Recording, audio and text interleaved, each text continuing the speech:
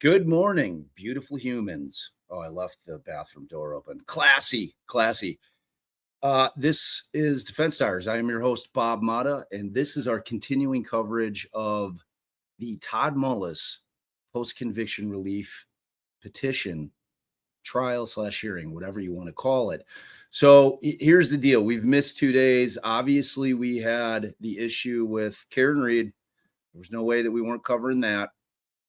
So we missed that on Tuesday, and then yesterday we didn't cover it again because I think there was something else. I can't even remember what we did yesterday, but we had things. I was doing things. I think we did things. I hung with Jay early, and then, and then I had the 5 o'clock live with Joel and blah, blah, blah, blah, blah. You guys don't need to hear the excuses. So here's the deal. We're covering all of this. I don't necessarily think it means anything if we watch the witnesses out of order. So what I'm going to ask you guys is, do you want to go back and start from day 2 or day 3, or do you want to go live day 4 and then we go back and watch 2 and 3 at a different time? Maybe like this weekend we'll watch 2. You guys tell me in the chat. We've got 62 of you in here at this point. I want to know. So Megan's saying day 2. Brianne is saying day 4. Jessica's saying day 4. Mavhawk is day 2. Kayla, you did. You hijacked it. I had every intention on doing this thing. So, okay. So day 2 and 3 are theories of the fall. It's kind of important. Dang.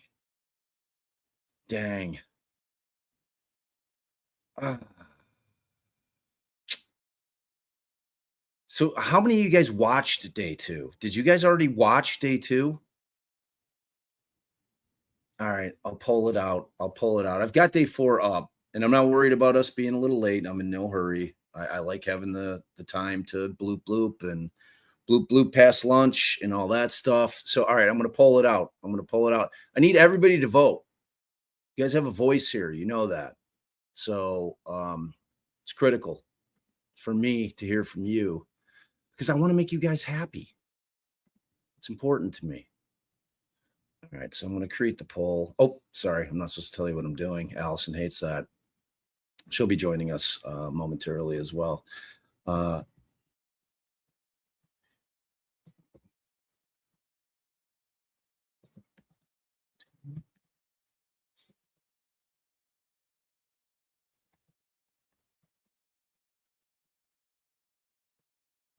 All right. Okay, I'm only giving the options of day 2 and today. Okay, I'm not putting 3 in because nobody was putting up day 3. It's all going to be fascinating, y'all. That's what I'm trying to tell you. We don't get to see these post-conviction things, so they're going to be fascinating. All right, poll is up. Get to voting. We've got, I don't know how many we have in here. Let's see. We've got 85. I want to see 85 votes because we don't need to know if you're a lurker. It doesn't show me your name. So just vote. All right. Day two's got a slight lead right now. Slight lead with 48 votes. Let's go. Keep voting. All right, we're up to 54. Day two still in the lead. 52, 55. Day two, 54 with 57 votes in. All right, let's see where we've got 88 people. All of your voices matter. All of you are important. All of you are important. Jay Beans, you gotta sell it in the chat. Sell it. Sell it. You guys, fight for your positions in the chat. You got to convince other people. I mean, that's the beauty of what we do. We can always go back and watch whatever. And like, I'm telling you that the order does not necessarily matter. But I tend to agree if day two really kind of gives us the nuts and bolts of the defense's kind of theory on why you should get a new trial. If we're starting to hear from the science, then that's important. You'll only miss boring stuff. Laugh out loud. Get day four. Otherwise, too many of us will get too far ahead. Okay. Well, we're definitely streaming tomorrow. I'm definitely going to be streaming this tomorrow, which is tough because, man, there is so much going on in the true crime world. It is crazy. And rest in peace to Gene Hackman, one of my absolute favorite actors of all time. I absolutely loved him. Little story about Gene Hackman. Allie and I got married down in, I never know if it's Isla Morada or Isla Morada, whatever the case may be. But we got married at this place called the Chica Lodge. Sounds real seedy, doesn't it? Place was spectacular, just beautiful. It's a sport fishing place that's been around forever down in the Keys, and it was spectacular. Everything about it, like the wedding was amazing. So I come to find out, I'm going to breakfast one morning, and none other than Gene Hackman is sitting out on the outdoor patio section that they have for eating, just relaxing by himself, reading a paper. And man, like I do not get starstruck by people ever. But Gene Hackman, and I wasn't like, I went up to him like, man, I just love your work. I just love your work. You've brought me a lot of joy with amazing acting in so many movies. I've probably seen Hoosiers 50 times. I've probably seen Mississippi Burning 50 times. I've probably seen Unforgiven 50 times. I've probably seen The French Connection 20 times. He's just one of my favorite actors of all time. I mean, the guy, I've seen Superman, the original, the OG Lex Luthor in Superman the movie. For you youngsters, it's the OG. It's the OG. All right. We've got day two is kind of running away with it with 86 votes. I mean, I'm going with the majority here, y'all. I don't want you to get mad at me. We're 86 votes in. We've got 109 in right now. So I think we'll, and I'm going to do it at least at 1.25. I think 1.5 is like crazy fast. So, all right. I think that decides it. I'm going day two. Can't be stopped. Can only hope to be contained. All right. So we're going to do day two. All right, let's go. All right, so I think this is day two right here. I'm sorry to disappoint y'all if you were really wanting day four, but we'll catch up. I promise. I'm not going to get like behind because the other thing that I'm going to try to do is have AI transcribe it for me so I can pick out what's great and important in days 3 and 4 so that we get caught up, because starting next week I want to be caught up so that we're live with it. All right, so I'm going to pull it up.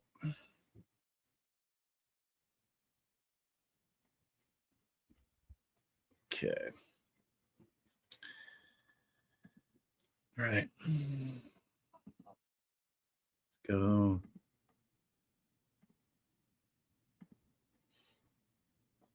Let's see. Boy, it's really hard not to say what I'm doing. Okay. All right. Okay, so this is day 2.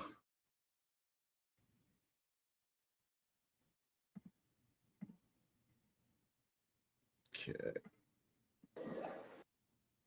All right, so I'm going to play it at 1.25. 253 to 255, 257 to 271, 287, 289, 290 to 291, 295 to 96, 302, 309, 316 to 322, 324, 326 to 344.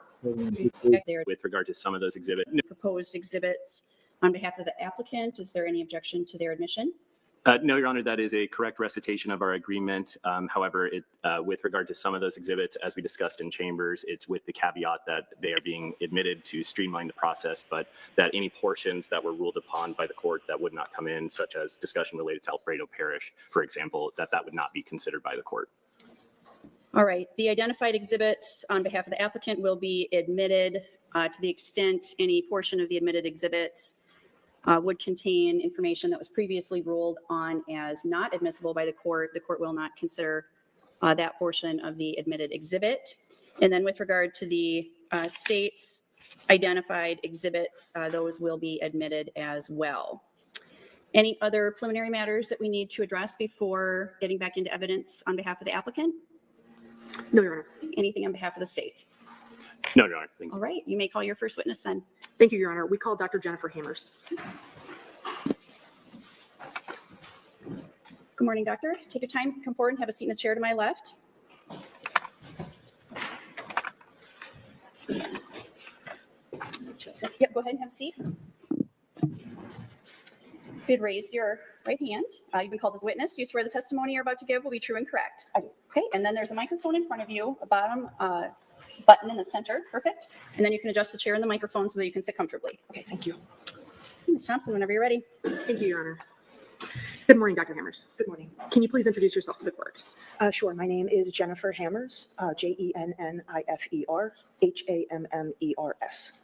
Were you retained as an expert by attorneys for Todd Mullis in this case? Yes, I was. And are you here this morning to offer opinions about your evaluation and work in this case? Yes, I am. We'll get to that in a minute, but I want to start by asking you about your background and experience. What is your current profession, Dr. Hammers? I am a forensic pathologist. Briefly, what is forensic pathology?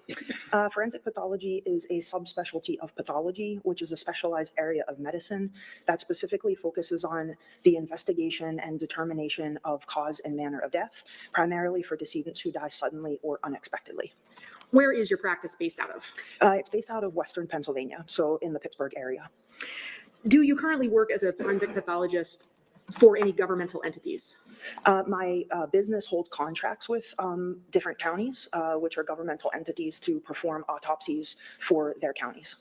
Why do those counties have contracts with you to perform those autopsies? So they're small counties that aren't large enough to have their own medical examiner system, like there are in many larger cities and states. And so those small counties will contract with forensic pathologists to perform their autopsies, because the coroners who are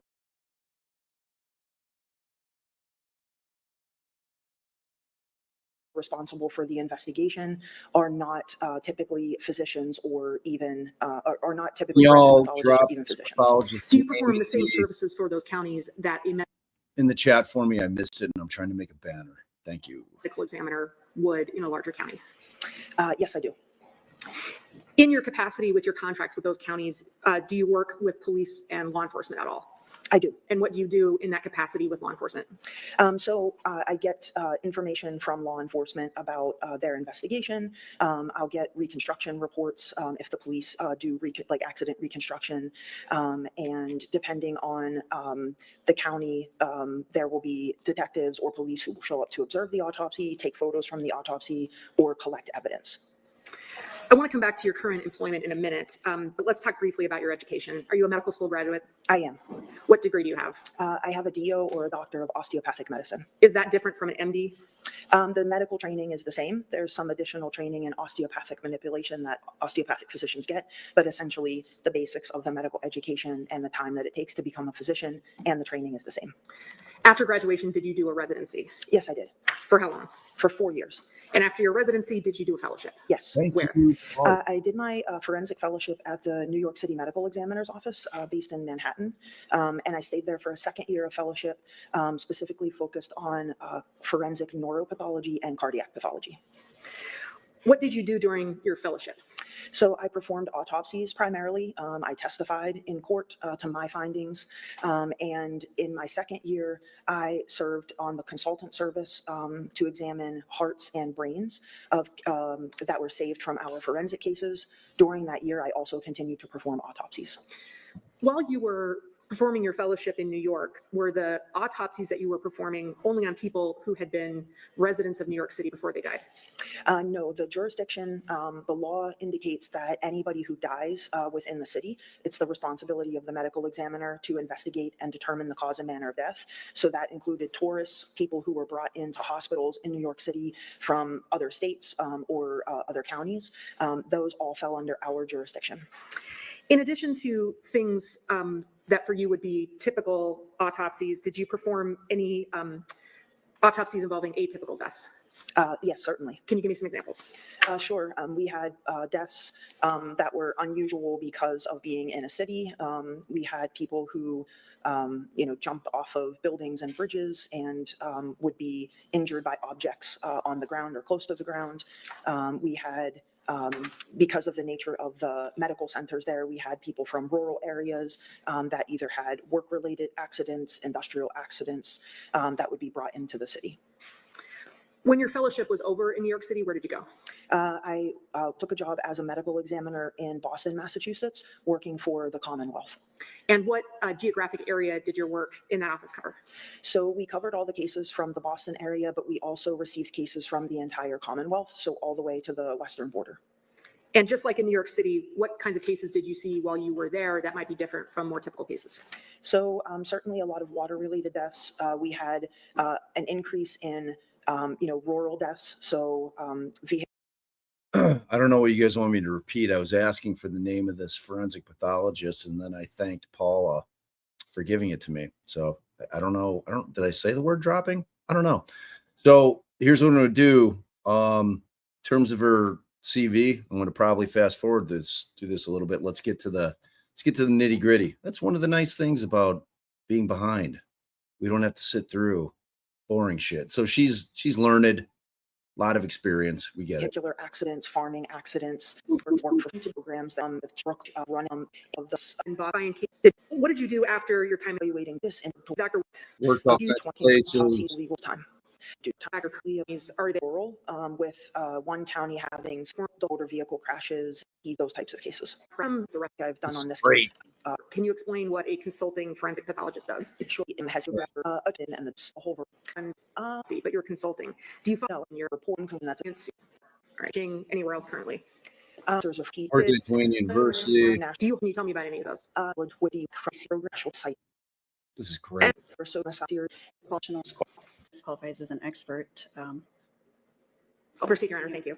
All right, she's qualified her as an Are expert. the opinions that you're going to offer in your testimony today, Dr. Hammers, opinions that you hold to a reasonable degree of medical certainty? Yes, they are. And the opinions that you're going to testify about today are those opinions you reached using techniques that are generally accepted in the field of forensic pathology? Yes. I'm going to show you what's been marked as Exhibit 276. Looks like a serious woman. And just so the court's aware while that's being pulled up, Your Honor, I don't think for this exhibit, but for other exhibits that have been admitted today, we do intend to publish those to the gallery today. All I can tell you guys is that we have our own forensic pathologist writing this chat every single day. And that is my girl, our girl, Brooklyn Pasola. She's brilliant. She keep an eye on her chat today. This is right up her alley. I'm sure she's going to have a lot to say in chat. So keep your eye out. Just let me know, I guess, Council, if there's one that you would like Thank put you. up on the big screen. Thank you. Do you see Exhibit 276 in front of you, Dr. Hammers? I do. And if you need to look through it to answer this question, please let us know. But is this a true and accurate copy of your CV and the report that you issued about your opinions in this case? I only see the Sorry. How's the sound, y'all? Is it okay? A little low? Good? I hope it's good. It sounds good for me, but I never know. cover sheet of my CV. If you'll look, we'll move through that for you. Can you? Spoogs, I'm going to go equal. She's hilarious and brilliant both. Truly. She's both. She's every bit of both. Go just a little bit slower because it's all gray. That's okay. Thank you. Go ahead.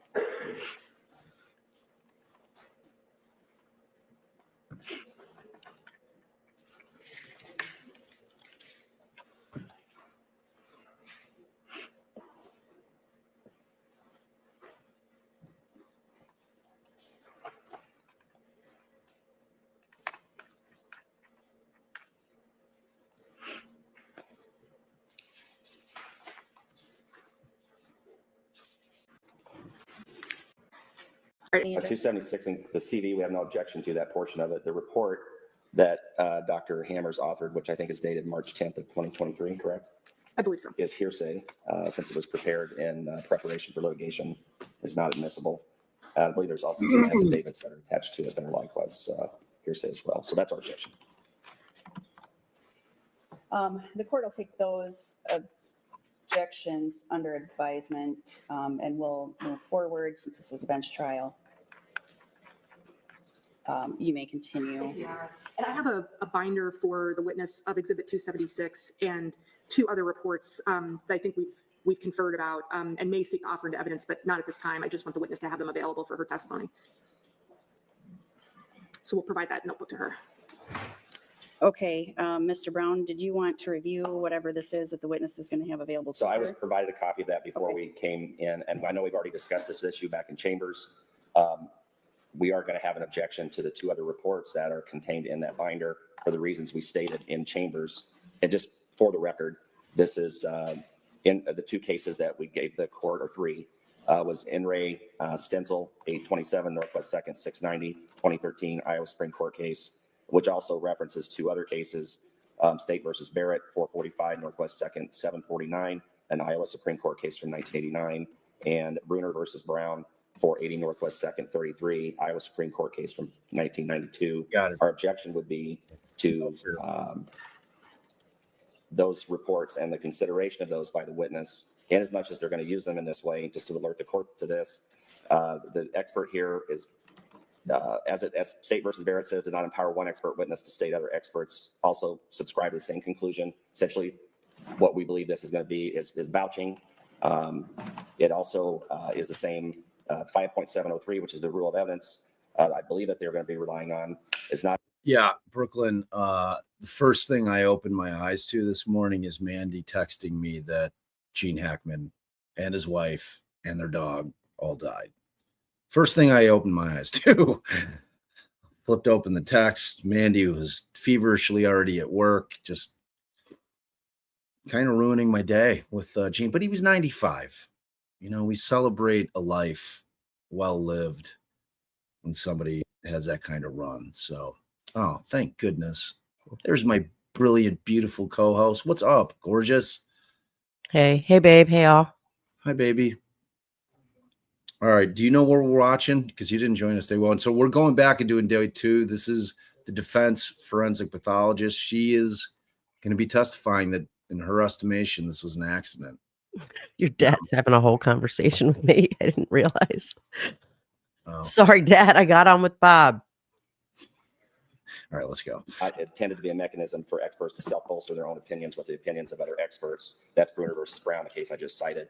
So I realize the court may take all of this information subject to that objection, but in as much as she relies on that, where it crosses this line that clearly Iowa's case law indicates that she cannot cross. We would ask the court to Wait, certainly blip consider our forward one objection under those second, circumstances.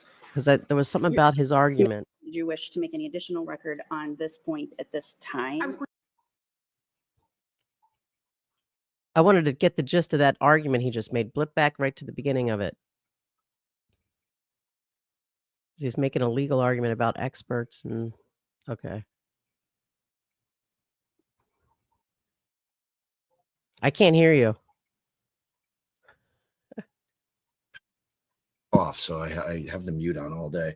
So they're arguing right now about whether or not her report should be entered into evidence, just so you know. To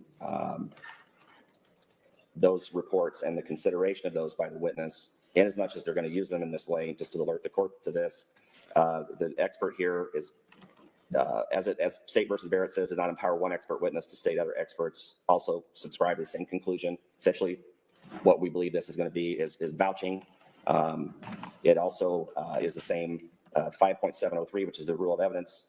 I believe that they're going to be relying on is not intended to be a mechanism for experts to self-bolster their own opinions with the opinions of other experts. That's Bruner versus Brown, the case I just cited. So I realize the court may take all of this information subject to that objection, but in as much as she relies on that, where it crosses this line that clearly Iowa's case law indicates that she cannot cross, we would ask the court to certainly consider our objection under those circumstances. Ms. Thompson, did you wish to make any additional record on this point at this time? I was going to say I'd like to reserve argument on this issue, Your Honor. Okay, and that's fine. Obviously, I don't know how the testimony is going to come in yet. I understand that this may be an issue as it does, and certainly I'll allow both parties an opportunity to make any additional arguments that they wish. You may proceed at this point, Ms. Thompson. Thank you, Your Honor. Dr. Hammers, you mentioned earlier that you were retained by Mr. Mullis's counsel to review materials related to this case and offer your opinions. What specifically were you asked to do? I was asked to review multiple pieces of information, review them, analyze them, and offer opinions concerning my review based off of my education, training, and experience. All right, now, you did not conduct an autopsy of Ms. Mullis in this case, is that right?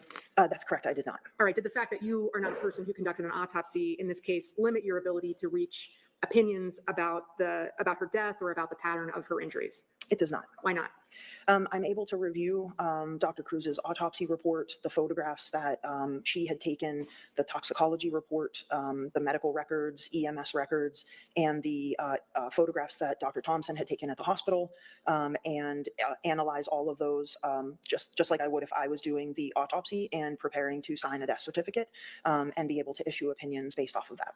Did your process in evaluating Ms. Mullis's death differ from the process you'd follow in cases where you did perform the autopsy? My process did not, no. In general terms, what sources of information did you rely on to evaluate Ms. Mullis's death? So I had the autopsy report, photographs, toxicology report. I had medical records from Ms. Mullis's hospital visit on the 6th of November, as well as when she came to the hospital the day that she passed away. I had the investigative reports from the police documenting the events the day that she passed away. I had Dr. Thompson's information from the hospital, as well as his photographs. I additionally received a report that Dr. Wecht had issued, and a report that Dr. Boley had issued regarding their review of the case as well. Now, you mentioned that Ms. Mullis had gone to the hospital on November 6th. How close in time was that to her going to the hospital related to her injuries in this case? So it was about 4 days. What was your understanding of why she went to the hospital that day? She had a medical procedure that was like a same-day procedure that she underwent on that day. What was that procedure?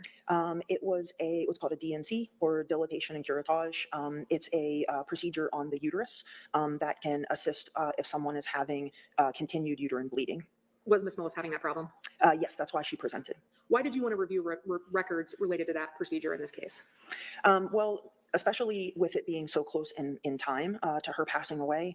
I noticed that there had been some reports that the day that she passed away, that she had some complaints of feeling tired, maybe being kind of dizzy, and she had just kind of started back to working on the farm that day after the procedure because she hadn't been feeling well.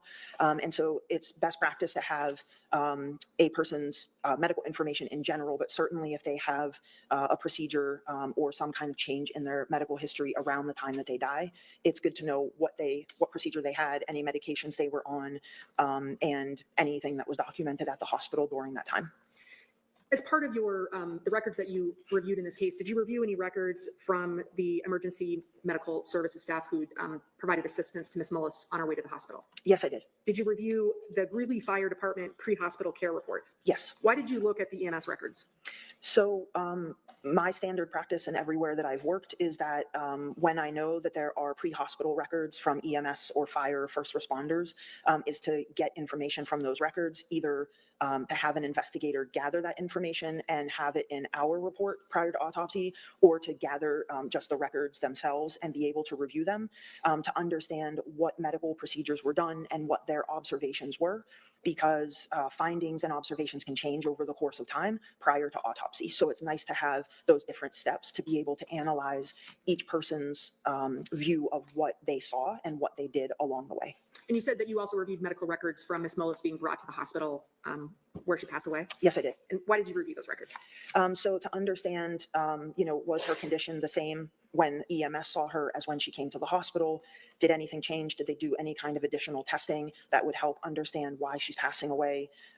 Did they make any observations that either weren't present at autopsy or were different than autopsy and different than what Dr. Thompson, his photographs and his report showed? Reviewing these categories of records, prior medical care, EMS records, medical care from the day that she passed, is review of those kinds of records part of the general practices of forensic pathologists reaching cause and manner of death determinations? Yes. So in my training, in every place I've worked, and in all of my understanding of forensic pathology practice, that is part of the process and is the beginning part of the process even prior to autopsy. And it is the general practice of forensic pathologists to review those records before reaching opinions about cause and manner of death? Yes. Did you review any records or photographs from the Delaware County Sheriff's Office in this case? Yes, I did. What did you review? There were some, I think, two specific accounts of deputies. I think they're deputies. I'm sorry if I'm misstating that, but who had been the responders at the scene and had gone back to the farm and looked in the shed and taken some photographs. Did you rely only on those materials to gain an understanding of the shed or issues related to the Mullis farm? No, not just those. What else did you do? So I went and visited the farm and the shed to see the space for myself. Is that a common practice for forensic pathologists? I would say that it's not common for a forensic pathologist to go to every scene, but certainly we can choose to go to any scene that we would like to. And in cases where there's a question of in my experience, it tends to be a question of determining the manner of death that I've gone to scenes, but it could be the cause of death as well. And if you just don't have sort of what you need from the photos or the investigative report, or you need to kind of see, could this happen in the way that it's being posed to me or the way that I think it may have happened from the autopsy, it can be helpful to go to the scene. Is gaining an understanding of the scene, whether through records review or a forensic pathologist's own investigation, is that a generally accepted practice in the field of forensic pathology? It is. Typically, the only time that there isn't a scene investigation is if somebody dies at the hospital, but that would tend to be like if they're dying under natural causes. If there are unnatural causes, then certainly going back to the scene, depending on the circumstances, would be something that would be quite common for the investigators at the office, at least, to go and do. Now, you referenced as part of your evaluation in this case, reaching determinations about the cause and manner of Ms. Mullis's death. Yes. Is that a determination you've made in this case? Yes. Before we get to what your determinations are, what process did you follow to reach your opinions in this case? So I would say that in this case and every case, I follow sort of a standard like scientific method to the process that I undergo in order to evaluate a death. What does that process generally? So basically, it is gathering the beginning information that we've talked about, like the circumstances of death, the first responders, some medical information prior to the autopsy, at the autopsy, performing the external exam or looking at the outside of the body, and collecting any evidence or pictures, things like that we need. And from there, formulating some ideas or hypothesis about what the cause and manner of death likely is. And then taking those into the autopsy, performing the autopsy, collecting additional samples like for toxicology or to look under the microscope at different tissues, and kind of testing those hypotheses of what we believe may be the likely cause and manner of death. And then waiting for the additional testing to come back, like the toxicology report, and then reevaluating those hypotheses of the cause and manner of death. And then ultimately, if we need more information at that point, going back and asking for it in order to make sure that we have everything we need to issue the cause and manner of death, and that there isn't anything outstanding that could be an important factor to that. And so when we get to that point, that's when we're going to issue the cause and manner of death and issue the death certificate. All right, and Dr. Hammers, you described at the point where you've conducted the external exam and an autopsy, that being the point where you develop your hypotheses. In your practice of developing cause and manner of death determinations, are there cases where after the external examination of the body at autopsy, you make a determination of your opinions about cause and manner of death? So after my external exam, I often have a pretty, depending on the case, I can have a pretty good idea of what is happening depending on what injuries I see on the body or what I don't see.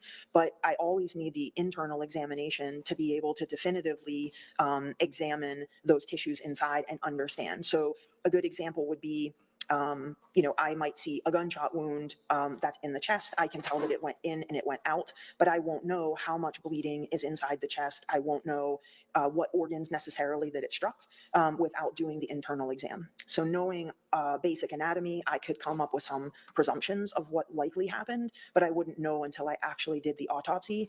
And the autopsy is typically what allows you to better understand the mechanism of somebody's death or the physiologic changes that are happening to them. All right. So as part of your review of this case, did you have materials in front of you that would let you conduct an external review of Ms. Mullis's injuries? Yes. And just before we start to talk about this, do people in your field sometimes use the word defect in talking about injuries? Yes. What does defect mean in that context? Defect tends to be used as like an injury or a hole that you can see in either the skin or an organ. And typically it's used when you're not really sure what it's from. So you may say this is a defect, and then ultimately you come to a more specific conclusion that it's a gunshot wound defect or a stab wound defect. And you may call it then an injury. So defect tends to be a general term when we're not sure or we're not yet sure more specifically what caused it. All right. In your review of Ms. Mullis's body in this case, did you determine that areas of her body had injuries? Yes. Where were her injuries? So she had puncture types of injuries on her back and extending over to her back right side. And then she had blunt type of injuries on different parts of her body. And we're going to talk about both of those injuries.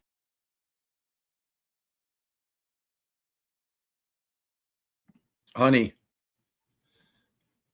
can you explain how high the hurdle is in a post-conviction relief petition to get to the point where we're at now?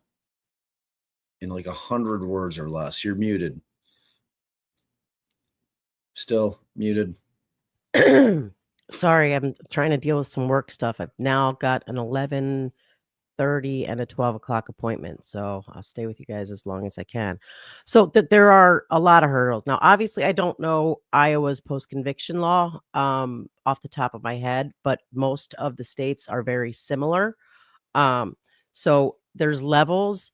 In the first level, you've got to prove that the door is even open to raise the issues you want to raise. So once you get through, and those are a lot of procedural issues. Are they waived? Is it a valid claim in post-conviction?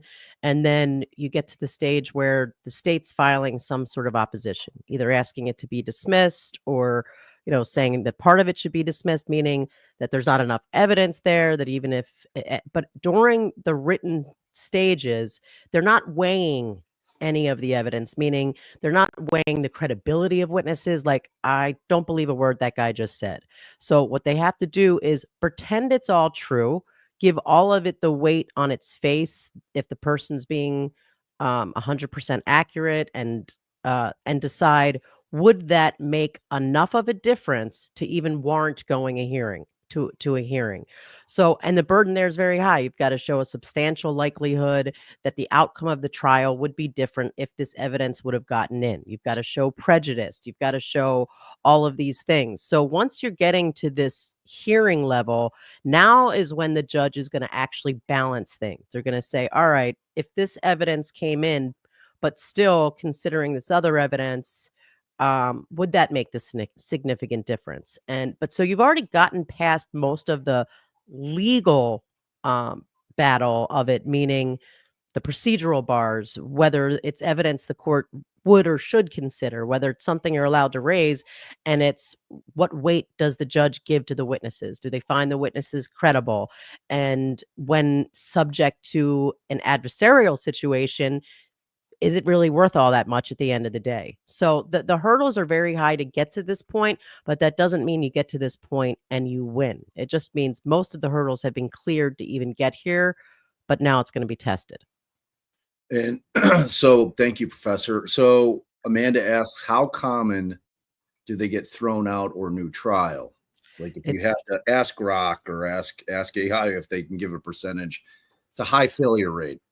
Right. And it's, well, because I was actually trying to think about it, about how many when they get to the hearing level, because that's really what matters, right? Like how many when they get to the, because most don't make it to the third stage hearing. In Illinois, it's 3 stages. I can't say for sure Iowa is 3 stages, but I know most states have this tiered stage. And once you get to an evidentiary hearing stage, the question of how many of those people are granted some sort of relief, I don't know the answer, but it's going to be higher than when you consider everybody from the beginning, because so many get booted before it ever gets to an evidentiary hearing. There are a lot of hurdles to jump through to get to the point that he's at right now. But again, just because he's gotten here doesn't mean it's gonna win, because the court just assumes, somebody says, well, this expert's going to be able to establish X, Y, and Z. And the court assumes, for the purposes of whether we even get to the point we're at right now,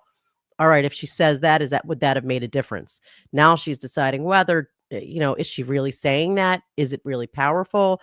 Is it strong enough to overcome what the other, expert said? So I hope that answers. It does. It was an amazing answer per usual. So, and just so you're clear on this, guys, this does not end in him walking out of the courtroom a free man. What it ends in, potentially what he's hoping for, is a new trial.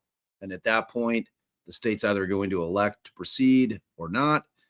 They'll make that decision. But this is not a thing where it ends with the judge saying, okay, Mr. Mullis, you're good, I buy it. It could end for him in a new trial, which case they're doing it all again. And then, Right. but And if it gets denied, he can appeal that. And this, I think, Bob, you told me this is his first timely filed post-conviction petition. I believe so, yeah. So this is actually, you have a much stronger possibility of getting to this point when it's your first. So, because you don't have all the same procedural hurdles. So, that just means there's sort of less scrutiny given to it in those earlier stages. So that might make it, not necessarily as strong as if this was like a second and you made it to third stage. You're like, all right, he's already jumped through a lot of hurdles and a lot of scrutiny. So it gives him a little bit more of an edge that you think he could be successful. But when it's your first and it's timely filed, you get to this point with a little less scrutiny. More scrutiny is applied here. And some courts are going to weigh, especially on the first, I'm not going to get reversed because I denied the guy an evidentiary hearing. So let's just do the hearing and then deny it, if that's where they're going to go. But then there's the whole appellate process. And oftentimes you do see them getting sent back if they're not granted this hearing. So that's why, but not as often once granted, that it's getting sent back, but it does happen. Yeah. All right. So thank you, And Kaylee. I'm sorry, when You- I say sent back, I mean if this court denies it and they appeal it, or that the appellate court says to the lower court, you did something wrong at that hearing, you didn't consider this legal argument, or you outright made the wrong legal argument, give this man a new trial. Like the appellate court can do that. So that's what I'm saying. If it gets denied here and it goes to the appellate court, having gotten the hearing, it's much less likely that the appellate court's going to send it back and say, you screwed up, this guy deserves a new hearing, but it does happen.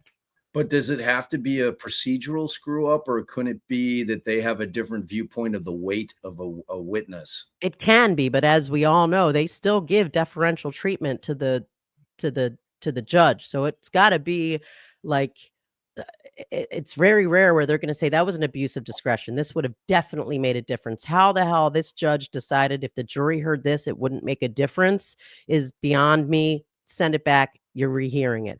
But a lot of times it's stuff like the judge didn't consider X, Y, or Z, or the judge said this isn't, like certain pieces of evidence that they wanted to bring in that the judge poo-pooed, or certain arguments that they didn't make. And they say, no, that you should have considered that evidence. And if you had considered that evidence, they'd be entitled to a new trial. Or you should have considered that evidence, go back, do it again, consider the new evidence, and tell me now, do you want to grant them a new trial?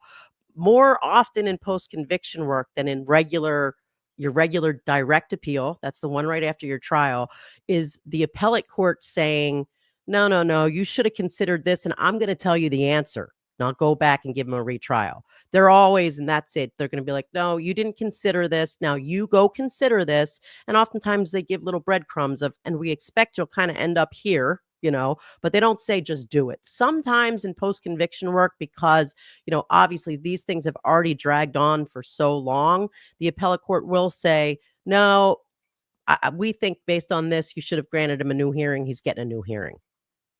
I mean, a new trial. Sorry. Thank you. That was an amazing explanation. Thank you. My love, I've got really, really bad news for you. So thank you, Kaylee and Tracy, both. So the motion to dismiss and read has dropped. It's 147 pages long. Hopefully that's got exhibits. I'm hoping. All right. And here's what I would like to know. Let's assume it's 147 pages. And I know the answer to the question, although I'm going to say it. You all really want us to read word for word all of that? Or would you prefer we pick out the most compelling, still reading large chunks of it, but pick out the most compelling and sort of present it to you that way? And you guys can answer that, not necessarily right in the chat, although you might look at that. Oh, it's a poll. Okay. I'm going to poll it. Okay. And Allison, and then we're going to put it on a poll on a community page or something so we can find out for sure. But I was literally laying in bed last night thinking about that. Like, all right, I'm going to say this, but everybody wants it verbatim. I just don't understand why, because sometimes it can get long, boring. Sometimes I feel like people are chatting. They're not even listening to what we're saying. But, hey, the chat gets to chat whenever the hell they want to. The chat gets to chat whenever they want. I absolutely agree. It just seems that they'd might want it only if it's read with the puppets. The poll ended up a lot closer. The poll ended up for day 2, 51% to today, 49%. Because then I put in a lot more work going into it. When I know, like, we're going to do it that way. Yeah, Peter does it that way. Like, Peter doesn't read all of it. Like, he'll go through, he'll highlight the shit that he thinks is worth of, noting. And then, depending on the length of it. Right. And depending on, we might decide every word of it is so compelling we can't leave one out. I would doubt that, because you have to repeat things in, especially if you've got an appellate lawyer drafting it, he's going to repeat things. You and I are going to love it because they're going hard after the government. It's like the whole thing is about the government shenanigans. So, all right. So either way, what I think I should be doing while you're continuing this, like after my appointments, is that I should start working on that either way. Either way, I'm going to read it. I'm going to highlight stuff. And, the more time for me to have time to research shit, the more I feel I like it better. But I don't even know if people find it interesting when we add well, I'm sure they do, but I I was going to say mean, like our everybody who's sitting here listening to our asses every day likes when we get loves real it. legal on them, analyze the law. I feel very comfortable in saying that everybody in here is a law nerd. So, and for the record, I love Emily D. Baker, but she did not coin the phrase law nerd. That long predated her. Why? Who So, said she did? well, that's what she calls her people. Yeah, that's law because nerd. it's like, yeah. I Yeah, mean, well, I just wanted to be clear that I'm not like pimping off Emily's thing when I'm talking about law nerds. Law nerd, that term has been around forever.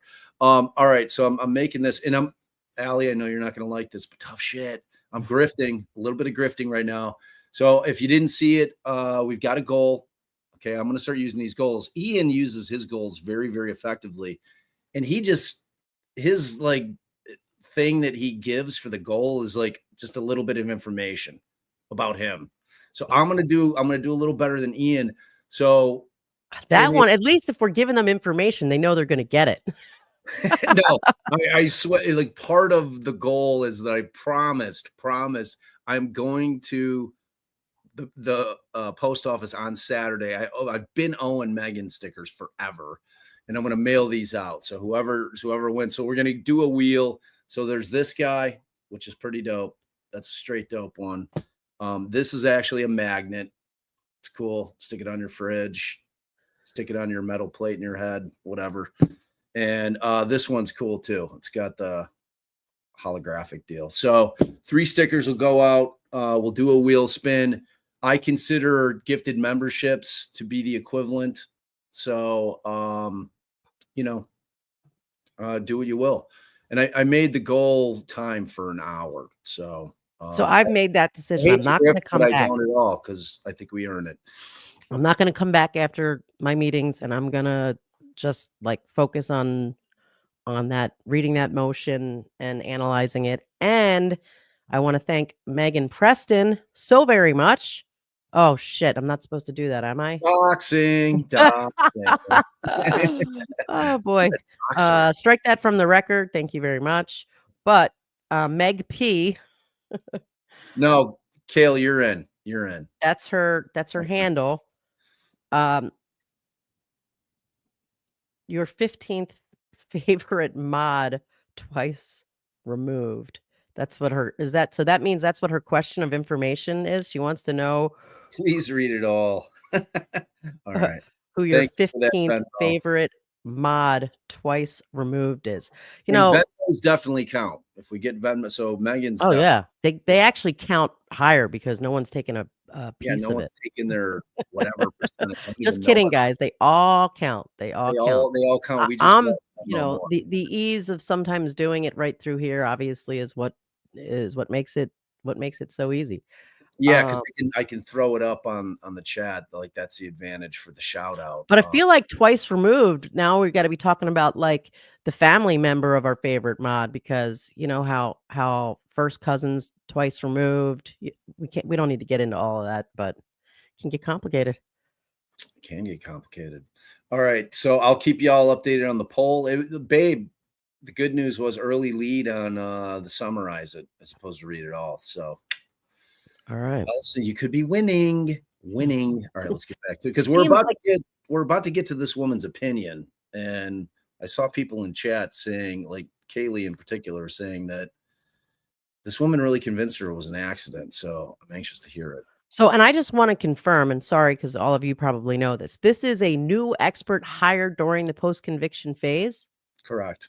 And they alleged ineffective assistance of counsel, I'm assuming, for failing to implore an expert. This, among other things, remember the thing about the trial is that his attorneys decided to concede that it was a murder when this guy forever and ever has been saying it was an accident. So is that part of the ineffective claim that they conceded? And if they had done, implored an expert, I mean, I'm assuming if this is based on ineffective assistance of counsel, which is the only thing it could be unless it's newly discovered evidence, but they would need some new evidence that wasn't available that would have prompted trial counsel to implore an expert he didn't employ employ. So if it's ineffective assistance of counsel, you can assume that the court has already decided before we get to this hearing that the counsel was potentially, at least could have been ineffective, assuming that this expert says everything that they want them to say, at least under most post-conviction, the law in most states, post-conviction law. Okay. Because if they thought, no, I don't care what she would have said, it wasn't ineffective, it was trial strategy, it was this, she wouldn't be having the hearing on that issue. Right. Exactly. I mean, the word on the street is they have 40 witnesses lined up. So Holy shit. 40, not one. I was just gonna make a post on X, like, do you love the law and the legal process? Come watch us. But then I'm about to leave, so I don't know if that's. Well, Yeah, I'll still be here we'll do another it. half hour. So Yeah. Plus, I'm here. I mean, I'm not chopped liver. you're All not. right, let's go. Thanks, babe. Are both of those types of injuries, but just in general, thinking about in your evaluation of both the injuries to her Love- back and the injuries to other areas of her body. And they've got this is an innocence project, so they've got a team. Like I saw yesterday, they had different lawyers arguing and conducting directs. So I mean, I just don't understand this is how you get, at least if I'm right, where you get someone who has died and then the entire case is a narrative without any actual evidence to support the narrative. Like, we're just going to assume the husband stabbed her in the back with the thing. Right? Like, Right. no history, they found her blood on he found her blood on his shoe, on his sock. And I don't know, maybe he found the body, but he's back. Thank God. Oof. Hi. I don't know what I do. It's something on my pad. I must float over thank God I'm not floating over the end stream. Well, it wouldn't be that would be so bobbish. Yeah, would be very bobbish. Very bobbish. All right. Sorry. All right, let's get back to it.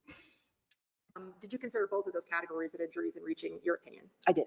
Was there one category that was more significant than another? Yes. And which was more significant? So the puncture defects that were on her back and extending to her right side were ultimately the significant injuries that she had. Your Honor, at this point, I want to show the witness and publish to the gallery Exhibit 573, which has been admitted into evidence. And this is a version of that exhibit which has been cropped somewhat for privacy reasons, which I think the state saw yesterday.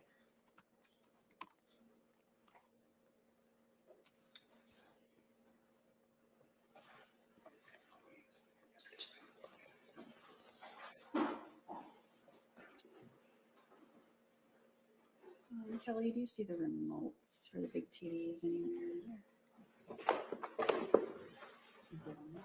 That's a good question.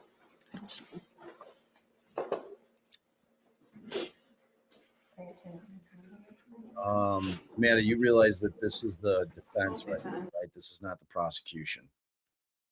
So the prosecution has not cross-examined yet. Just need to wake up, I guess.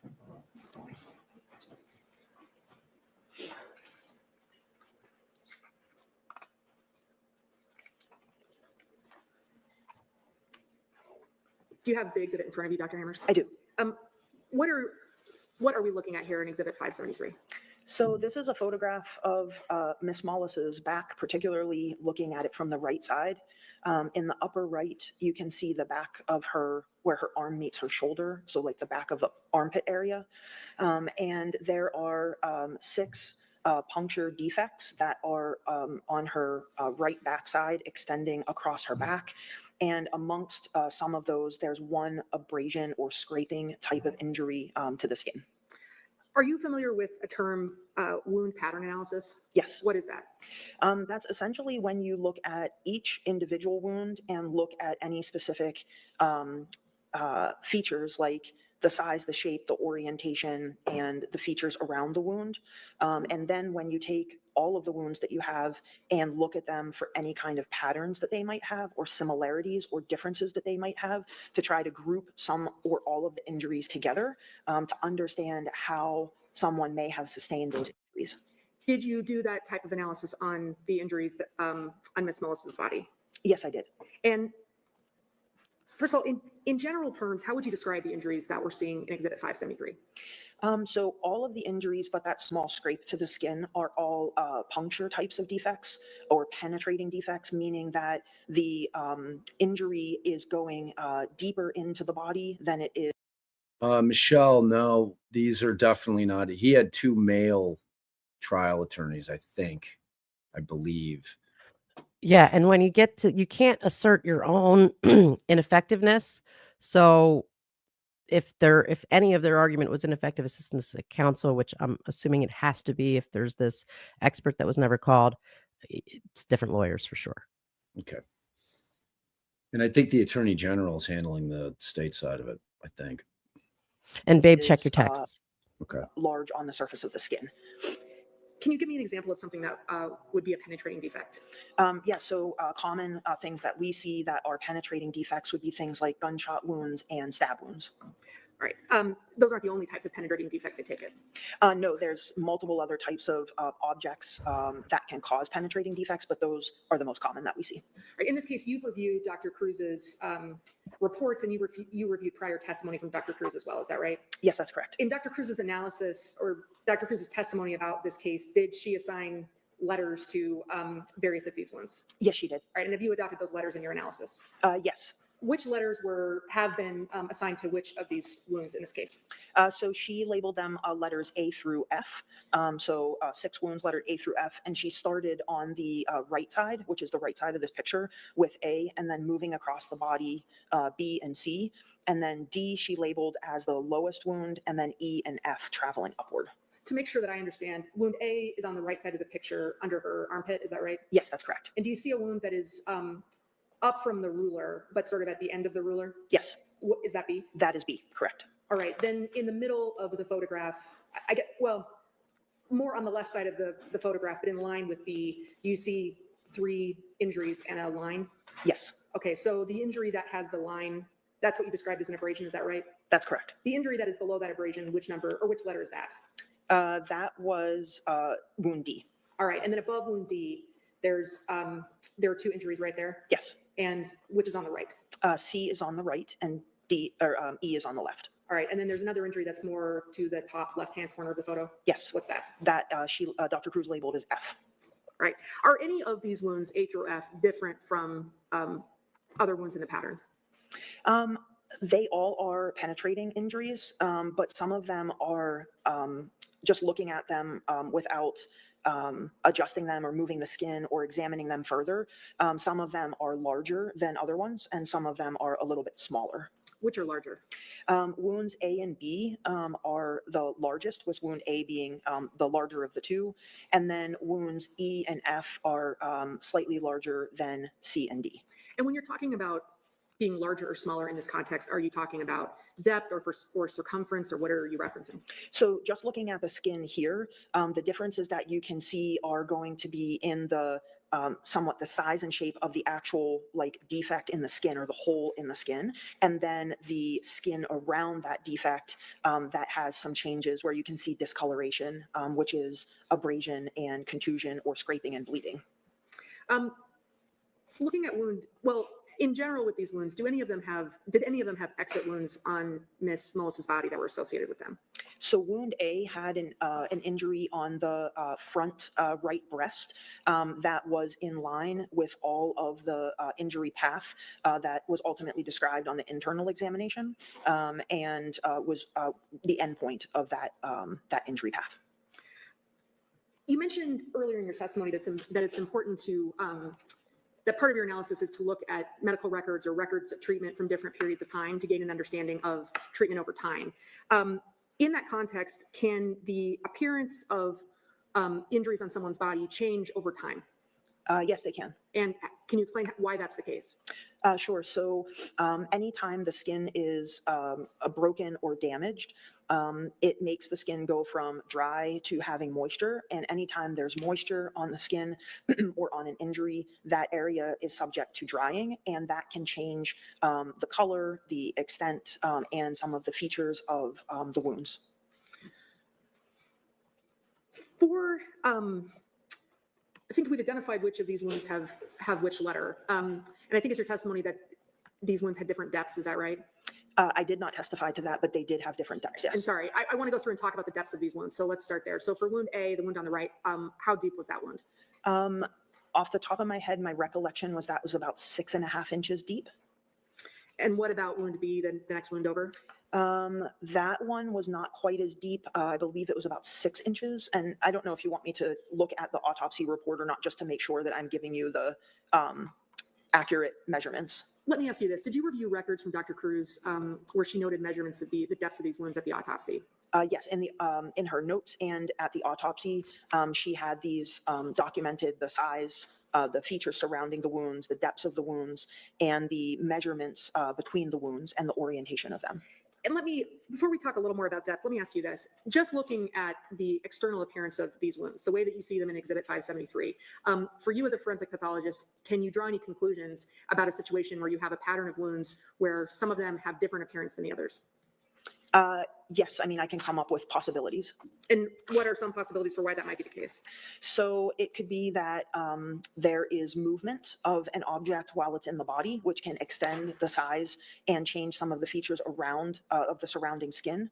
And it can be that there are more shallow or deeper depths of penetration with an object, which can change the appearance slightly. So if you presume that it's the same object causing all of the injuries, you could explain differences in them based off of movement and the depth of the penetration. All right, and you mentioned that you think that the concept of movement is relevant to considering the pattern of injuries. Is that right? Yes. How does it impact your analysis of injuries to think about the body as something that moves? So it can change. It can change two things. So if an object, thinking about an object penetrating the body and being in the body while there's movement, that can change the size and features of the wound itself. But then looking at the body as a whole and knowing that, particularly this part of the body, the torso or the chest, back, and abdomen, is highly movable, it allows me to know that there can be a movement of the location of the body either closer together or further apart based off of the position that the person's body is in at the time that they're sustaining the injuries. You mentioned earlier that having access to the measurements of the depths would aid in your testimony. And let me ask you first, in addition to looking at measurements from Dr. Cruz of the depths of these wounds, did you have access to measurements that Dr. Cruz took of the distance between the wounds? Yes, she had those in her notes, and she had, I think, all but one of them from her notes were in her autopsy report as well. And was that information you took into account in your analysis? Yes, it was. Why? Because understanding that information aids in understanding and coming to conclusions about how this set of injuries might have been sustained. Would looking at a demonstrative of the photographs of Ms. Mullis's wounds with some of those distances noted on it, would that aid in your testimony? Yes. All right, at this point, Your Honor, I'm going to show the witness a demonstrative, which we provided to the state to aid in the witness's testimony. And as I understand it, that's been reviewed and there's no objection. Is that correct? Yeah, correct, Judge. Yeah. All right, thank you.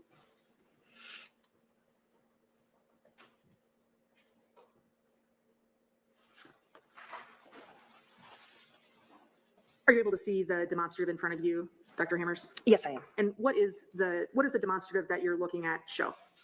So this shows the injuries that we just saw in the previous picture, similar orientation and view, but has added colored lines and measurements between the wounds, kind of in a order from A to B, B to C, C to D, etc. And it shows the measurements that Dr. Cruz made and documented of the distances between those wounds that are the actual numbers in inches. Just one moment, Your Honor.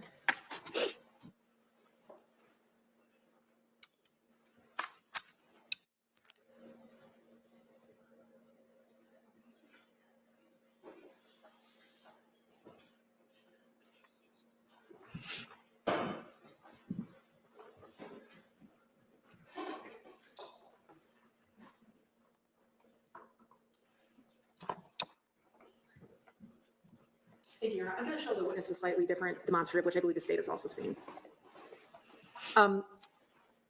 Dr. Hammers, what does the demonstrative in front of you show? So this is an image that shows wounds B through F, as well as that small abrasion. You're not able to see wound A on this picture because it's a little more toward the right side, but this is a more straight-on picture of. Babe, on the Bonvoy app, it's like I'm not ignoring your thing. It's just it wanted me to confirm my identity, and it's sitting here on this requesting scene or screen forever. So I don't know. It's supposed to send an email, so there's something going on with it. Because I can't get in to see what the number is. Miss Okay, Mullis's not back, even like showing last 4 5 of the digits or 6 something. injuries, showing those lines again between the injuries with the measurements that Dr. Cruz took. But this time it also, next to the large black letter that is the wound that Dr. Cruz designated and that we've kept for this discussion, it shows the size of the wound as she measured it in parenthesis, and then the depth of the wound, meaning how far or long into the body that she measured the path of the injury going. And so does looking at this diagram help you tell us, help you review for us what the depths of these various wounds were? Yes. Can you, I understand we can't see wound A on here and we'll get to that in a minute, but can you tell us what the relative depths of wounds B through F were on Ms. Mullis's back? Sure. So wound B went 6.5 inches deep. Wound C went 3 3/4 of an inch deep. Wound D went 2 inches deep. And wound E was 6 1/2 inches deep, and wound F was 3 3/4 of an inch deep. So B and E are the deepest wounds? Of these 5, yes, those are the 2 deepest wounds. Right, and which is the shallowest wound? Wound D at 2 inches was the most shallow. As an aside, I mean, looking at the measurements here between the wounds, for instance, did Dr. Cruz mention that the distance between wound B and wound C was 3 inches? Yes, she did. Does that mean that if wounds B and C were sustained at the same time, that they were 3 inches apart at the time an injury was sustained? They may have been, but not necessarily based off of the position of Ms. Mullis's body. And can you explain why the position would impact that? Sure. So with the torso and specifically the back, a person is able to either hyperflex or hyperextend. So in hyperflexion, they would be kind of like pulled forward with their shoulders forward, maybe bent forward, and hyperextended, they would be back, like with their shoulders back, their back arched, maybe their neck back, or even twisted, bent to the side or rotated to the side. And so those positions are going to change the distance, the actual distance at the time of the injury between those 2 injuries. So it could be that the injuries were sustained with the body at 3 inches apart, or it could have been closer or further away. Does the fact that someone's back, as you've described, can move and twist, does that mean that it's not possible to draw conclusions about the pattern of the wound, given that those distances might change? No, you can still make some hypothesis or draw similarities from the wounds, both from all of the measurements that we've talked about so far. All right, I'm going to show you an additional diagram.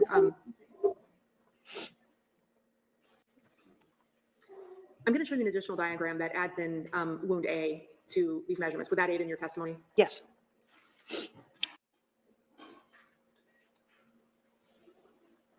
All right. Is what you're looking at in this demonstrative the picture we've been looking at with measurements of wounds B through F, with some measurements between wound A and B added? Yes. And where wound A on the left side would be under Ms. Mullis's armpit in an area that's between her side and her armpit, correct? Correct. And that's what's depicted on the other photo?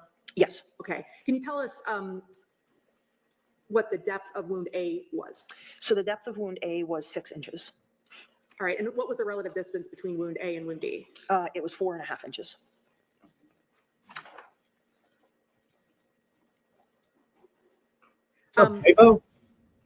And I want to make sure that what I said was clear. I think I may have said that wound A was on the left side. Would wound A have been to the right of wound B on this picture we're looking at on the left side of the left of the 2 photographs? Yes, in the left of the 2 photographs, the wound A would have been toward the right, kind of between the side of the body and the arm. As part of your, as a forensic pathologist, as part of your evaluation of injuries, are you trying to think through the position that a body might have been at the time that a certain pattern of injuries occurred?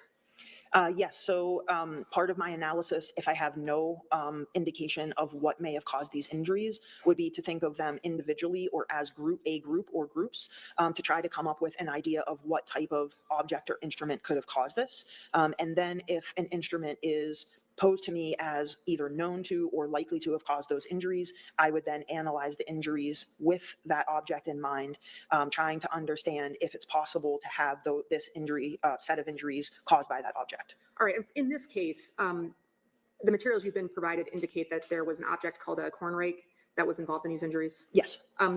Did you, as part of your analysis, have an opportunity to examine the corn rake at issue in this case? I saw photographs of the corn rake. In your mind, based on everything that you reviewed, is there any question that wounds A through F were caused by Ms. Mullis's body coming in contact with that corn rake in some way? From looking at the injuries and from all of the information that I reviewed, the injuries are consistent with that, and I did not see anything where that was debated that was the object that caused these injuries. Thinking about the corn rake that we're talking about, do you know what the distance between the tines of that corn rake are? So the distance between the tines is just shy of 3 inches, so it's almost.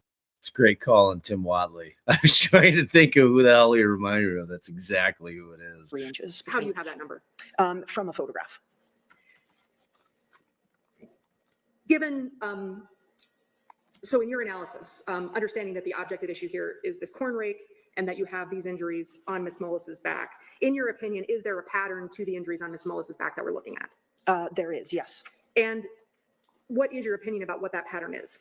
My opinion is that there's 3 injuries that you can cluster together that have similar features, which is A, B, and C. There's 2 injuries that have similar features E and F that you can cluster together, and then there is wound D, which is kind of on its own and a little bit separate in its orientation and features. How are you able to determine that A, B, and C are sort of one set of connected injuries? So looking at the spacing between them, so the wounds B and C has a 3-inch length between them, and wounds A and B is 4.5 inches. That 4.5 inches is over a curved part of the body, however. So in reality, a more narrow object could make both of those injuries at the same time if it's penetrating the body, particularly at an angle.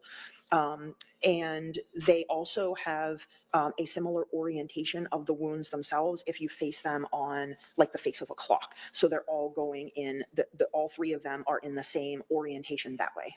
And so when you say they're in the same orientation, explain to me what you mean by that. So when we describe injuries, we can describe them using the face of a clock. So if something is straight up and down, so in orientation with the head and the feet would be straight up and down, that's vertical. You could describe that as vertical, or you could describe it as 12 o'clock and 6 o'clock. If something is across the body from left to right, like straight across, you could describe that as transverse or horizontal. But putting it on the face of the clock, you could use 3 o'clock and 9 o'clock. And then anything else would be oblique. And you could place it on the face of a clock using, 2 o'clock and 7 o'clock, for example. And so looking at these 3 injuries, they had a similar oblique orientation on the face of a clock that Dr. Cruz documented in her autopsy report. Is your opinion about the orientation of Ms. Mullis's wounds different from Dr. Cruz's opinion about the orientation of any of these 6 wounds, A through F? No, it is not. You also said that E and F are wounds that you would group together. Is that right? Yes. And why is that your opinion? So they're 3 3/4 of an inch apart, which is, again, pretty similar to what A and B and C are, but they have a different orientation. When you put it on the face of the clock, they're both the same, E and F, but they're different from A, B, and C, and they're different than D. What is their orientation? These were at, my recollection is 5 o'clock and 11 o'clock is how they were described. All right, and you said that D is in a different group? Yeah, so D had an orientation that was just one basically number off of A, B, and C. So it was just slightly differently oriented than A, B, and C. I want to take you back to Exhibit 573. Sorry, don't worry.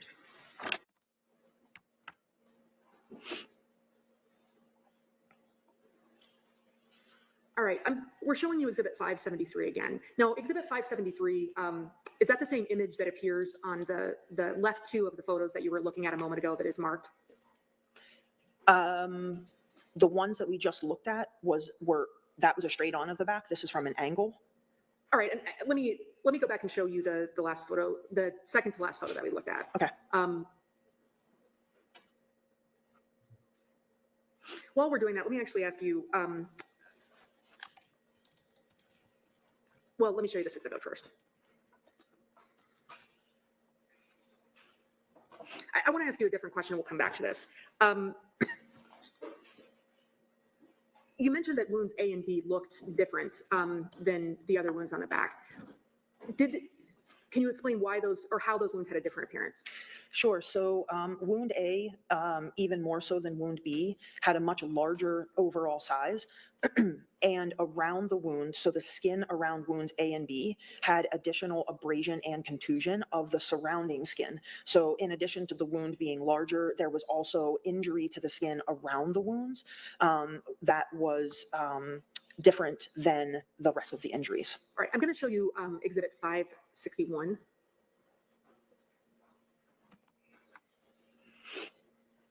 What does exhibit 561 depict?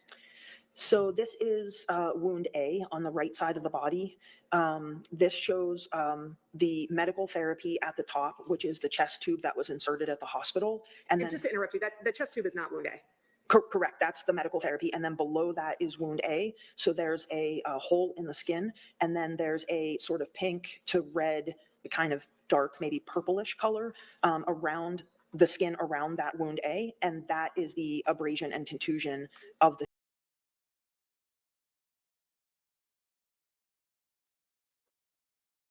Oh my God.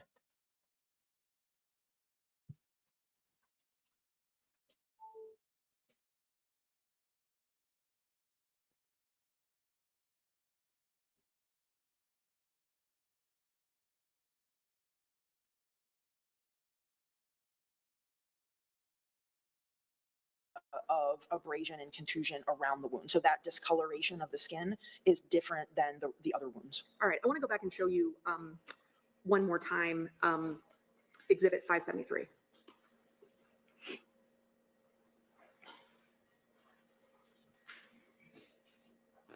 All right, do you see wound B in this picture? Yes. How was the appearance of wound B different from wound C through F?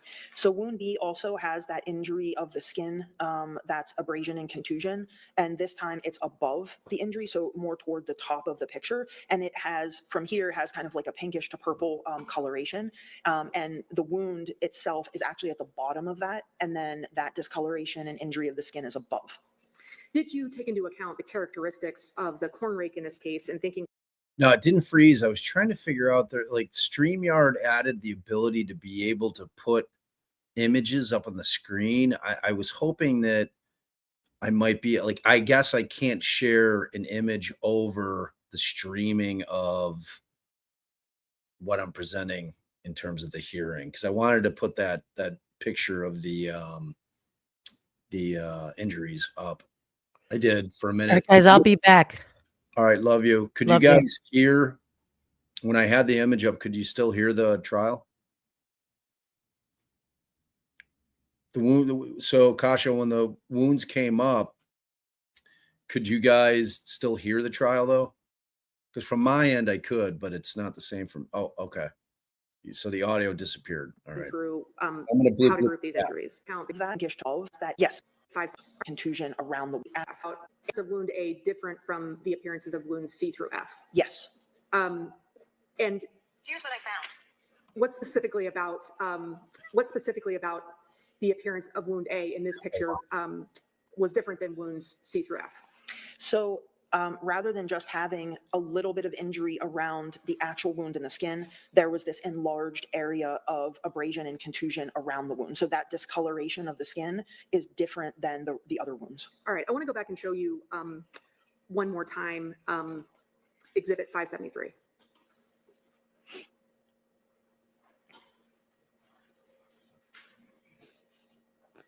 All right, do you see wound B in this picture? Yes. How was the appearance of wound B different from wound C through F? So wound B also has that injury of the skin, that's abrasion and contusion. And this time it's above the injury, so more toward the top of the picture. And it has, from here, has kind of like a pinkish to purple coloration. And the wound itself is actually at the bottom of that. And then that discoloration and injury of the skin is above.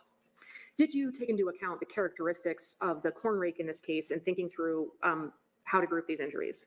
Yes. How did you do that? So thinking about the spacing of the tines of the corn rake being just about 3 inches, and trying to look at on the body, knowing that the body can move some, or even extensively, and then looking at the features of the tines. The ends of the tines are kind of flattened, and they then sort of expand to a more rounded part of the tine.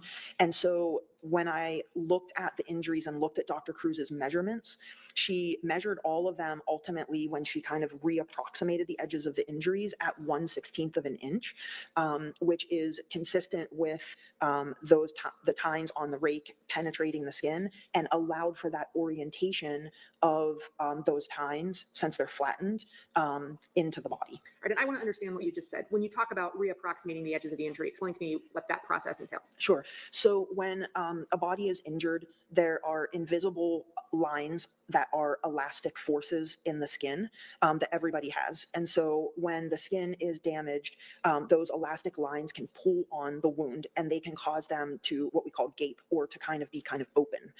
So if we take our hands and we remove some of that tension, we can actually make a much more accurate measurement of the wound. And so that's what Dr. Cruz did. So she reapproximated or took the edges of the wound and kind of pushed them back together to see where there was a piece of tissue that was actually lost from the puncture of that tine. And so when she did that, each of the wounds were 1/16 of an inch. That was the size of all 6 of them. So being able to push that back together, you got that approximation. So those were all the same, which made it consistent with one object also. But when you push that back together, that also allows, so you basically have this 1/16 of an inch, and then it was angled, right, or obliquely oriented like we described before. And so looking at the size and the fact that you can tell an orientation as opposed to it being just like a circle, basically, you can then look at the ends of those tines, which are flattened, and see that that flattened end of the tine is consistent with what we're seeing on the body when you reapproximate the wounds. All right, Dr. Hammers, I'm not a doctor, but is it your testimony that the holes in Ms. Mullis's back are not round? When you reapproximate them, they're not round. All right, and is the end of the corn rake round? No, they're flattened to, I don't want to say it's rectangular, but they're flattened to that type of shape. And does the fact that the wounds have an oblique shape, as you've described, and the corn rake has an oblique shape, does that allow you to determine, as you've described, the orientation of the wound and the orientation of the rake at the time that the rake made any of these wounds? Yes. So because all 4 of the tines are flattened, if you have 3 wounds that have a similar orientation, and that would indicate that 3 tines are going in likely at the same time in that similar orientation. All right, and with all of those factors in mind and those factors in your analysis that you testified about, do you have an opinion on which, if any, of wounds A through F were caused at the same time?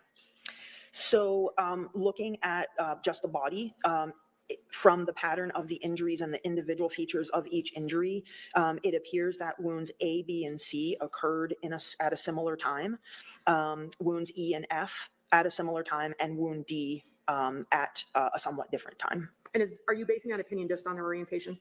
So it's the orientation and the features of the wounds. In thinking through that, well, let me ask you this first. Do you have an opinion on the order of wounds A through F being caused?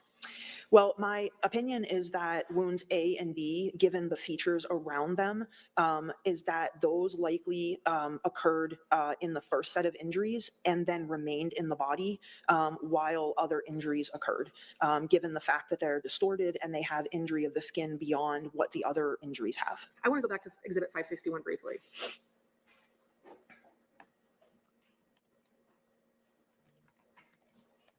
Looking at Exhibit 561 and wound A that's depicted in 561, what about this wound leads you to conclude that a tine went into wound A and remained there? So if you take a long blunt object and it's penetrates into the skin and then there's movement, it's going to cause bruising and abrasion of that surrounding skin. So if it goes straight in and straight out, we would, without any movement, we would not expect there to be this larger area of injury of the skin. So the fact that the wound is larger and has this area on the surface of the skin is very consistent with movement. And then ultimately putting that into the context of what was seen on the internal examination, that's also very supportive of that as well. So I'm talking right now about the skin itself, but my conclusions are made using the internal exam as well. And we'll get to the internal exam in a moment, but just looking, thinking about your evaluation of wound A, how do you know, for instance, for wound A, that the features of the wound that you're describing, which you attribute to a tine being in wound A and being moved around, how do you know that those features aren't caused by a tine of the corn rake coming all the way out of wound A and then going back into wound A? So first of all, the statistical probability of a tine coming out and going back into the same spot is very low. Second of all, I would expect that the features of the wound would not have that pattern when you reapproximate them, that it would be 1/16 of an inch, just like the rest of the injuries, that it would be more extended beyond that or more irregular. So the fact that we can reapproximate to that 1/16 of an inch is highly indicative of one penetrating injury. And what is that issue in terms of reapproximating the size of the wound? What is your determination about the size of wound B in that respect? Wound B also, when you approximate it, is 1/16 of an inch, just like the rest of them. So all of the wounds are consistent with the tine penetrating the body one time, and then A and B are consistent with movement of the tines while they're in the body from that one penetrating defect. All right. Ms. Thompson, would this be a good place for our morning break? I think it would, Your Honor. Okay, all right, Doctor, you can step down. Thank you. Let's go ahead and take 15 minutes. We'll plan on picking up at about 10 after. Court's in recess until then. Your Honor, I'm just going to instruct the witness not to talk to anyone. I'm not going to confirm. All right. So I thought she was very convincing in terms of the wound pattern, in that I think that she was really able to establish, like right now, what she's trying to establish is that she was in fact injured by the corn rake. You know, by her being able to describe, because I think that there was some question from the state's perspective as to whether or not the corn rake was actually the implement that was used. For me, she's erased that doubt.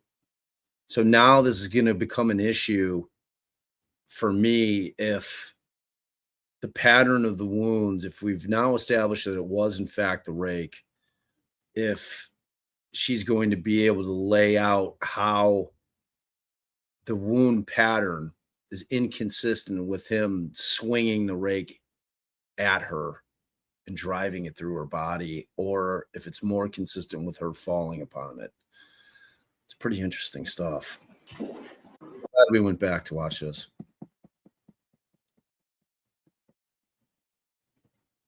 All right, I'm just going to use the slider instead of blooping.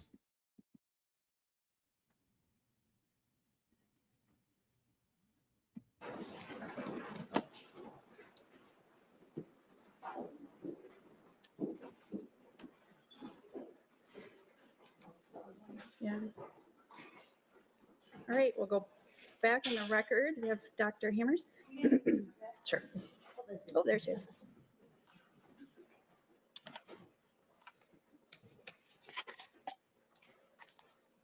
You can go ahead and be seated, doctor, and I would just remind you that you remain under oath. Okay, thank you. Now, even though the goal ended, I should have made it for the whole live, the whole 5 hours that we're going to be on. If we hit the mark, I'm still doing it, no matter how long it takes. Whenever you're ready, Ms. Thompson. Thank you. Dr. Hammers, before we broke, you were discussing wounds A, B, and C with us. It's your opinion that wounds A, B, and C were wounds that Ms. Mullis experienced first? Certainly A and B, and then wound C has the similar orientation, so it makes sense from looking at those features that those may have occurred in the same process. All right, and you've also put wounds E and F in one group and wound D in another, is that right? Correct. As between wounds E and F and wound D, do you have an opinion on which of those groupings were caused next?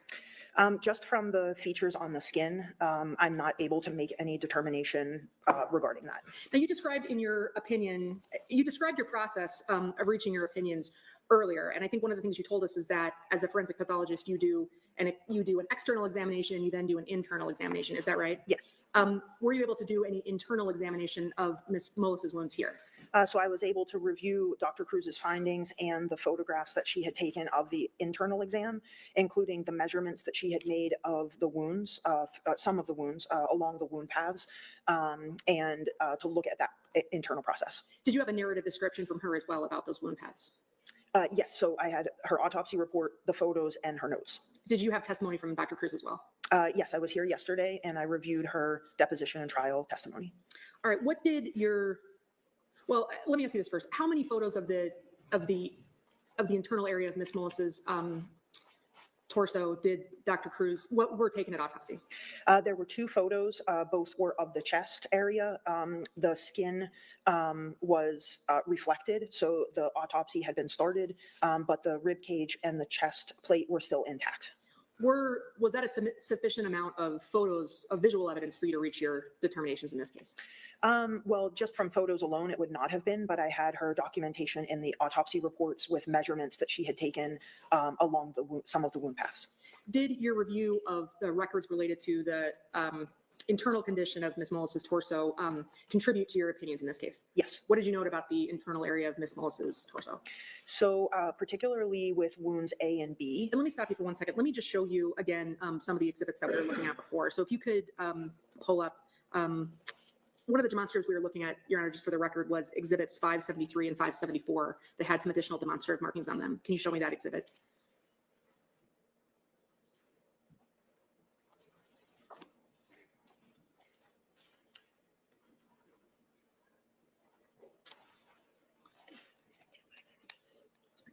Here, I think the screen is still. We'll see if it pops up here. Thank you, Your Honor. Number 1.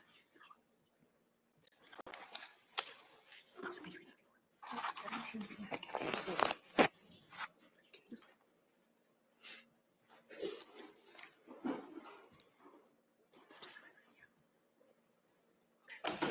Your Honor, I think the exhibit we're going to show is a demonstrative of 572 and 574. And the witness does have it. All right, I'm happy to proceed. I just wasn't sure if it was showing, Your Honor. Thank you. All right, is the court able to see the? And I can see it. All right, thank you. Yep. I think you were explaining for us, Dr. Hammers, what you were able to determine from your evaluation of the internal area of Ms. Mullis's torso. Sure. So particularly with wounds A and B, the internal injuries were large in comparison to the surface of the skin, but also to the other wound paths. So Dr. Cruz captured a picture of the front of the chest plate where she had tracked the path of the injury to come out of, and it was very large, the area of muscle that was damaged.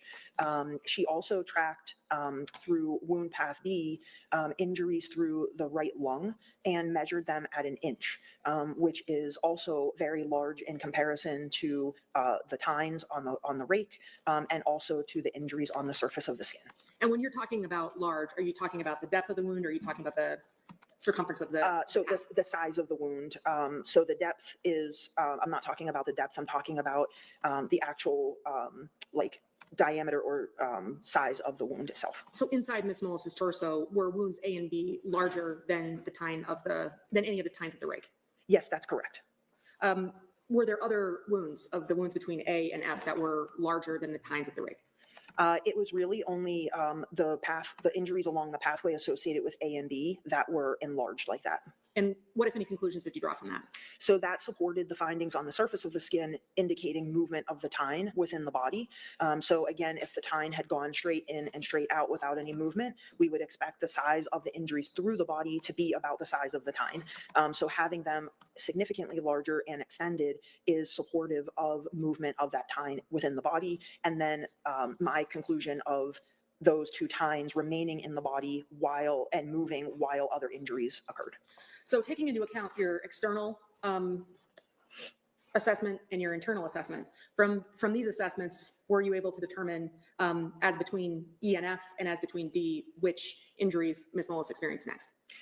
So not just from the internal and the surface of the skin, there were also markings on the clothing and I'm sorry. Oh, I'm sorry, go ahead, finish your answer. I was gonna say an absence of a defect on the clothing where wound D would be. And so by putting those three things together, the external exam, the internal exam, and the clothing, I think there is some conclusions to potentially draw from the clothing analysis. And I do want to talk to you about the clothing. You had access to information about the clothing that Ms. Mullis was wearing at the time she was brought into the hospital. Is that right? Yes. What information about that clothing did you have access to review? So I had photographs of the clothing, and those photographs showed the defects in the clothes. All right. In your process as a forensic pathologist, do you rely on clothing as part of your analysis of injuries in cases that you evaluate? I do. So evaluation of the clothing is typically part of the external examination process. As long as the clothing comes to the autopsy, occasionally it will come later. And how do you evaluate clothing in trying to conduct an analysis of wounds? So what we're looking for with the clothing is, are there defects that are consistent with what we're seeing on the body, meaning in location and in size and in distribution? Are there any less defects on any of the layers of clothing than what we see on the body? Or are there any more defects on any layers of the clothing that we see on the body? And then comparing the differences in the layers of clothing, which can help understand how many times each of those pieces of clothing were damaged by the object.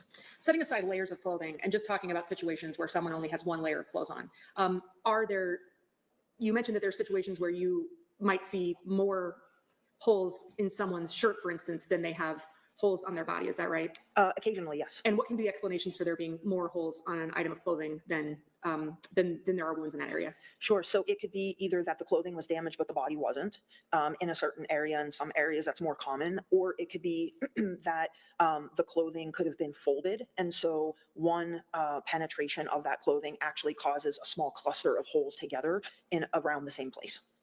And what about situations where, again, setting aside the layers question and just talking about somebody who's wearing one layer of clothing, are there situations where there are fewer holes in someone's shirt than there are wounds in that area?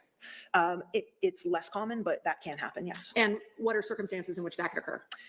Well, in those circumstances, it would mean that the body is injured by the object, but the object did not come completely out of the clothing. So it penetrated through the clothing one time, but then caused one or more injuries to the skin without coming completely out of the clothing. Now, you described situations where people are wearing layers of clothing. When you have a situation where a person who's passed was wearing layers of clothing, what process do you use to evaluate the layers? So I look at all of the layers and document what I see, because there definitely is valuable information in those. But ultimately, when I'm making my conclusions, I would say probably the most important layer is going to be the layer that's closest to the body, because you can have more discrepancies with the number of holes as you go out in the different layers. And depending on the quality of the clothing or the type of the clothing, it can be more challenging to evaluate that clothing and see defects. Did you evaluate the clothing that was brought in with Ms. Mullis? I looked at the photographs that were taken of the clothing. All right. Now, in this case, were there photographs that you had of Ms. Mullis's clothing at autopsy? Yes. And were there photos of her clothing from the hospital as well?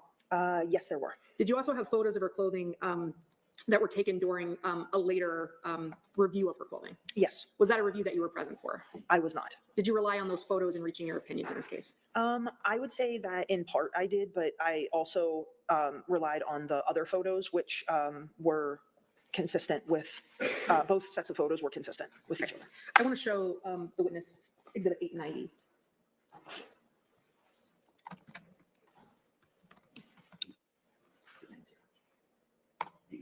Yes.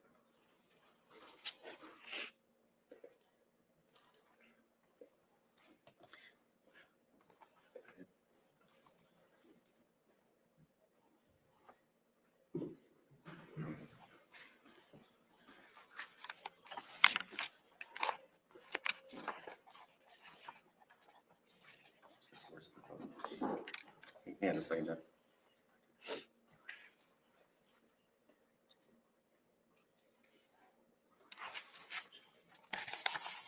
It's not right.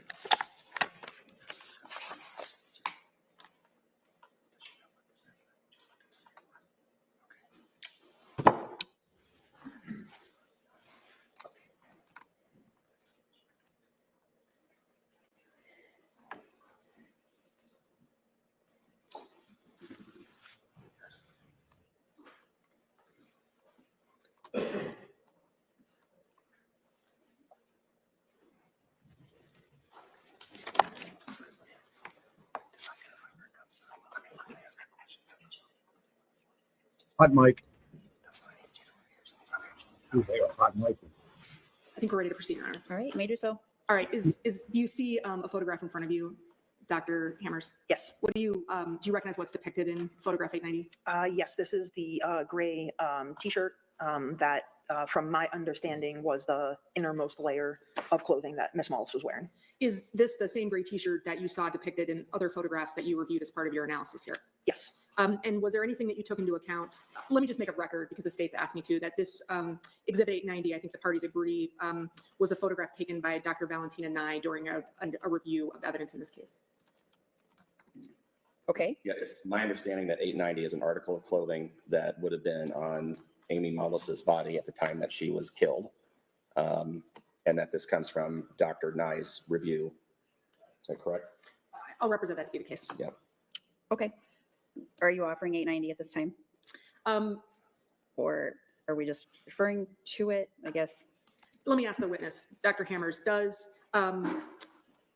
Exhibit 890 a true and accurate depiction of the T-shirt that you reviewed and considered as part of your reaching your opinions in this case? Yes, it is. I would offer Exhibit 890 into evidence, then, Your Honor. Just one more question, please. Sure. The photo that, or the item of clothing that is in 890 was taken by Dr. Nye, correct? I don't know who took this photo. And do you know when it was taken? Was it taken sometime lader? That's my understanding, but I don't know when. Taken later than the autopsy of Dr. Cruz, correct? That's my understanding, yes. All right, I'm going to show the witness a different photo.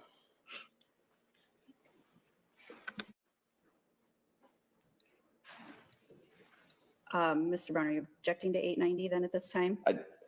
With subject to those limitations, no. At this point in time, no, I'm not. Okay.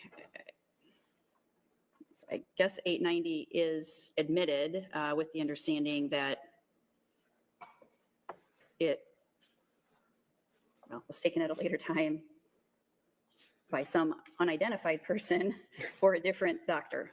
All right. Dr. Hammers, have you seen other photographs of this T-shirt where it has substantially more blood on it? I wouldn't say substantially more blood. It just was a different color, slightly. This looks more like brown than the other photos that I saw. All right. Does that coloring difference impact your evaluation of what's on the shirt that's depicted in Exhibit 890? No. All right. What, if any, conclusions did you draw from reviewing photographs of the T-shirt that Ms. Mullis was wearing in this case? So, excuse me, the photographs of the T-shirt show defects that are consistent with wounds A, B, and C, and then wounds E and F, but there's not a defect that corresponds to wound D. Wound F has a cluster of 3 defects, kind of all combined in one area. And what, if any, conclusions did you draw from the fact that there are fewer defects in the T-shirt in that area than the injuries, as you just described? So that is, to me, that is indicative of the skin being penetrated a second time and also scraped, because there's also a scrape on the skin in between these areas without the tine exiting the clothing. For your assessment, how important was the number of holes in the T-shirt in the area of these injuries in comparison to the number of injuries in Ms. Mullis's back? I would say that it's just as important as all of the other information that I evaluated. It helps understand, from my perspective, the movement of the rake, and it supports the tines associated with wounds A and B likely staying in the body. I want to show you one more time the demonstrative that we've been looking at that shows the pictures of Ms. Mullis's back with the measurements that we've been looking at. I don't have a screen, so just let me know when you're seeing that, Dr. Hammers. I can see it. All right.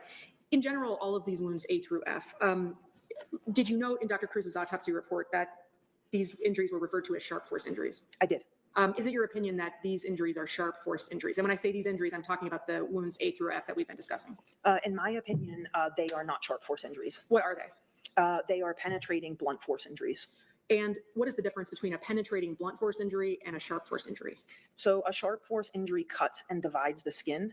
and typically does not leave any irregular edges on the skin like we have in these injuries. And it's made by a sharp object like a knife, a scalpel, a sharp piece of glass. Blunt injuries tear the skin. When they penetrate, they tear the skin, and they tend to cause a small amount of abrasion injury around the penetrating area, and then can cause injury, especially if there's movement, in a bigger radius or diameter around the injury. So it's a different type of wound category that we use, and it has pretty specific criteria in order to categorize them. In a forensic pathology context, is the corn rake that you examined in this case, is that a sharp object? It is not. Why not? Because the ends of the corn rake, or the different aspects of the corn rake, they're not going to cut and divide the tissue, they're going to tear the tissue. And so tearing of the tissue is a blunt injury, not a sharp injury. Does this difference between injuries caused by a sharp force object and injuries caused by a blunt force, does that distinction matter in terms of your evaluation of this case?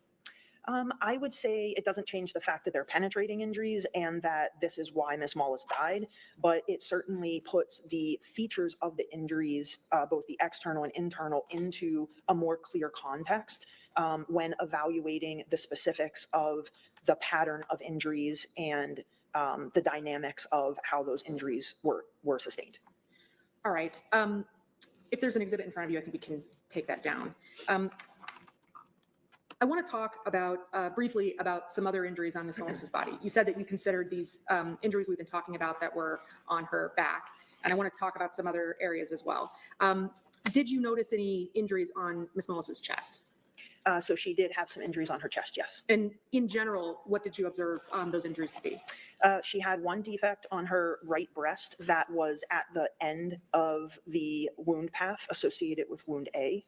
And then she had bruising that was over the midline of her chest, like over her sternum, which from my review was apparent from CPR and related to that. And then she had like a small bruise that or two that were kind of on some various other areas of her torso. Were those injuries something you determined to be blunt force injuries? Those all fit into the category of blunt force, yes. Does that mean those were injuries that were inflicted by another person? No, so the one injury is from CPR. So that was inflicted essentially by trying to save Ms. Mullis's life. Did you see any other injuries on Ms. Mullis's chest other than the injury you associated with CPR and the injury you associated with the wound path from her back that you found significant? No. All right. Did you look at some photographs and description from Dr. Cruz of injuries that were on Ms. Mullis's head and face? Yes. Was there anything that you observed on Ms. Mullis's head and face that was significant to your analysis of this case and to your opinions about the cause and manner of her death? I would say that it was significant to my analysis of the case. In the overall context of the case, they weren't significant in the sense that they didn't cause Ms. Mullis to die and weren't a significant factor in the reason that she died. You were here yesterday for some testimony from Kelly Cruz about this injury on Ms. Mullis's chin that we've been discussing. Yes. I want to show you an exhibit that we showed to Dr. Cruz yesterday.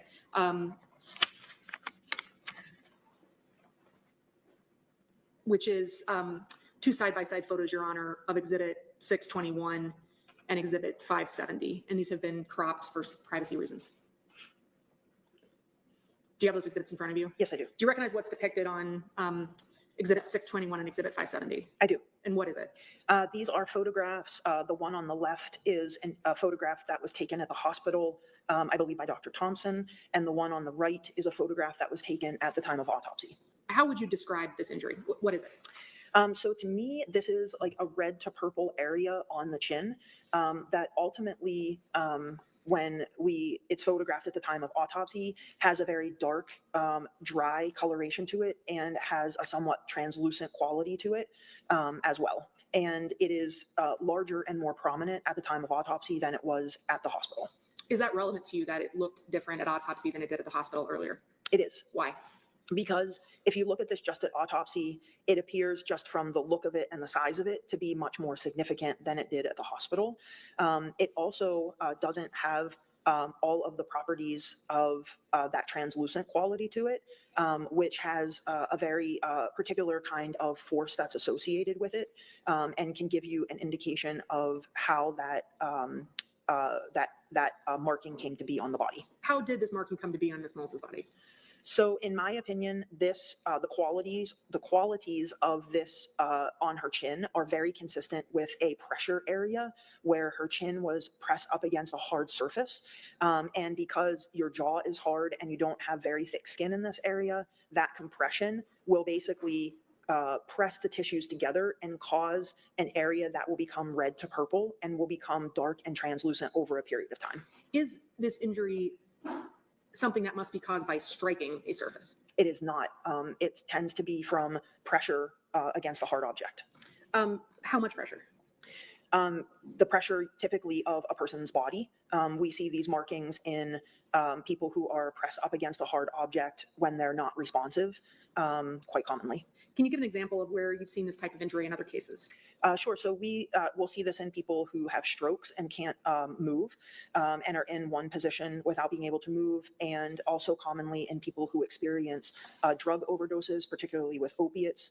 They'll become unconscious, and if they're pressed up against a hard surface, they'll develop pressure marks like this. How long would someone's body need to be pressed up against a hard surface to experience this kind of injury? It doesn't actually take a very long time. It could be a matter of just a couple of minutes in order to cause that. It really depends on how hard the surface is, how firmly the skin is pressed up against it, and then how thick the tissue is between either like the underlying surfaces that are either bone or soft tissue. Is this injury that's depicted in Exhibit 621 and Exhibit 570 the result of somebody striking Ms. Mullis in the face? So there are no features of that I would expect if somebody struck her in the face. We would expect her to have swelling, more extensive bruising. I don't see any of that and didn't see any documentation of that in the records.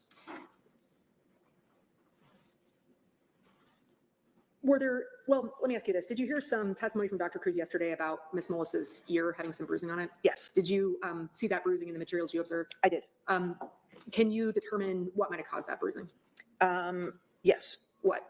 So she has multiple earrings that are in the area of that bruising and are very consistent. They're small bruises that are right in the area of those earrings. So either from, some hard like pressure against that area or the EMT who testified talked about log rolling Miss Mullis to get her on the sheet to put her in the ambulance. So certainly that process could do that with just pressure of the ear against the ground. Did you see any? Well, let me ask you this. Dr. Cruz testified yesterday about a cut on Miss Mullis's lip. Did you see that cut when you were conducting your review of this case? I did. I believe that she documented it and testified that it was an abrasion. And thanks for clarifying that. I'm marking on her mouth. Sure, yes. And could you determine what the cause of that abrasion was? No, there's nothing specific about that indicates like what caused it. It was small and somewhat dry to even a little bit like reddish brown on her upper lip. Did you, in any of the materials that you reviewed, observe any swelling on Miss Mullis's face? Her eye looked like it was kind of swollen or a little bit larger than the other side. So the left was a little larger than the right side, but there was no change in color to it under the surface of the skin. Was that swelling an indication of blunt force trauma? It was not. It was actually the result of the medical interventions that she underwent. And how's that? So she experienced something called subcutaneous emphysema. That's basically where through the process of CPR, whether it's through trying to get air into a person's body through a King tube or an endotracheal tube, or because she had injuries that involved her chest wall, air will get under the surface of the skin and travel through the fatty tissues, and it will cause basically the air to get trapped in there, and areas of the body will become they can look almost swollen. And so she had that on her left eye, and it was also documented that it was traveling down her chest all the way down to the area of like her hips. I want to now show you an exhibit that is Exhibits 566 and 634 combined, and there's been, just for the record, some slight cropping of one of these photographs just for privacy reasons. I can see it. Can you see those exhibits? Yes. What is depicted in Exhibit 566 and 634 in front of you? So this is an area of the left knee. In the right-hand picture, you can see a yellow object beneath that discoloration. That's medical intervention, as well as a small piece of tubing. That's also part of the medical intervention. Just at like the lower part of the knee, there's an area of a reddish purple contusion or bruising to the skin with some overlying scrapes or abrasions to the skin involving the knee. Were any of the bruising that you observed or saw described in materials that you reviewed signs of a struggle with another person? There's nothing specific about these that indicate that they're from a struggle, and also like the location and the features of them, they're not even highly likely to be from a struggle. They could be from a vast number of happenings. I'm going to show the witness now an exhibit that is just exhibits 513 and 517 next to one another.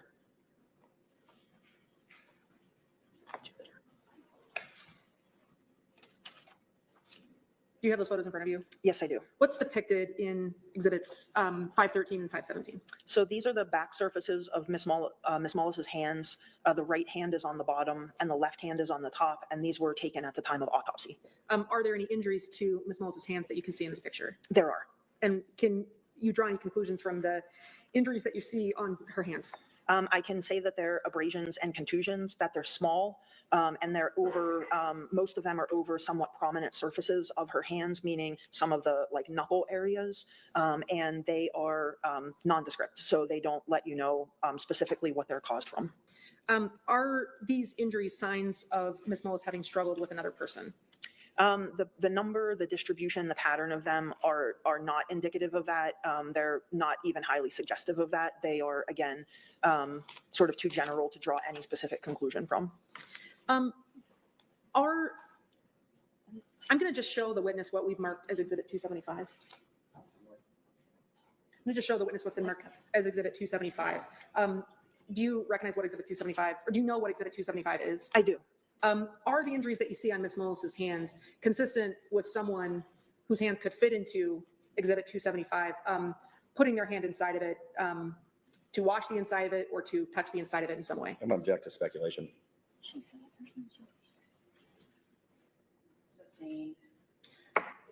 Have you ever seen Exhibit 275 before?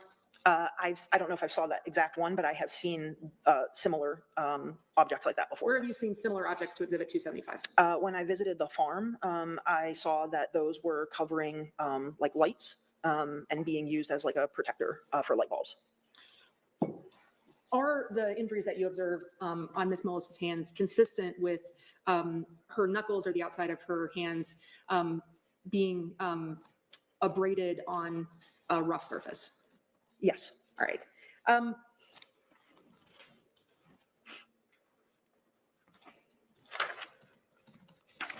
In general, well, have you described all of the external injuries on Miss Mullis's body, not just on her back, but on other areas of her body that you took into account in evaluating in reaching your opinions in this case? There's a couple of more like bruises that were on her legs that were documented in different places, but again, they were small, nondescript, and there was nothing about the location, pattern, or features of any individual wound together or alone that indicated any specific event or type of trauma that would have caused them. Have you had cases as a forensic pathologist where the overall number of blunt force trauma injuries on someone's body was an indicator to you of the cause and manner of their death? Yes, I have. And is this such a case? This is not. Why not?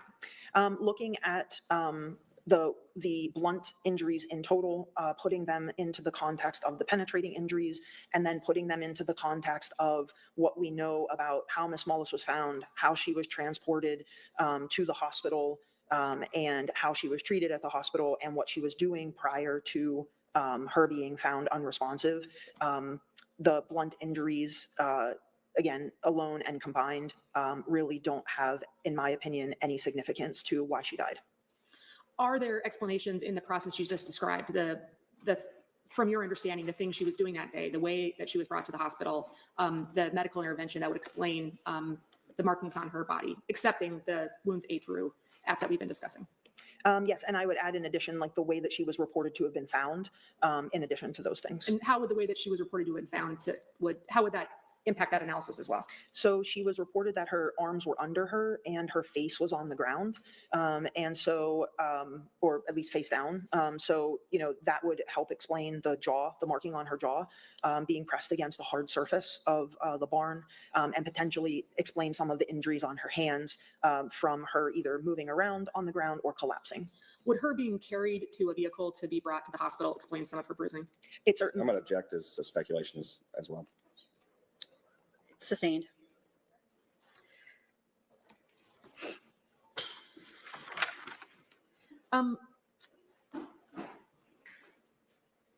You've told us that you reviewed records in this case, and you've explained to us your opinion and analysis about the injuries on Ms. Mullis's back, the wounds A through F that we've been discussing.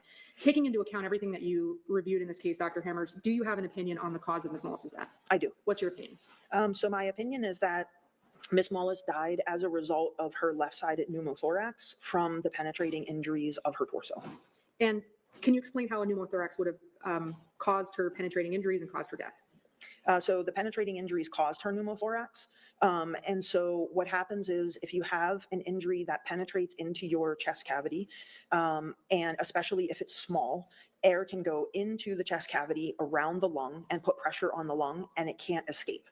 So each time you breathe, air moves into that space, but it gets trapped and can't come back out. If the defect or injury is large, air is going to be able to go in and out of that injury or set of injuries. So to develop a pneumothorax, you need the air to be able to move in and become trapped, which is what was identified at the hospital, shown in the x-ray, and also documented on the right side that there was not a significant pneumothorax, if any. And so it was very clear on the x-rays that she had a pneumothorax, and that would have been caused by the two penetrating defects from wounds E and F that Dr. Cruz documented in her autopsy report. Did Ms. Mullis have a pneumothorax on her right side? So she did not. So when the chest tube was inserted at the hospital, they documented that there was a small amount of blood and a small amount of air.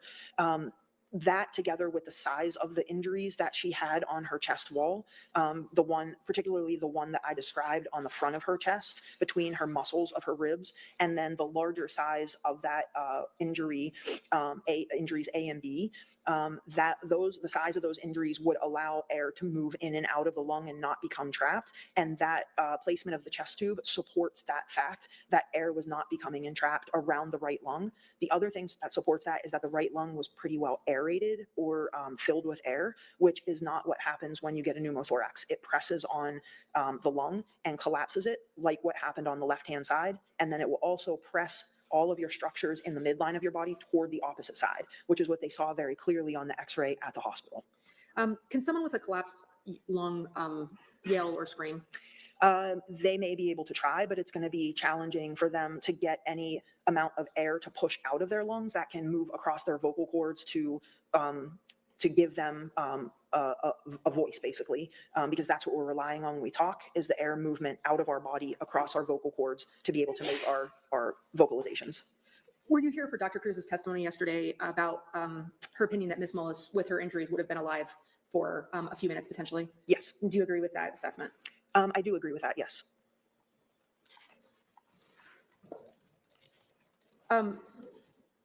After Ms. Mullis experienced the injuries that are reflected in wounds A through F, would she have been able to get up and walk around? Yes, she would have been. So her becoming unconscious and then ultimately dying would have been a process. So when you get a pneumothorax, you don't get it all at one time. It builds up each time that you breathe.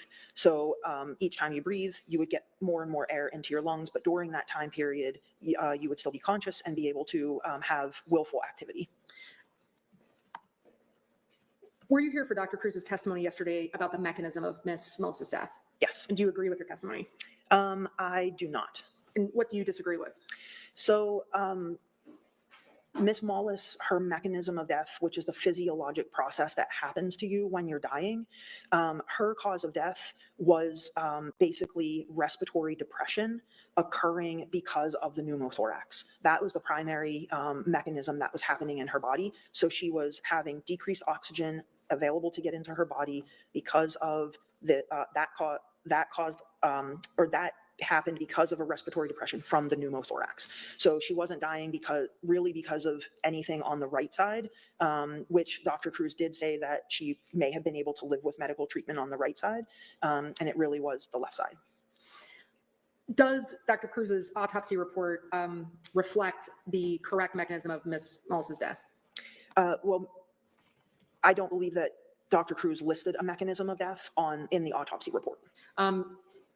Is it a generally accepted practice in forensic pathology for the autopsy report not to reflect that? Typically, the autopsy report does not reflect that, neither does the death certificate. That usually is something that is either answered in a conversation about what happened, or if I would go and, let's say, testify, I often am asked about the mechanism. Did you review Dr. Cruz's trial testimony from Mr. Mullis's trial in 2019? Yes, Did Dr. Cruz identify the correct mechanism of death in that testimony?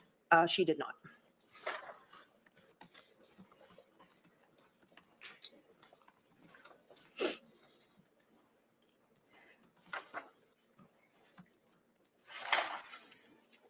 You described earlier in your testimony that you use the scientific method as part of in order to evaluate the manner of someone's death. Is that right? So determining the manner of death and the cause of death is part of that process, yes. Right. And did you apply the scientific method in your evaluation of Ms. Mullis's, the cause and manner of Ms. Mullis's death? I did. Did you test some hypotheses as part of your use of the scientific method about how to evaluate how Ms. Mullis would have received the injuries, the wounds A through F that we've been talking about in her back? I did.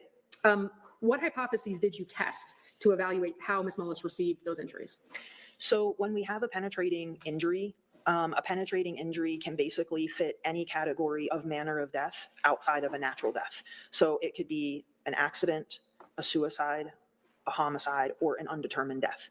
So starting with all four of those is where when you have an injury is kind of the hypothesis that you're testing. And the manner of death primarily comes from the investigative information. So the autopsy alone typically does not answer the manner of death. So you can get information about the manner of death from the autopsy, but really the manner is putting the investigative information, all of the records that you have, and any kind of additional information that you have into the context of those injuries to then determine the manner of death. So the manner of death typically is not often unique or completely known just from the autopsy. And in Ms. Mullis's case, could the manner of her death be determined just from the information that was learned at autopsy? In my opinion, no. Dr. Cruz testified that she was aware that it was a corn rake and aware that the corn rake had been found at least partially in Ms. Mullis's body, and she had the autopsy findings. She didn't have the medical records, she didn't have the EMS information, she didn't have her toxicology back, and from her testimony, it sounds like she made that determination without the other information. In your experience as a professor of pathology and a person who's been responsible for training other pathologists, is that the kind of mistake that inexperienced pathologists sometimes make? It can be. I mean, we all learn throughout our career, and we're trained, but that's not where your learning stops. So we continue to learn, to understand, to grow, and we may look back on the cases that we've done or the decisions that we've made and view them differently in light of new experiences and new training that we may undergo or more cases that we've seen. So in evaluating the manner of Ms. Mullis's death, I think it's your testimony that this is not a natural death.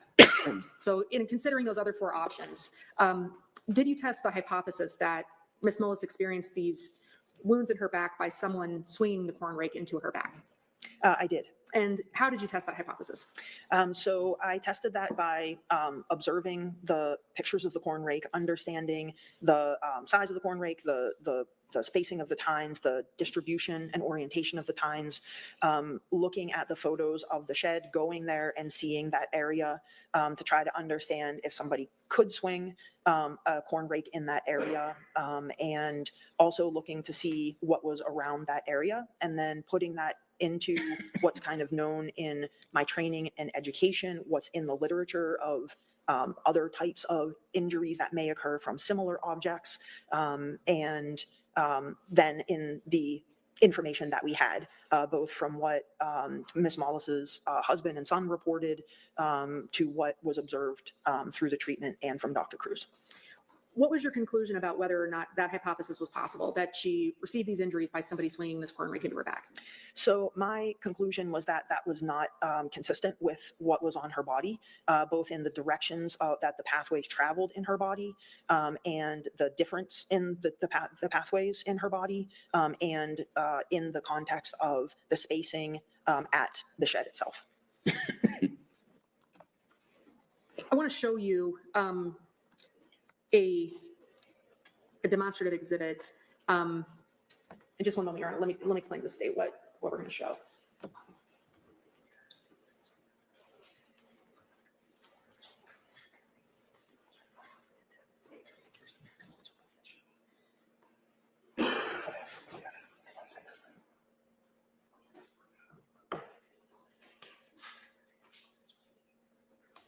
I think we're gonna have some more things, more issues. I know it's afternoon, so. Sure. If this is a good time to take our lunch break, back up about 1:15. All right. We'll whip right through that. Boop.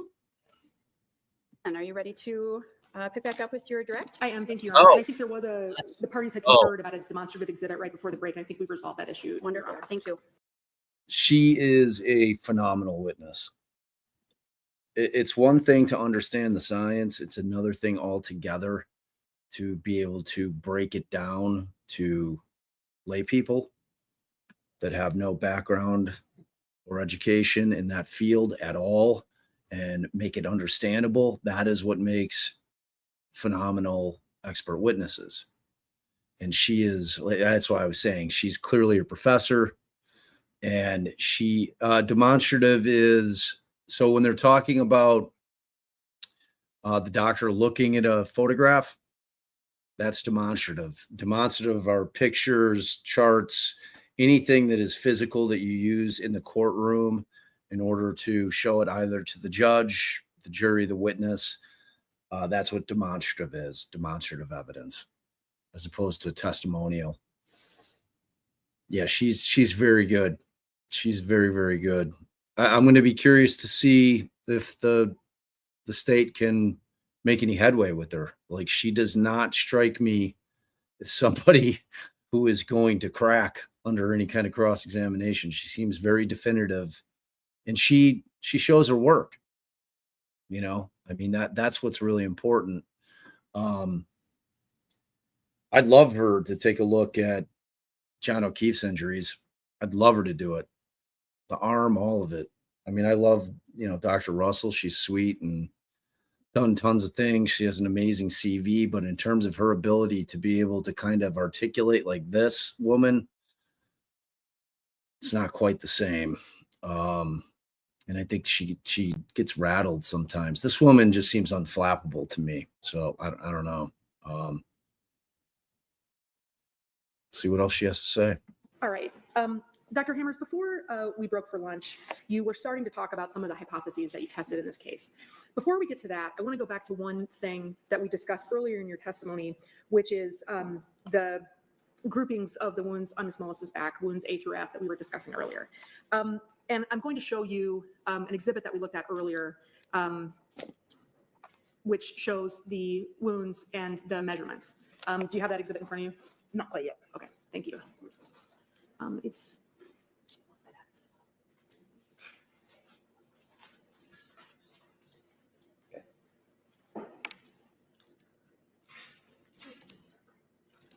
This one?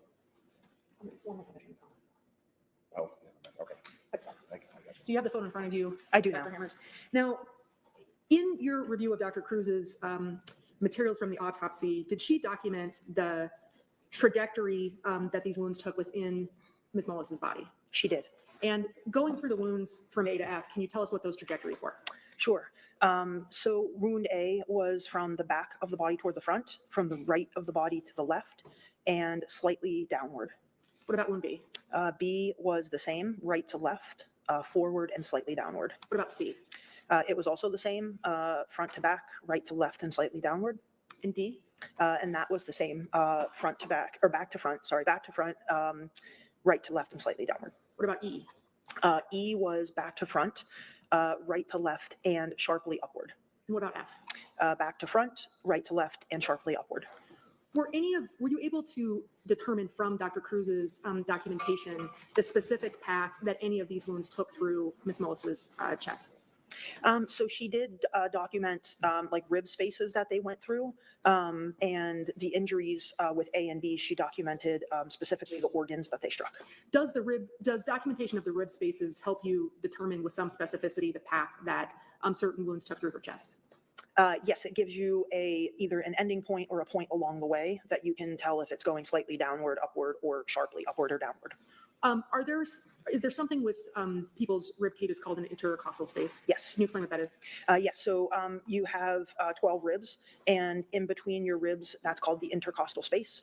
And so you have your first rib, and then your second rib, and your first intercostal space is between the first and second rib, and so on as you go down the rib cage. And every person has 12 ribs. Yes, in general, yes. So for everyone, the numbering of those intercostal spaces is the same. Correct, it's the same. It's always the space below it is the number of the rib above it. And so for which of these wounds were you able to determine, because of the other things in Ms. Mullis's body that they passed through, what their more precise path was? So A and B went through rib spaces, and E and F went through rib spaces. C and D only went into the soft tissue and muscle of the back. I'm going to show you another demonstrative, which we conferred with the state about before the break. This is purely a demonstrative exhibit, Your Honor. It's not being offered into evidence. We've referred to it as demonstrative A. Do you see the demonstrative in front of you? I do. Would using demonstrative A assist you in describing your testimony, Dr. Hammers? Yes. What is depicted in demonstrative A? So demonstrative A has the wounds A through F. It is a look at from the side of the body. So looking basically like from the right to the left side. So it's two-dimensional, but it has all the wounds A through F. It has their relative location on the body, and then the direction with an arrow that the pathway travels based off of the locations that Dr. Cruz had documented in her autopsy report. And does figure A depict the trajectories and the relative depths of wounds A through F based on your understanding of Dr. Cruz's documentation? Yes, it does. Did any of this, the information that's depicted in the demonstrative in front of you, the trajectories, the relative depths, the directions of the wounds, did that assist you in your understanding of which wounds you consider to be grouped together in some way? I would say yes. And how? So it allowed me to understand that A through D had a similar, essentially a similar pathway in the body, and that E and F had a very different and distinct pathway in the body. It also explained and confirmed my suspicion about wounds A and B being caused from the tines staying in the body and being much deeper than wound C. And also confirmed that wound D, where it did not come out of the clothing, it also only went into the body a very shallow depth. But from what you told us before the break, it's your opinion that Ms. Mullis experienced wound D at a different time from A, B, and C. Is that right? Well, different from, I guess, the grouping of A, B, and C. But what I've testified to is that from my review, A and B did not leave the body. So then C would have been at a different time than D, essentially. And is your understanding of the trajectories of these wounds, is that inconsistent with your understanding of, is anything about the trajectories of these wounds inconsistent with your opinions about when and in what order Ms. Mullis experienced these wounds? No. All right.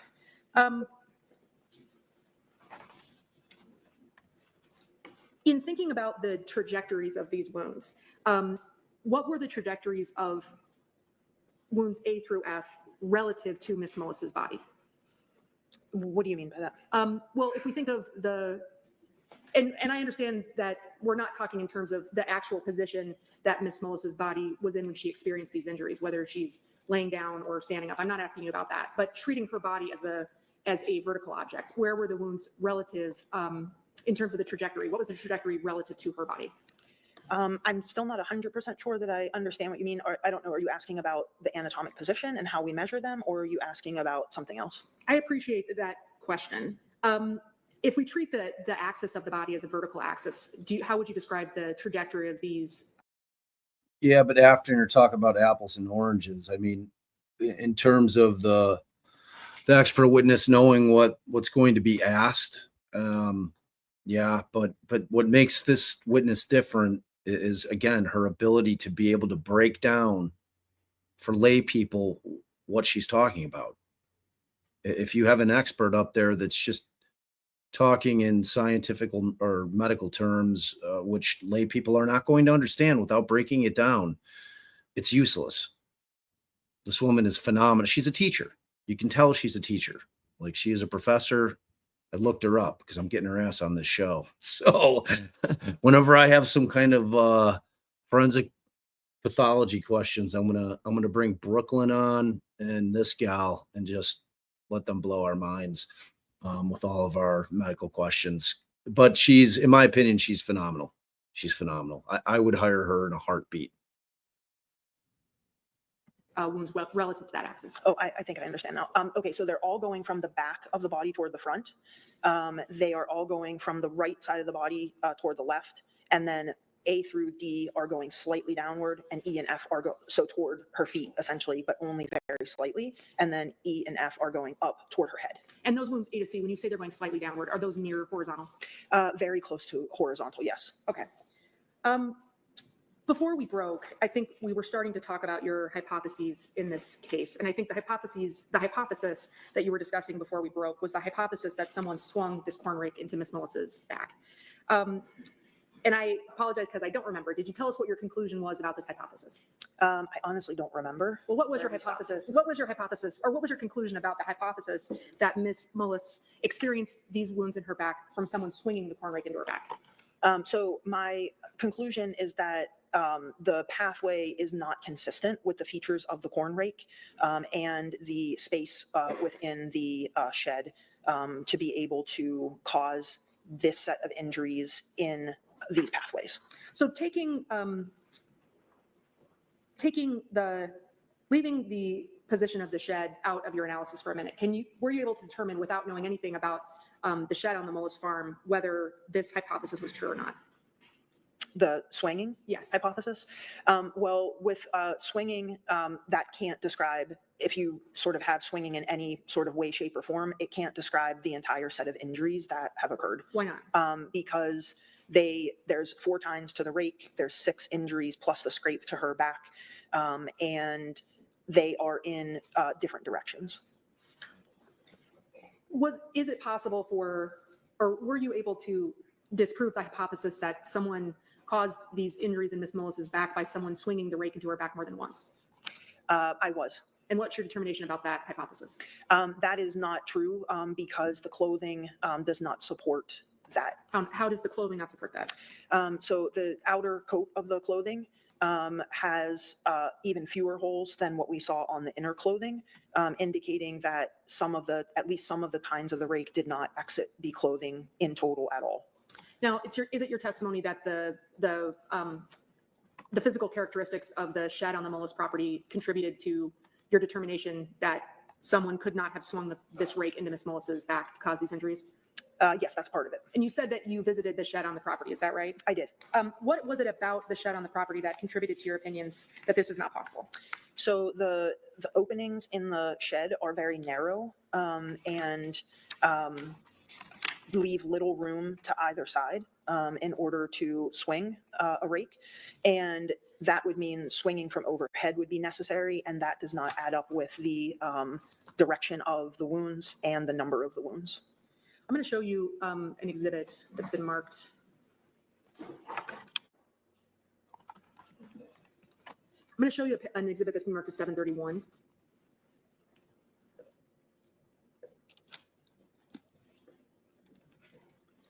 Do you recognize what is depicted in Exhibit 731? Yes. What is it? This is one of the walkways in the shed. Does Exhibit 731 truly and accurately depict the interior of the Mullis shed at the time that you visited it? To the best of my recollection, yes, it does. All right, we'll seek to admit Exhibit 731, Your Honor. Any objection? No objection. 731 is admitted. Thank you, Your Honor.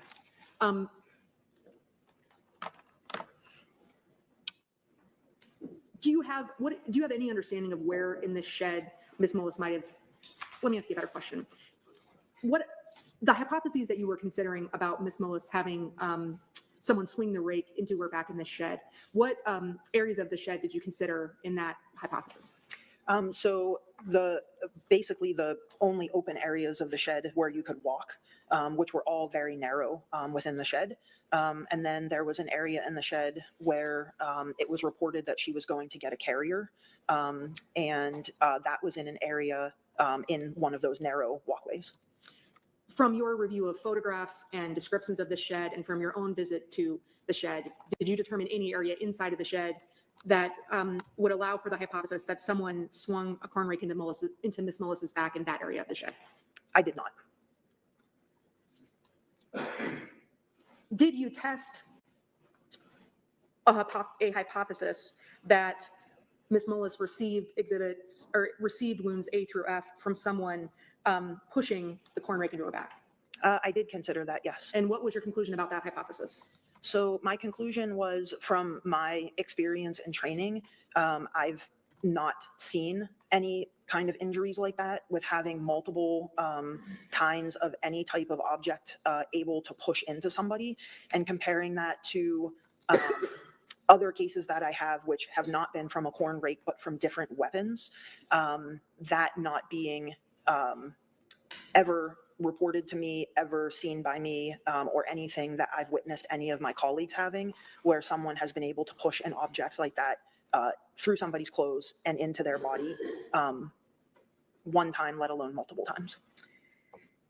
Did you test a hypothesis that Ms. Mullis received these injuries by falling onto this corn rake one or more times? Yes. And what did you determine about that hypothesis?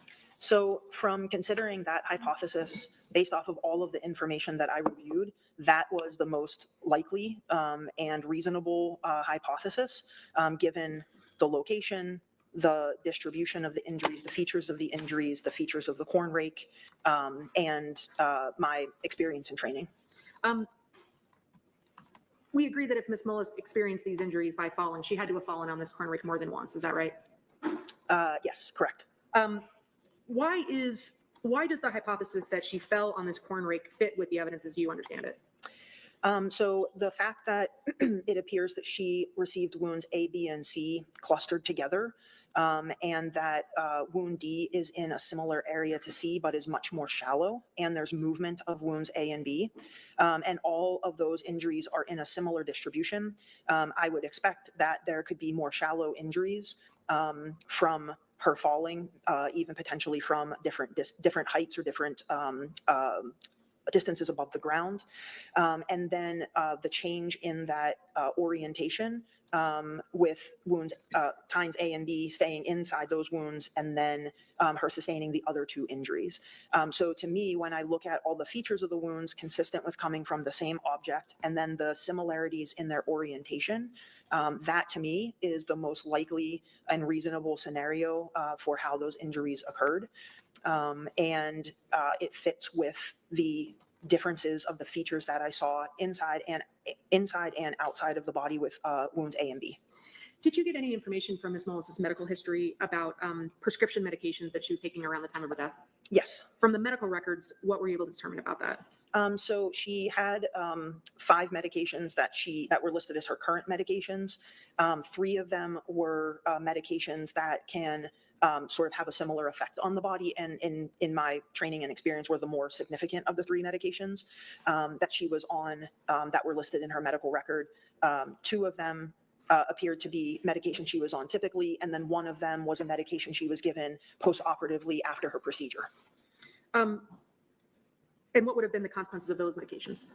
So those medications all can have similar effects of dizziness, somnolence, meaning sleepiness, and kind of like those are like the 2 main, dizziness and tiredness.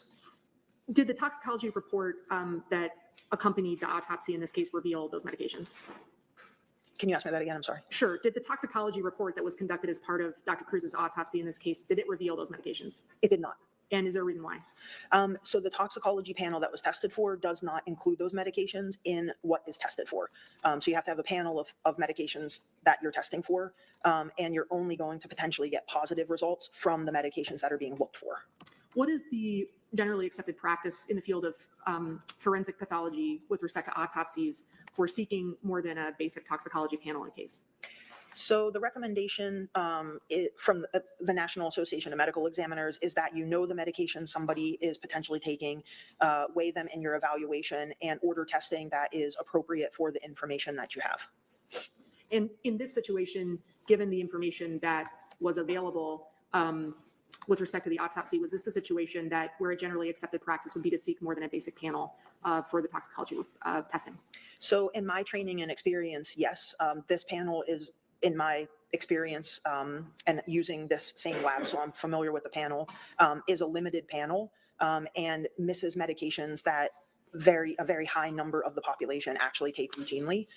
So it's really looking for substances of abuse or medications that are commonly abused. You talked earlier before the break and in your testimony just now about seeking contextual information as part of your determinations, seeking information about medical history and the area where someone's injuries might have occurred and looking at investigative records. Is there any concern for you as a forensic pathologist that that contextual information could bias you in some way to information that you're seeing at autopsy? I would say no. Our job and the recommendation of all of our national organizations is that the job of the forensic pathologist is to be trained and have experience to weigh all of those items and balance out what is in them with what we have at autopsy and to ultimately make a decision about cause and manner of death. So that's the whole reason that we're trained, is to gather that information, assess it, and form opinions. Do you need that contextual information in certain cases to reach your determinations? I would say that we need it in the vast majority of cases, but certainly cases that are more complicated, but we never know sort of how a case is going to turn out and the complexities that will come with it. So best practices are to have the information that's available through the steps that we described, if it's available and accessible. Did you reach an opinion in this case, Dr. Hammers, about how you would classify the manner of Ms. Mullis's death? I did. And what is your conclusion after consideration of all of the background evidence and the evaluation of the hypotheses that you considered in this case? My opinion is that the manner of death is best classified as an accident. Why is that? All of the information that that I had available to me to review, it fits with the injuries that were seen. It makes logical sense. There was, witness statements, there was medical information that all came together to add up to what was seen on the body. So there wasn't anything about the injuries and how Ms. Mullis was described as being found or the implement that was found in her, the way it was reported, the way her body was reported, that made this inconsistent with anything but an accident. I'm sorry, consistent with anything but an accident. I apologize. For a forensic pathologist to determine that the manner of death in a case is a homicide, what is the generally accepted practice in forensic pathology about the level of proof that a forensic pathologist needs to have to make that determination? So typically we use to a reasonable degree of medical certainty, but another way to say that would be that it's far more likely than not. So it's not just 51% that this is a homicide. It's that all of the information that you have far outweighs this being a homicide than anything else. Is your determination that that the manner of Ms. Mullis's death was an accident, is that dependent on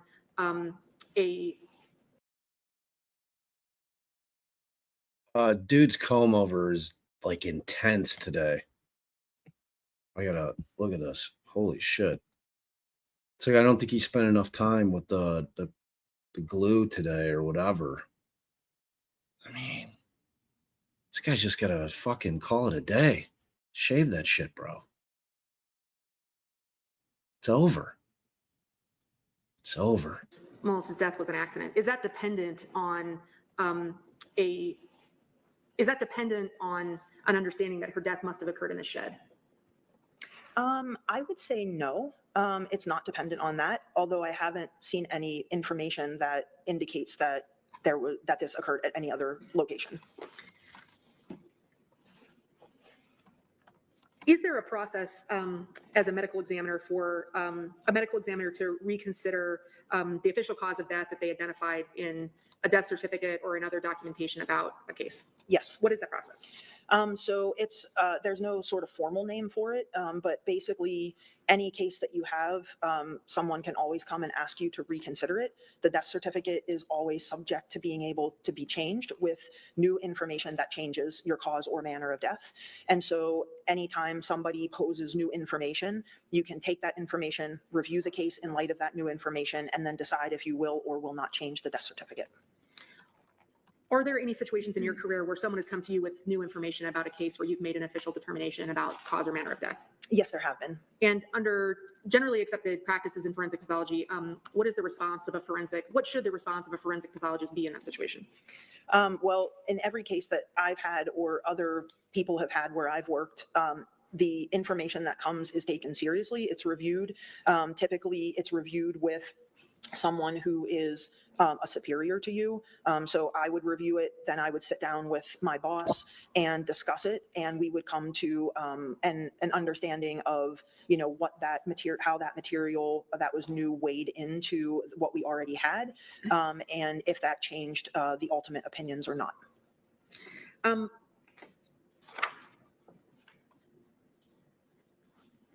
Are you familiar with a concept called implicit bias? Yes. What is that? I'll object. It's outside the scope of this witness's knowledge. I agree. Sustained. Do you understand? Are you familiar with a field of science called biomechanical engineering? Yes. And in general terms, what's your understanding of what that field is? Again, I'm not same objection. Did you want to respond? I apologize. I didn't mean to interrupt the court. This is in Dr. Hammers' report that she considered this field and that she consulted with an expert in this field in reaching her opinions. I don't intend to go into the details of this field. That's not my purpose, but just to, that's the purpose of these questions, Your Honor. I believe they have a biomechanical expert. That is the next witness. I don't know why we have to rehash this. It's outside our scope. Very, very, let's keep it very, very limited. Understood, Your Honor.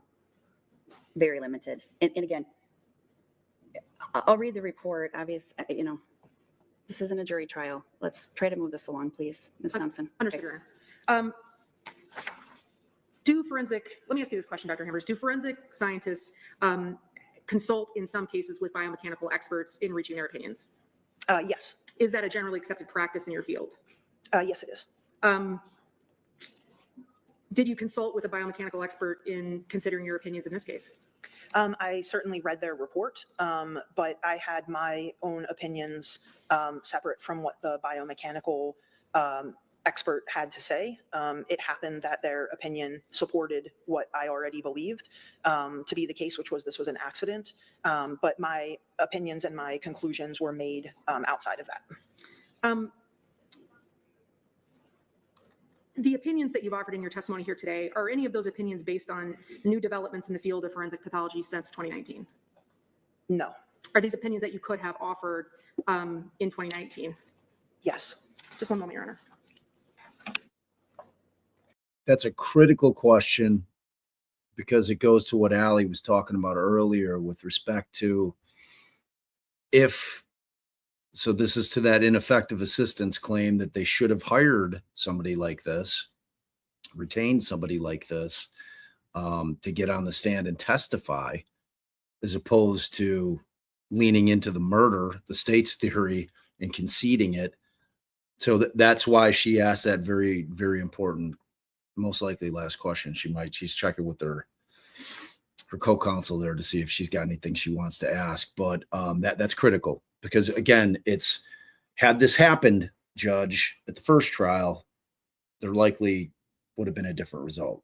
So phenomenal witness. I'm really glad that you guys, by the skin of your teeth, it ended up being, I think it was 51-49 to watch day two. I think I'm going to retract my earlier statement. I think that it was important for us to get this basis of now we've got the science side of their presentation in terms of, and I don't know about y'all, I'm buying what she's selling all day.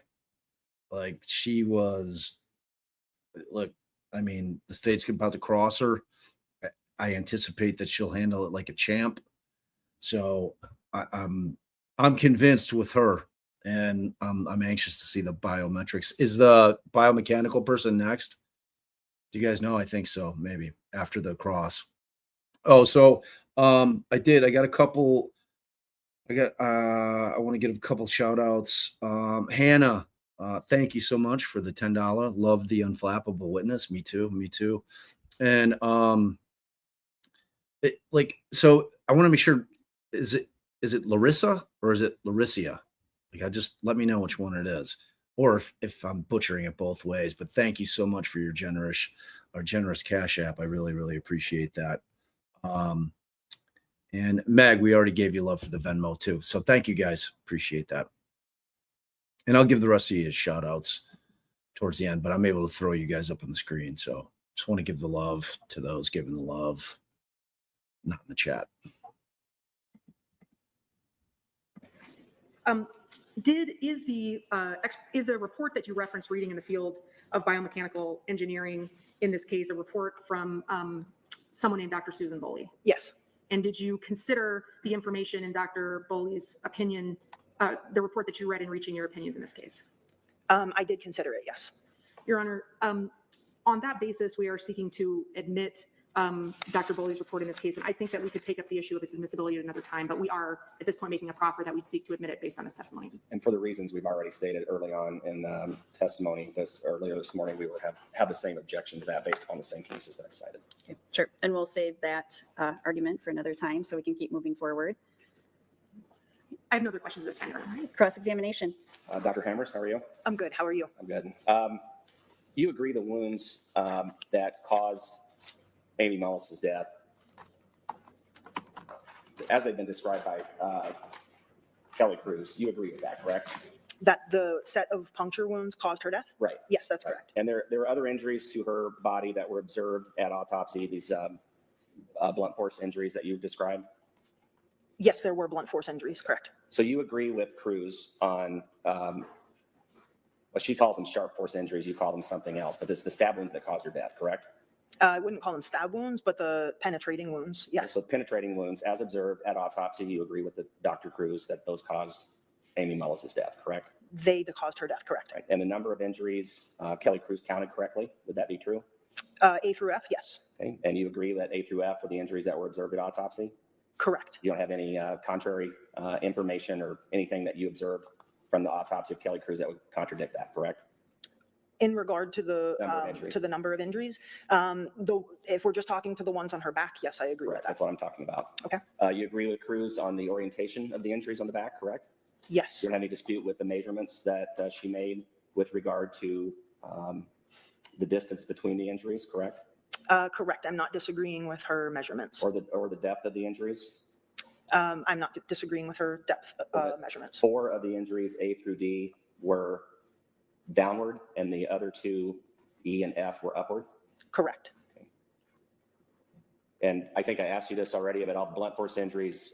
You agree those were all documented correctly? Was that right?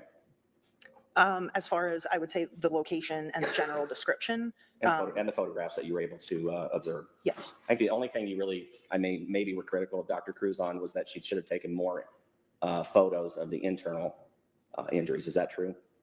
I mean, if we're just talking about the autopsy process, I would say, yes, she could have taken more internal photographs. So what it really boils down to is your disagreement with Dr. Cruz is that she ruled this a homicide and you would have ruled it an accident, right? Is that what this really comes down to? I mean, I would say that's the final statement, but I think there's other things in between that I don't agree with the way that she's described them or testified to them. You may have done the autopsy differently, correct? You may have done different things if you would have done the autopsy to Amy Mullis. True, maybe. And that differs from pathologist to pathologist, isn't that true? I mean, yes, there's going to be some variation. I mean, the core of what you do is basically the same, but there may be some variations there, correct? True. All right. Yeah, I'm better than Dr. Cruz. That's what she wants to say, but she's got tact in class, so she'll reserve that. Now, I know that you discussed these hypotheses. It's a great question, Susan. Why is he acting like that's a small thing? It's the entire case. It's the entire case. Here, but swinging the rake could cause the injuries that we see on her back, correct? I don't know that they could actually. Not at all? Can completely exclude it? I believe that I testified that I did exclude that as a possibility. Okay. You could push the rake into Amy Mullis's back, correct? I believe I disagreed with that as well. Okay. So an attacker, let's assume there's an attacker, okay, that's not an accident. They could take the rake and use it as a weapon and push it into Amy Mullis's back, right? They could do that. I believe I just testified just a little while ago that I've never seen that, I've never read that, and I've never read any report of somebody pushing a corn rake into somebody's back. I'm not sure there is another murder with a corn rake out there. Would you agree? Your objection is? I apologize. I'm not trying to get animated, Your Honor, but that really assumes obviously the exact issue that we're here to talk about, whether there's another murder with a corn rake. Because the issue here is whether this was a murder, Your Honor. That's why we're here. Okay, well. Kelly, can you read me the question again?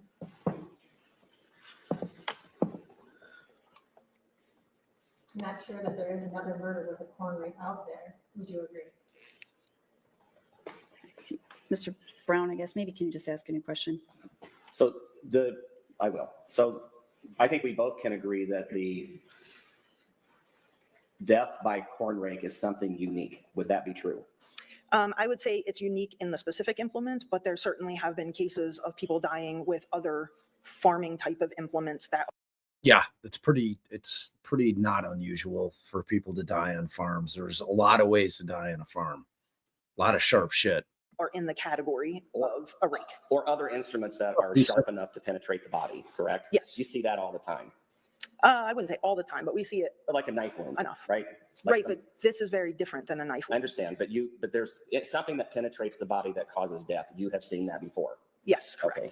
We can both agree that the corn rake, specifically as an implement to do that, is unique. True? Yes, that's true. There are 6 injuries to the back of Amy Mullis that are penetrating injuries, correct? Yes, 4 times on the corn rake. yes, That means it penetrated her body more than 1 time, correct? yes. All right. There has been a suggestion by Dr. Cruz that it was 2, very likely 3 times, and I assume you would agree with that.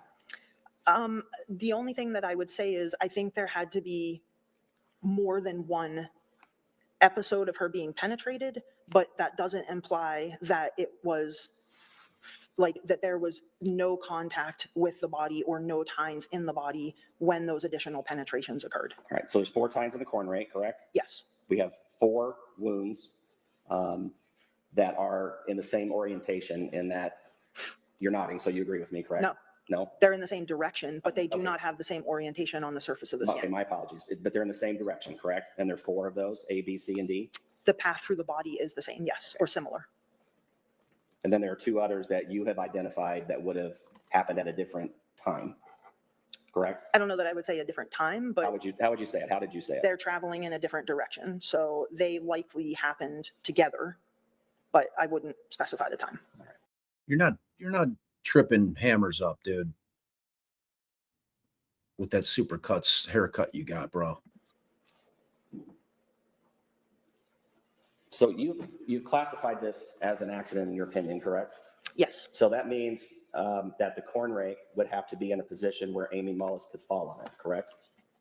correct. So it would have to be laying presumably on the ground, right?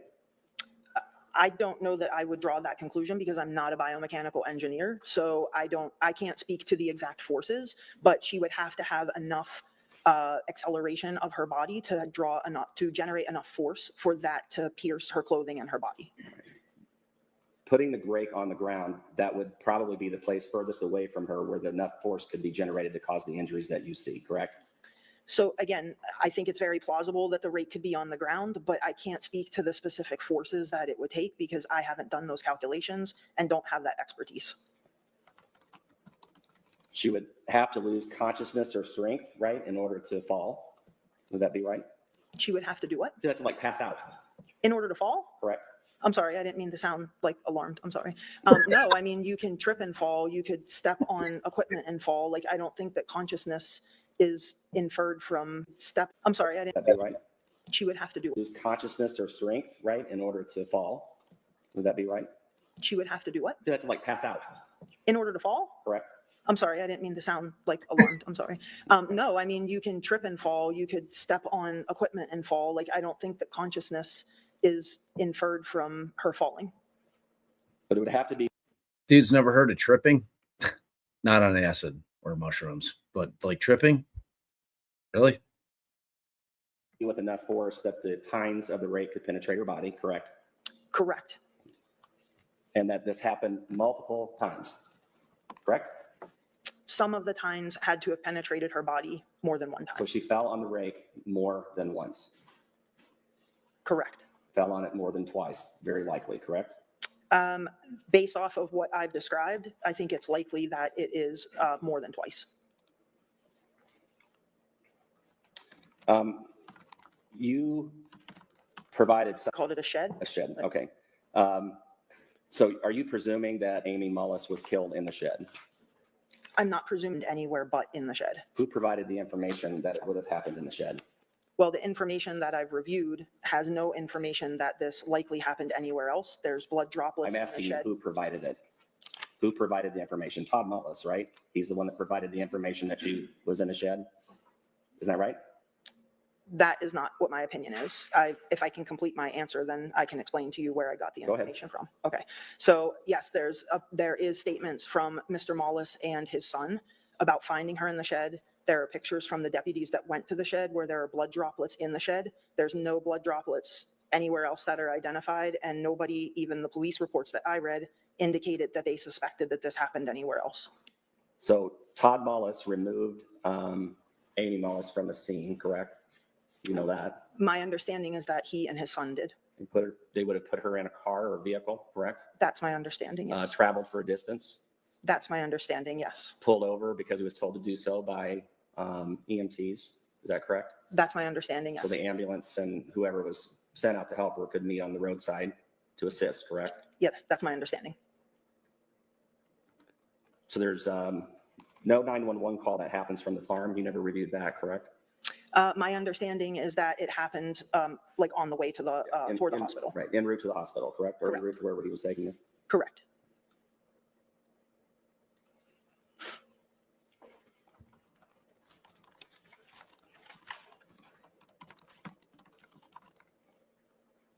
To get back to the information that you're relying on that came from Todd Mullis, he provided information as to Amy Mullis being in the barn or the shed, correct? So I just want to be clear. Are you saying that Mr. Mullis gave me materials to No, review? no. Is that what you're asking Well, me? you told us that you reviewed the investigation in this case, right? And that he provided statements? Okay, that's what I just want to be clear on. So what you're asking me is his statements to the police or to the hospital or to Right, first or wherever, responders, whoever. whatever source. Okay. Yes. Okay. So how would you answer that I'm question? sorry, what are you asking me I about that? said, the only person that provided information as to where Amy Mullis was located was Todd Mullis and possibly Tristan, correct? They're the only other two that were at the farm. That's my understanding, yes. So only those two people. So there's no independent confirmation of that by law enforcement or anybody else that you know of, correct? As far as specifically finding her the way that they did, it was the two of them, correct? And his description of Amy Mullis being in the barn with the rake in her back, that is his and his alone, correct? I believe his son also stated that. Okay, those two, but nobody else? That's my understanding, yes. Did you factor into any of your opinions, any information that Amy Mullis was unsteady on the day that she died? I mean, I would say that I factored in the complaints that she had that were reported and the medications that she had and the complaints she had prior to her procedure and the fact that she had a procedure just about 4 days before that. So what's the answer to that, that she was unsteady or that you had information that she was? I'm saying I took all of that into consideration. Todd Mullis also describes her that way, is that right?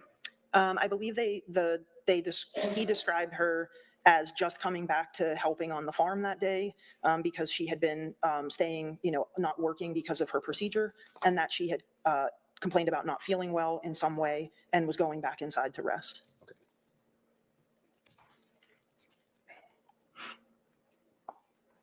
A significant fact.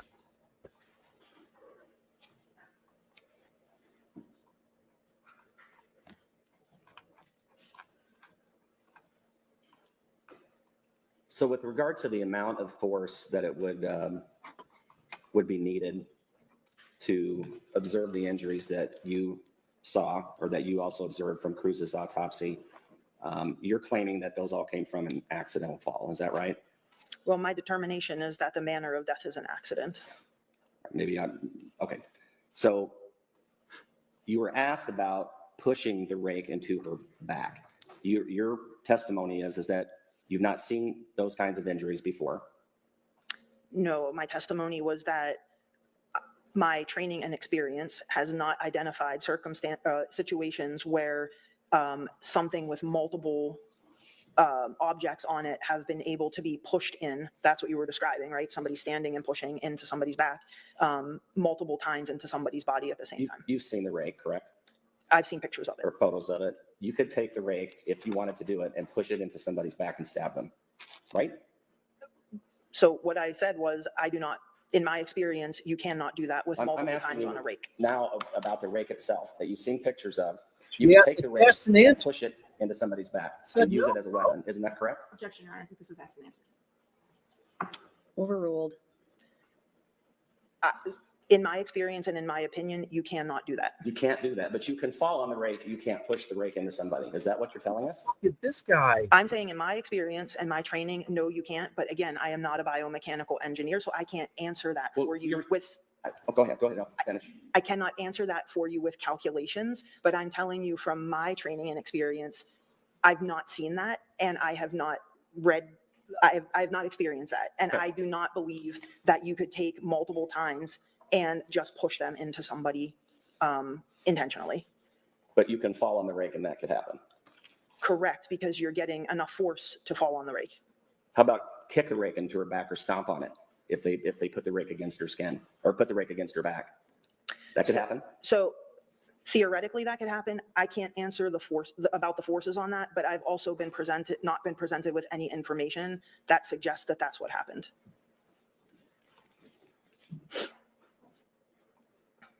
He's not so much angry as he is rattled.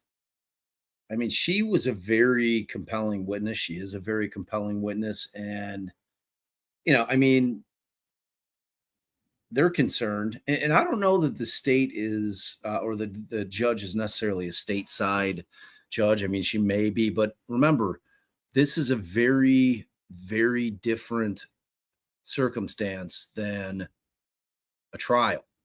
This is post-conviction relief. This is a guy that has been convicted by a jury. She's holding them to a high bar. And as she said multiple times, there is no jury here. Like, she's the trier of fact here. So like she's the one making the decisions. So if she wants to hear the answer, let her hear the answer. I mean, hammers don't give a fuck. She's good. She'll answer. Like he is not bullying her around. You're not like, and that was my, and I adore Dr. Russell. I'd love to have her over for dinner and just talk shop with her. And, but in terms of like her getting rattled, she gets a little rattled up there. This woman's very secure about her position, and he's simply not going to be able to bully her out of it. This guy, like, can't fall on a rake. What is this guy talking about? Okay. Dr. Hammers, you indicated that you take into account the investigation, correct? Yes. That would include all information that's been provided to you. Yes. I assume if you were missing some information or you thought you would request that. If I felt like there was something out there that would help me with my analysis, I would ask for it. Yes. And information that particularly since Todd Mullis was the suspect here. Statements from him would be potentially relevant to your determination. Isn't that true? Are you asking the ones that I had or and No, something? I'm just asking you in general terms. I mean, statements that he would have made about what happened would be relevant to your determination. They could be, yes. His motive might be part of that. Again, it could be. If he had a reason to kill Amy Mullis, that would be something you would factor in. It would be, and it would be something I would factor in. It would, I would take it with the other information. I mean, if a defendant confesses to a shooting, you might call that a homicide, or at least factor in a statement if they confess to that type of crime. Is that right? I would say I wouldn't necessarily call it a homicide just because of their statement. And if it didn't make sense that it could be a homicide from my autopsy, then I wouldn't call it a homicide just because somebody told me it was a homicide. I would use that as a piece of information with the rest of my examination. And if a defendant would confess to a stabbing, that might contribute to your finding that it's a homicide. Is that correct? Again, I wouldn't make that determination off of somebody's confession. I would make it off of the entire amount of information that I have. Again, if it didn't make sense that someone could stab that person based off of the circumstances and the set of injuries, then I wouldn't call it a homicide just because somebody was confessing to it. If Todd Mullis in this case made the statement that Amy was a cheating whore, or that she needed to, I'm sorry, I apologize, Your Honor. or that she needed to go to hell because she was a cheating whore, would you factor that in? Objection, Your Honor.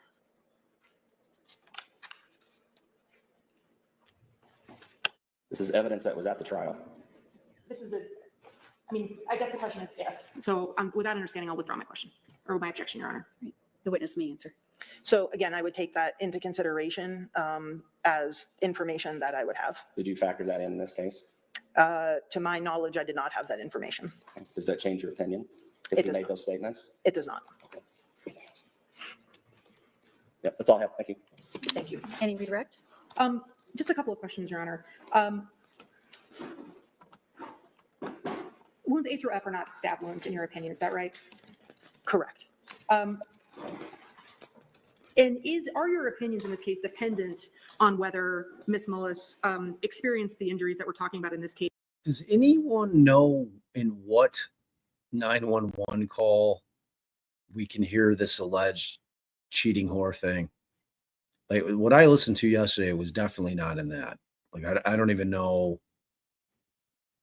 where he could possibly be saying that he heard that. It reminds me of the Rick Allen thing with, they're hearing shit and putting it out there for the jury that they heard, but no one in the courtroom could hear it. I don't know. Case in the shed of the Mullis farm or somewhere else? No, they're not dependent on her being in the shed. Have you received any information that there's been any confession in this case by Todd Mullis? I have not been given any information Right, that you know indicates that Mr. Mullis stated that he intentionally harmed Amy. Mullis. Is it your understanding there's any statement by Mr. Mullis that he intentionally or otherwise harmed her? No, to my knowledge, I have not reviewed anything to that end. You were asked some questions about sort of the nature of your disagreement with Dr. Cruz and whether there's things you agree on and things you disagree on. Do you disagree with the sort of objective measurements and objective data that Dr. Cruz developed from the autopsy? I do not. Do you disagree with her interpretation of this autopsy? I do. Do you disagree with the cause and manner of death that Dr. Cruz ascribed to this autopsy? Or ascribed to Ms. Mullis's death, excuse me. Yes, I do. Do you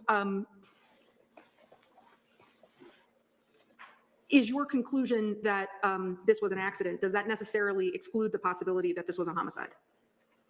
I mean, in the realm of all things possible, anything is possible, but we are asked and tasked with the job of reviewing all of the information and making an opinion decision about the manner of death, and what is reasonable, what is likely, and what is most likely, and matches with all of the and is consistent with all of the information that we have available. One moment, Your Honor.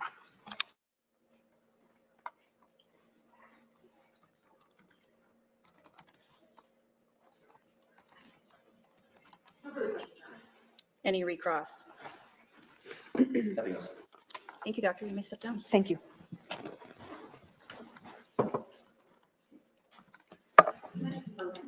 Certainly.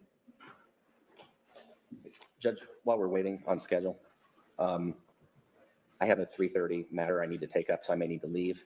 I think I mentioned this maybe yesterday. Just, even if we don't have a break, I may just get up and leave. Is that okay with you? It's okay with me unless you would like us to. No, the next witness is not mine, so I'm good. So I just don't want to delay things, please. So, Okay. yeah. Ms. Thompson, did you want to start your next witness, or do you want to take a short break before we do that? What's the first part? Kelly, what do you want to do? Keep it on? Okay, right. We can get started, it sounds like. Sounds good. Okay. All right. We call Dr. Valentina Nye, Your Honor.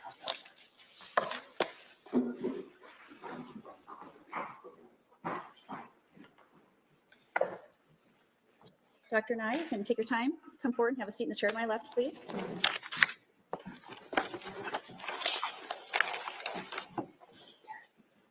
Good afternoon. Good afternoon. Could you raise your right hand? You swear the testimony you're about to give will be true and correct? I do. Okay, you can have a seat.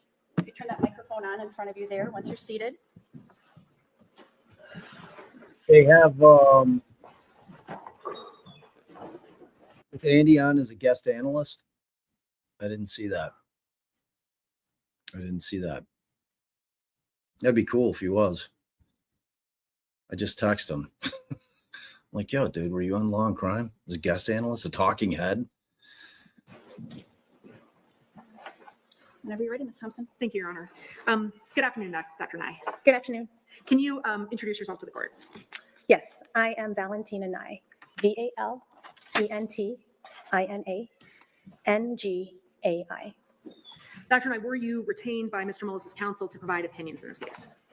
No, the firm I work for was retained and I was assigned to the case. Thank you, and we'll get into that in a minute. Can you tell the court what your profession is? Yes, I am a biomechanical engineer. In brief terms, what is a biomedical and biomechanical engineer? So biomedical is the overarching heading that it's called, and essentially it is the application of scientific and engineering principles to biological systems to solve problems. And biomechanical engineering is a subset under biomedical engineering that specifically studies the response of biological tissues to applied forces and motions. Do you hold any degrees in the field of biomedical or biomechanical engineering? Yes, well, I have 3 engineering degrees. What are those degrees? I have an undergraduate in civil engineering. I have a master's in mechanical engineering, specializing in biomechanics, one of my specialties. And I have a PhD in biomedical engineering. Again, one of my specialties is biomechanical. You're not a medical doctor, Dr. Nye.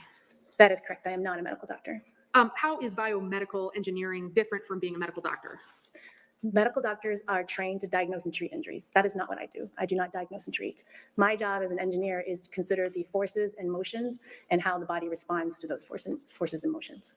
You mentioned it was your company that was retained by Mr. Mullis's counsel. Where is it that you currently work? I work for Robson Forensic. And what kind of company is that? It's a consulting firm that employs multidisciplinary expertise, and we basically run investigations.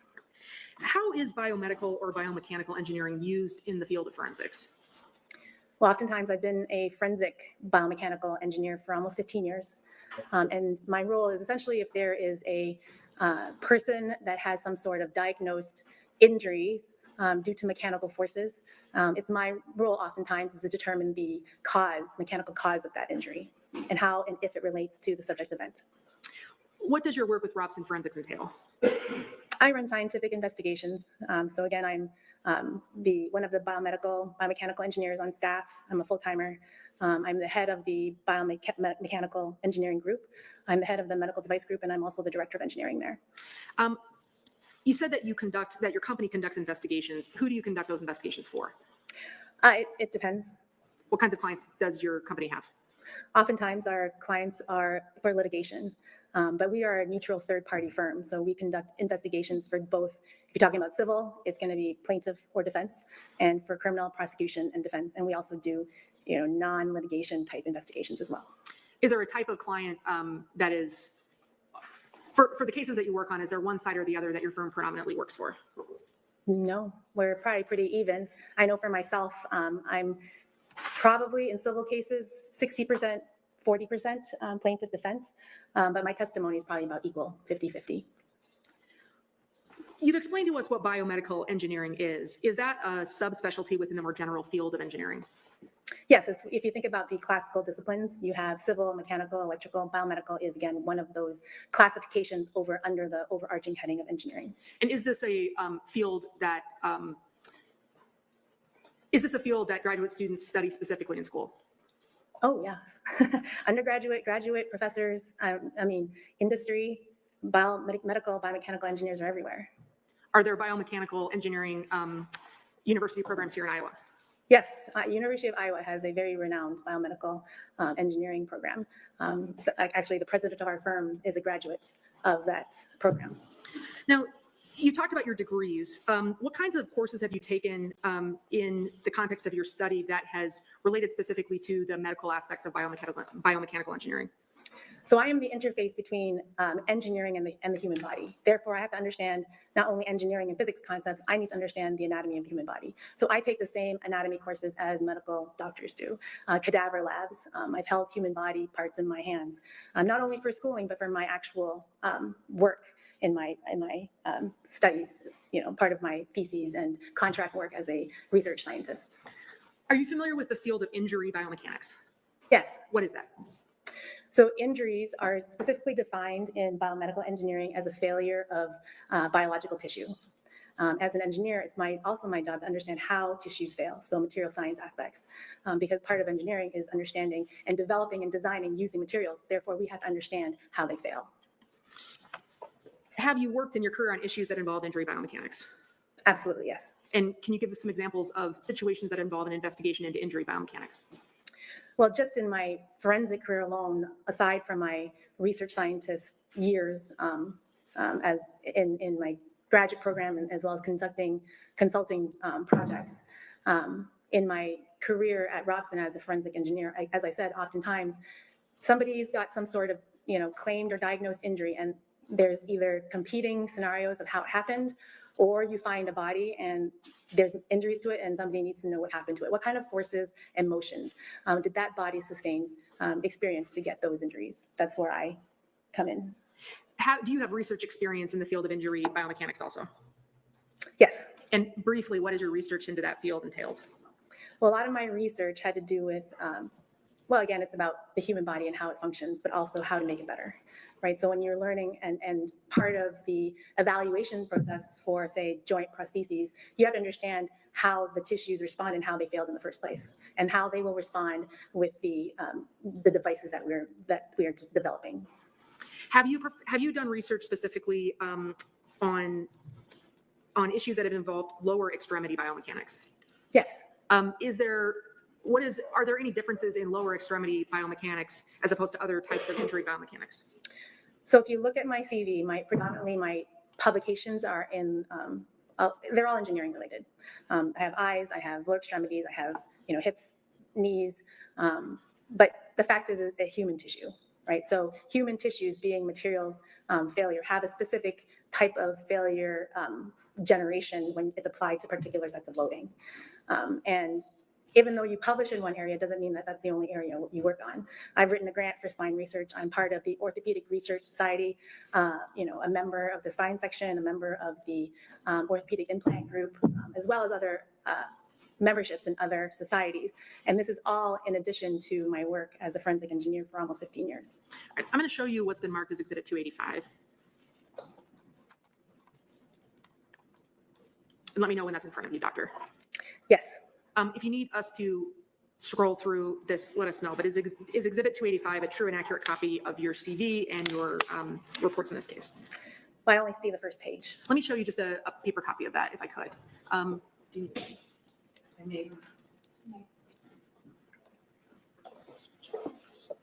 Thank you. The top document in what's been handed to you should be a copy of Exhibit 285.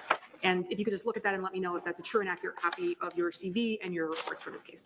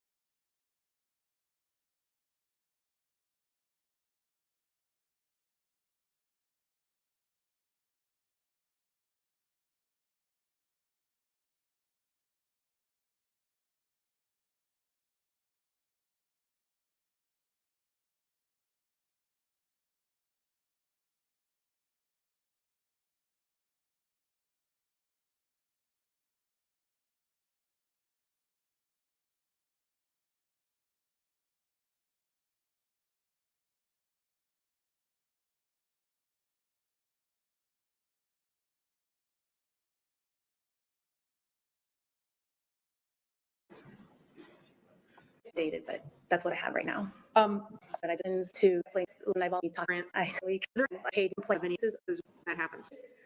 so whatever. Exhibit 285. We were issued the standard of filing.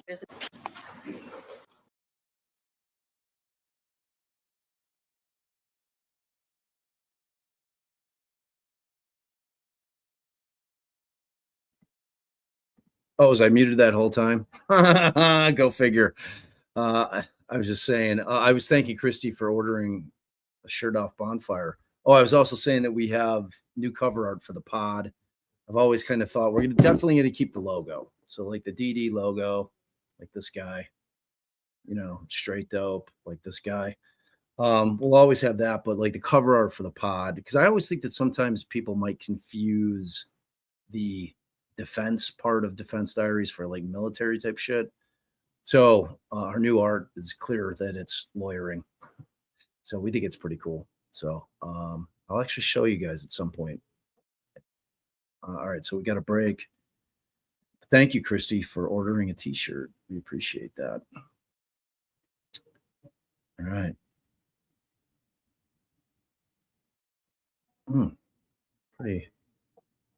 Pretty tasty break here. Starting to wander back in. Okay. All right, we'll go back in the record. Dr. Nye, I would just remind you that you remain under oath. Ms. Thompson, whenever you're ready. Thank you, Your Honor. I think before the break, and during the break, we conferred with the state about Exhibit 285, and we are seeking to offer Exhibit 285 into evidence, which is Dr. Nye's CV and her report. Any objections to 285? Yes, based on facial grounds, Your Honor, and for the reasons stated earlier during our off-the-record discussion in chambers.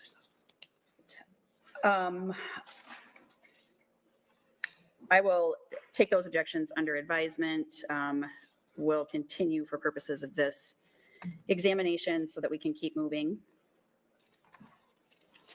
Go ahead, Ms. Thompson. And Your Honor, we have a binder of materials if the witness needs to reference them, which the state has looked at. Okay, thank you. Thank you. Dr. Knight, you were present in court for Dr. Cruz's and Dr. Hammers' testimony, is that right?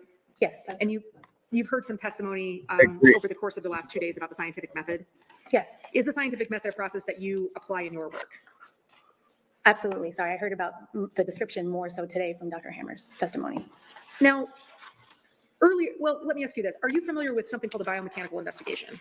Yes, absolutely. What is that? It's a scientific investigation to often determine the mechanical cause of an injury and if and how it relates to a specific event. Do you apply the scientific method when you perform a biomechanical investigation? Yes, absolutely. And I don't want to, without going into detail, can you just tell us briefly what the steps are that you follow when you perform a biomechanical investigation? Sure, yes. Just like all of us have. Oh, shit. Tracy just sent me a Gene Hackman warrant. What happened to that no foul play shit? Wow.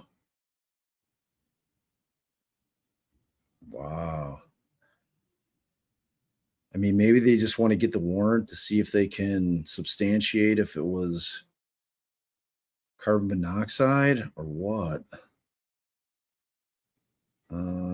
I'll check this. Interesting. Who, Lauren Conlon just did a live on it? Have taken in elementary school, if you remember back to your days of science, the scientific method is a foundational methodology to ensure that experiments and investigations are run so that they're repeatable and reliable. The first step is to have a hypothesis, a purpose. The next step is to develop a hypothesis or hypotheses. You can have more than one. The next step is to have materials and methods, right? So reviewing materials, gathering information, and then conducting necessary analyses to test those hypotheses. And based on the results of your analyses, then you can arrive at conclusions that then address the hypotheses that you set forth and specifically the purpose. Dr. Nye, are you going to testify to opinions that you hold as to Mr. Mullis's case? Yes. And are the opinions that you're going to... Brooklyn, I enjoy gloating as well. It took all the power in my soul to not gloat about how I called the Adnan Syed motion to vacate the conviction would potentially get blown up by the new prosecutor, which it did. I was like, dude, give him the 7 days. You give that guy the 7 days, you let the family come in. They deserve it. You know, you're now trying to tell them that you screwed up the first time, you got the wrong guy. Yeah, like Gene was 95. I think the wife was only 67, and the dog though. And the dog. So that's wild. All right, let's go. Yeah, we're definitely gonna cover the Gene Hackman warrant since he's one of my favorite actors. Now I'm fascinated. To provide in this testimony opinions that you hold to a reasonable degree of biomechanical certainty. Yes. How did you first become involved in Mr. Mullis's case? I believe that one of the attorneys for Mr. Mullis contacted Robson Forensics. And without discussing any conclusions that you reached, what was the initial purpose that what was the initial work that you were asked to do in this case? Sorry, I didn't finish. Once they contacted Robson Forensic, the inquiry came in, and then I was assigned to the case. And I'm sorry, go ahead. No, it's okay. I was just going to ask what you were assigned to do initially. Okay, so so after that, we typically speak to the person that called us to determine whether or not I have the expertise that is necessary for their specific investigation. So in this case, my purpose was basically at that time to determine the mechanism of specific diagnosed injuries in Ms. Mullis. Were you originally contacted to act as a peer reviewer for another biomechanical expert? Initially, that's how it turned out. Right. And did you issue a report at that stage of your involvement in this case? Yes. At some point, did your work in this case change? Yes. And how did it change? So initially, as a peer reviewer, I'm reviewing someone else's investigation to make sure that it is technically sound, following all the steps of the scientific method, and applying the engineering and scientific principles appropriately. I don't conduct the investigation myself. I'm just overseeing, essentially, the technical aspects. When that changed was when I was asked to conduct my own independent investigation. Is the report that you originally provided peer review on a report for someone named Dr. Susan Bully? Yes. And Your Honor, based on the testimony, again, we seek to admit Dr. Bully's report, but we would ask to defer argument. I did. Thank you, MB. I just checked it. Thank you. And thank you, Marissa. I missed you on February 24th. You sent me a nice little PayPal. Thank you both. Appreciate you. All right, so we're good. We're good on the wheel. We're good on the wheel. That wheel's getting spun. We hit 10. Good job, guys. Good job. And on this, Your Honor. Understood. For your investigations, I'm not talking about the stage of this case where you were a peer reviewer. Talking now about when your work in this case changed. Did you conduct a biomechanical investigation with respect to Ms. Mullis's injuries in this case? Yes. And you described earlier your process of conducting a biomechanical investigation. Did you follow that process in your work in this case? Yes. You told us step one is to identify a purpose. What was your purpose? My purpose initially with reviewing some basic information was to determine. Oh my God. Does true crime ever slow down? It's insane. It's insane. Now they got to throw Gene Hackman into the mix. So we've got the Walsh hearing that I was supposed to be covering, which Allison just came and asked me about. I've got it. Like, if I knew what the motions were, I might. Oh shit. So body of Hackman's wife was found in the bathroom near scattered pills.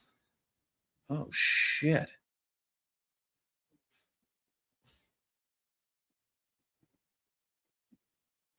Whoa.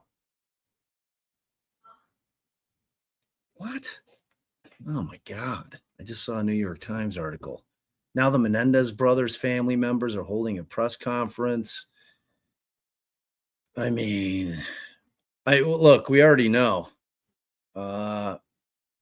New dude is not, he ain't feeling it with the Menendez brothers. I mean, Hockman very much seemed to be not willing to do anything other than potentially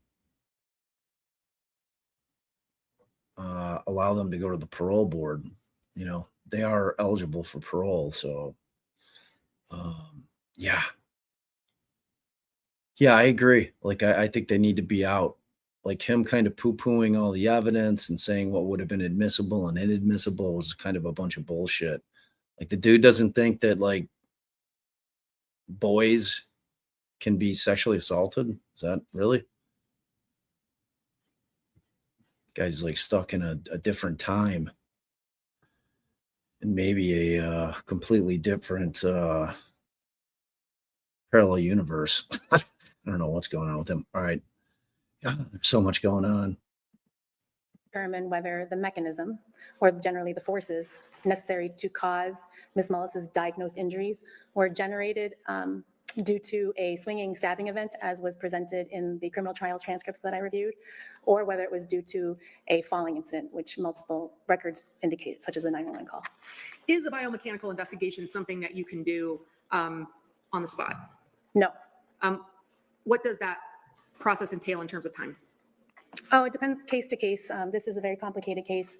It requires a lot of consideration and steps in reviewing case materials, the physical evidence, looking at 3D dimensional analyses, everything involved, the people, the diagnosed injuries, the implement, consideration of the spaces, the space involved, the mechanism of the injuries, scientific and medical literature review, calculations, applying scientific principles such as conservation of energy and laws of physics. It is a very arduous investigation sometimes. I understood that from your description of your purpose that you were evaluating competing hypotheses in this case. They weren't competing necessarily, they're just different. But multiple possible hypotheses is what I meant. Multiple proffered hypotheses, yes. Understood. And I know that's step 2 of your process as you described. I want to come back to that, and I want to start with what case materials you reviewed in this case.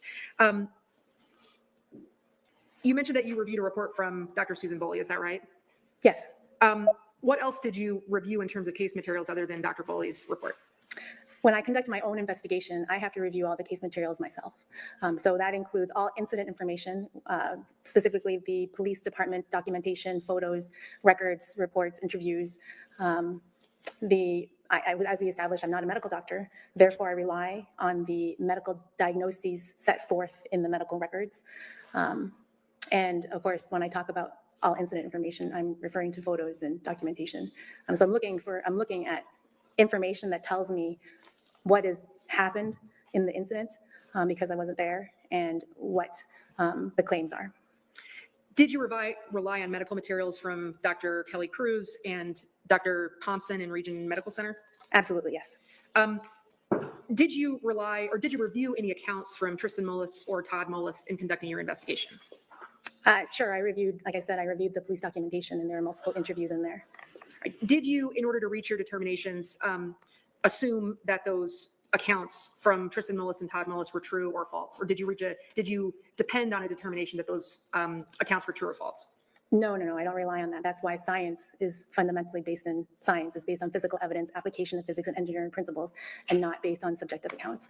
Now, there's always competing witness testimony. I might do my analyses and go back and compare to what was said or stated, but I don't use that as the basis for a starting point. Did you rely on any photos or documents from the Delaware County Sheriff's Office? Yes. What did you look at? They had information regarding the shed, the rake, the clothing. They also had photos of Ms. Mullis's body, and they had, dimensions. They had dimensions of the shed as well. Did you conduct your own inspection of Ms. Mullis's clothing? Yes. Meaning you yourself physically looked at it? I myself physically looked at it, yes. Did you yourself physically look at the rake in this case? Yes. Did you yourself go to inspect the shed or any other buildings on the Mullis farm? Yes, I went to visit the farm and the shed. Did you rely on any opinions of Dr. Jennifer Hammers in reaching your conclusions? Partly, again, a lot of her, the diagnosis of injuries, as we heard today, her and Dr. Cruz agree on the injury pattern. Did you rely on any other opinions of any other experts in reaching your opinions in this case? No, not that I can think of, no. All right, and you said that you relied on the injury pattern in this case from Dr. Cruz and from Dr. Hammers, is that right? Yes, And you've heard the testimony from both of those witnesses so far about what that injury pattern was? the testimony as well as the autopsy report, yes. Understood. And from the testimony from Dr. Jennifer Hammers today, was the testimony that she gave today about the injury pattern on Ms. Mullis's back, did that comport with your understanding of what that injury pattern was? Yes, it comported with what Dr. Cruz reported in her autopsy report and prior testimony. All right. Now, you heard Dr. Hammers give some testimony about other injuries to Ms. Mullis besides these 6 wounds, wounds A to F on her back. Is that right? Yes, Did you consider evidence about any of those other injuries on her body in reaching your opinions? yes, I mean, I look at all the injuries that are diagnosed on a person. However, the information provided were there are already explanations for the other injuries. So I was asked to focus on the penetration wounds. Are you offering any opinions one way or another about any injuries on Ms. Mullis's body besides wounds A to F? I specifically was asked to focus on the penetration wounds. So that's where I spent my investigation time. Okay. I'm going to show you, and there's been testimony about this, but so I want to briefly show you figure A, which we've talked about earlier in these proceedings.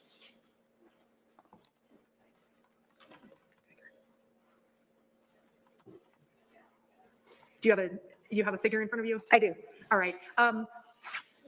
What do you understand figure A to represent?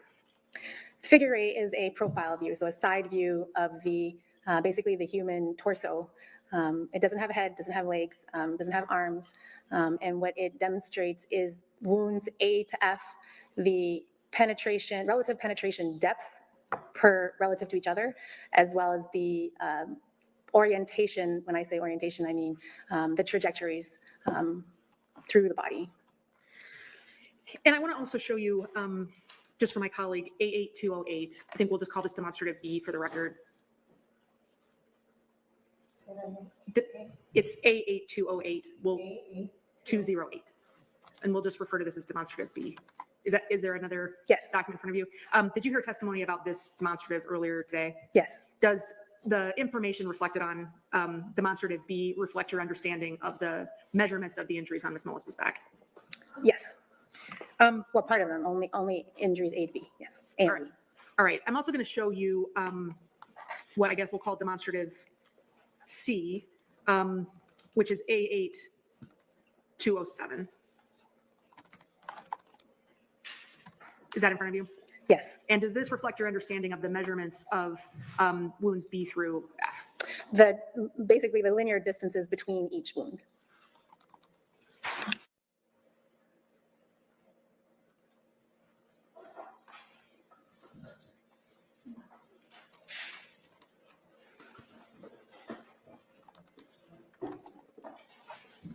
I'm also going to show you here what we're going to call demonstrative B.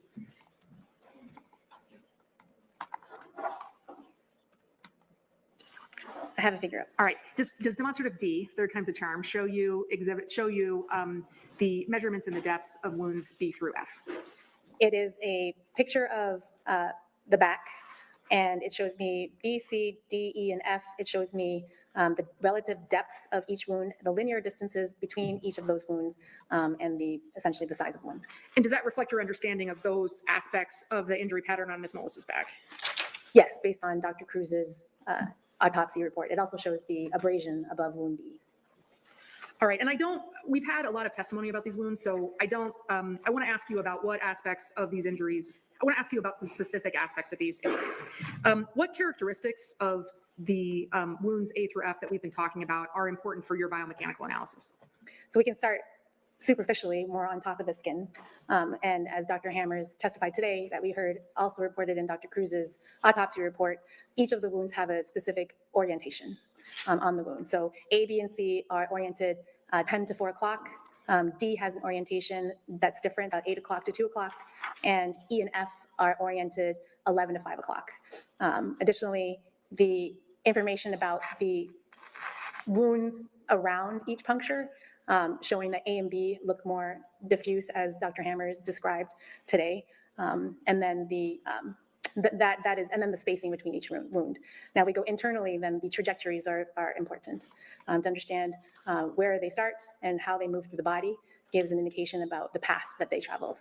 And understanding that A to D, again, has a trajectory that's through the body that's near horizontal to the long axis of the body, so perpendicular to the long axis of the body, though slightly downward, and E and F are sharp upward. Are there any other aspects or characteristics of those wounds that's important to understand for your, or that was important for you to understand for your biomechanical analysis in this case? Well, the abrasion as well is something that I consider. And why is that? It's just another piece of information.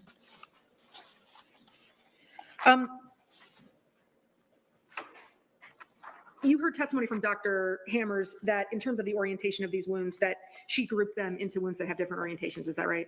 Yes, they self-group. Yeah, Right. 10 to 4 o'clock, A to C, D's on its own, and E and F. All right. So in general, and considering your testimony about your biomechanical investigation, you're discussing and considering human anatomy and reaching your decisions in this case. Is that right? Yes. And if you're not a doctor, how are you able to do that?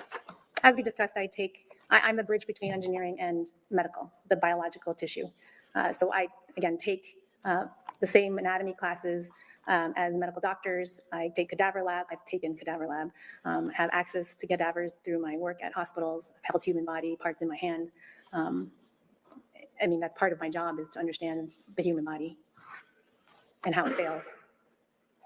Did you hear some testimony from Dr. Hammers that these injuries, these penetrating injuries, are from blunt penetrating forces? Yes. And is that important to your analysis? Yes. Why is it? Because the mechanism, when I talk about mechanism of injury, I'm talking about the type and direction of forces necessary to cause an injury. We're not talking about magnitude anymore. Oftentimes when I say force, people just think it's a number, but it's much more complicated than that. So type and direction designates a mechanism of injury. And blunt force injuries have different mechanisms than sharp force injuries. So blunt force injuries fail, the tissue fails due to tensile loading. Essentially, you add tension to the tissue and it overloads past its failure point. Before we go through the possible hypotheses that you considered in this case, I want to talk to you about your investigation of the rake and the clothing in this case. So I think it was your testimony a minute ago that you examined yourself, the actual rake, and that's connected with this case. Is that right? Yes. Did you take your own photographs and your own measurements of the corn rake? Yes. I'm going to show the witness what's been marked as Exhibit 929.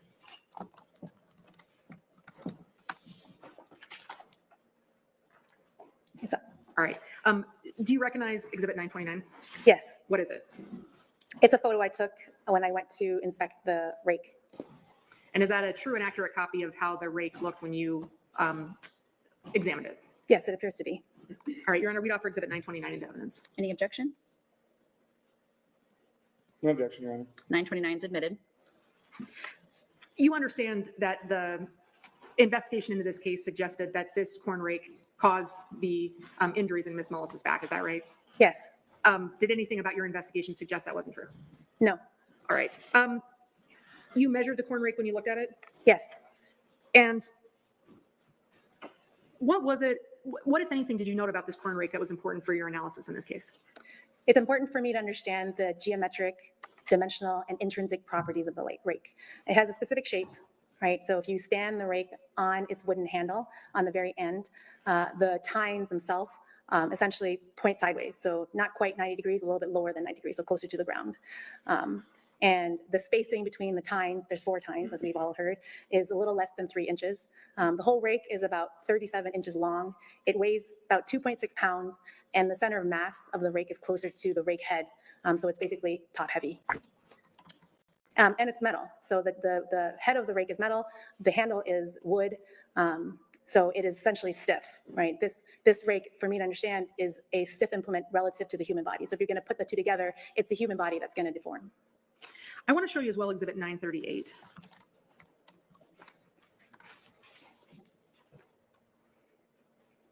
Do you recognize what Exhibit 938 is, Dr. Nye? Yes. What is it? It is a view from the top. So if I'm looking at the tines, and the tines like towards my face, I'm looking at the top of a tine, essentially. Is the tine in that photograph for, I don't know the term you would use, but in a caliper or a measuring device of some It is in a type? caliper, yes. And the tine is in the middle of that caliper? Yes. Does Exhibit 938 truly and accurately depict a more close-up view of one of the tines of the rake at the time you observed it when you examined it? Yes. All right, and at this time, Your Honor, I would offer Exhibit 938 into evidence. Any objection? No objection, Your Honor. 938 is admitted. As to this, I'm sorry.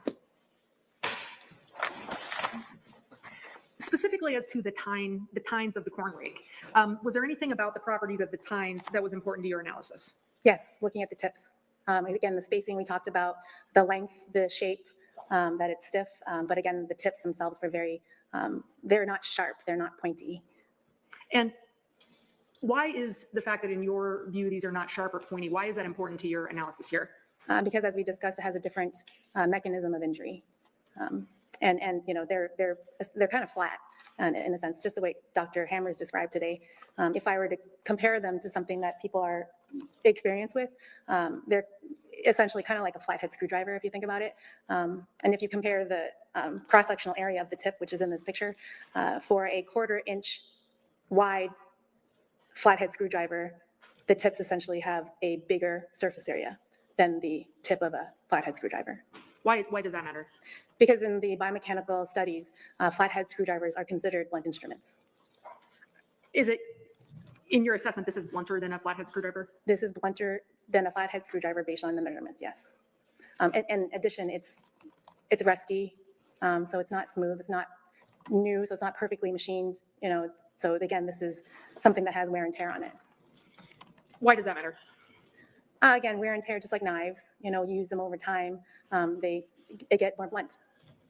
Now, you said in your testimony that the mechanism of injury is different for this type of object. Different from what? Well, different from sharp force, right? So if you talk about sharp force, tissues fail under compression. So this is basically a tensile loading. So you put something that's blunt against the skin or any kind of material, and you push through it, it basically generates a tensile loading, and it's the tensile loading that causes failure. And why that's important is because in literature, it provides information about the thresholds for human skin to fail under tensile loading. You're using a lot of scientific terms there. So when you talk about the tensile loading that would cause human skin to fail, in layperson's terms, what does that concept mean? Like ripping apart. You know, if you were to, you know, again, rip something apart rather than push it together, biological materials are anisotropic, and they have different characteristics and different failure mechanisms and different thresholds for failure depending on how you apply the force to it. I want to talk more about how those concepts apply in this case, but I want to ask you first about your evaluation of Miss Mullis's clothing. You had a chance to inspect yourself Miss Mullis's clothing, is that right? Yes.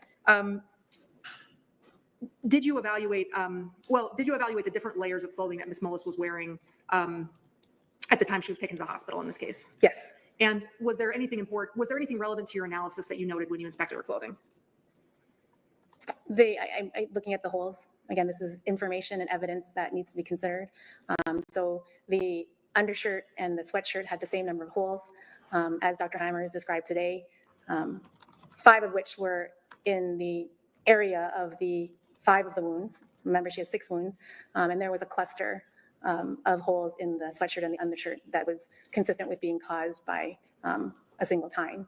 Additionally, the coat itself had the same area of the location of wounds except for wound D. So again, we have less holes in the clothing than there are in the body. When you examined the jacket that Miss Mullis was wearing at the time she was taken to the hospital, how many holes did you see in that jacket? In the location of the wounds, 5. And when you examined the clothing, did you make any holes in it? No. Can you yourself account, well, let me ask you this. Did you hear testimony from Dr. Cruz that at autopsy, they identified 4 holes in a photograph? Yes, I know that photograph. All right, and can you personally account for why there is a difference in the number of holes that you saw and the number of holes that were photographed at Dr. Cruz's autopsy? All I can say is that the photos from the autopsy, that additional hole wasn't as prominent as when I went. When I went, that hole was prominent, and it matched up with the holes on the underclothes. In general, why were you inspecting the clothing that Ms. Mullis was taken to the hospital in? Again, it's all information. It's important to consider the physical evidence when running an investigation and making conclusions. You've talked a second ago about the tensile strength needed to break human skin. In a biomechanical analysis that involves someone wearing clothing, is it important to understand characteristics of the clothing? Yes, absolutely. And why is that? Because different clothing have different properties. Again, it's material science, right? So different materials will have different failure thresholds. And how it applies here is that Ms. Mullis was, as we've heard, was wearing multiple layers of clothes, one being a very thick, I guess it was described as a Carhartt jacket with fleece inside based on my inspection. I want to go back and show you demonstrative D.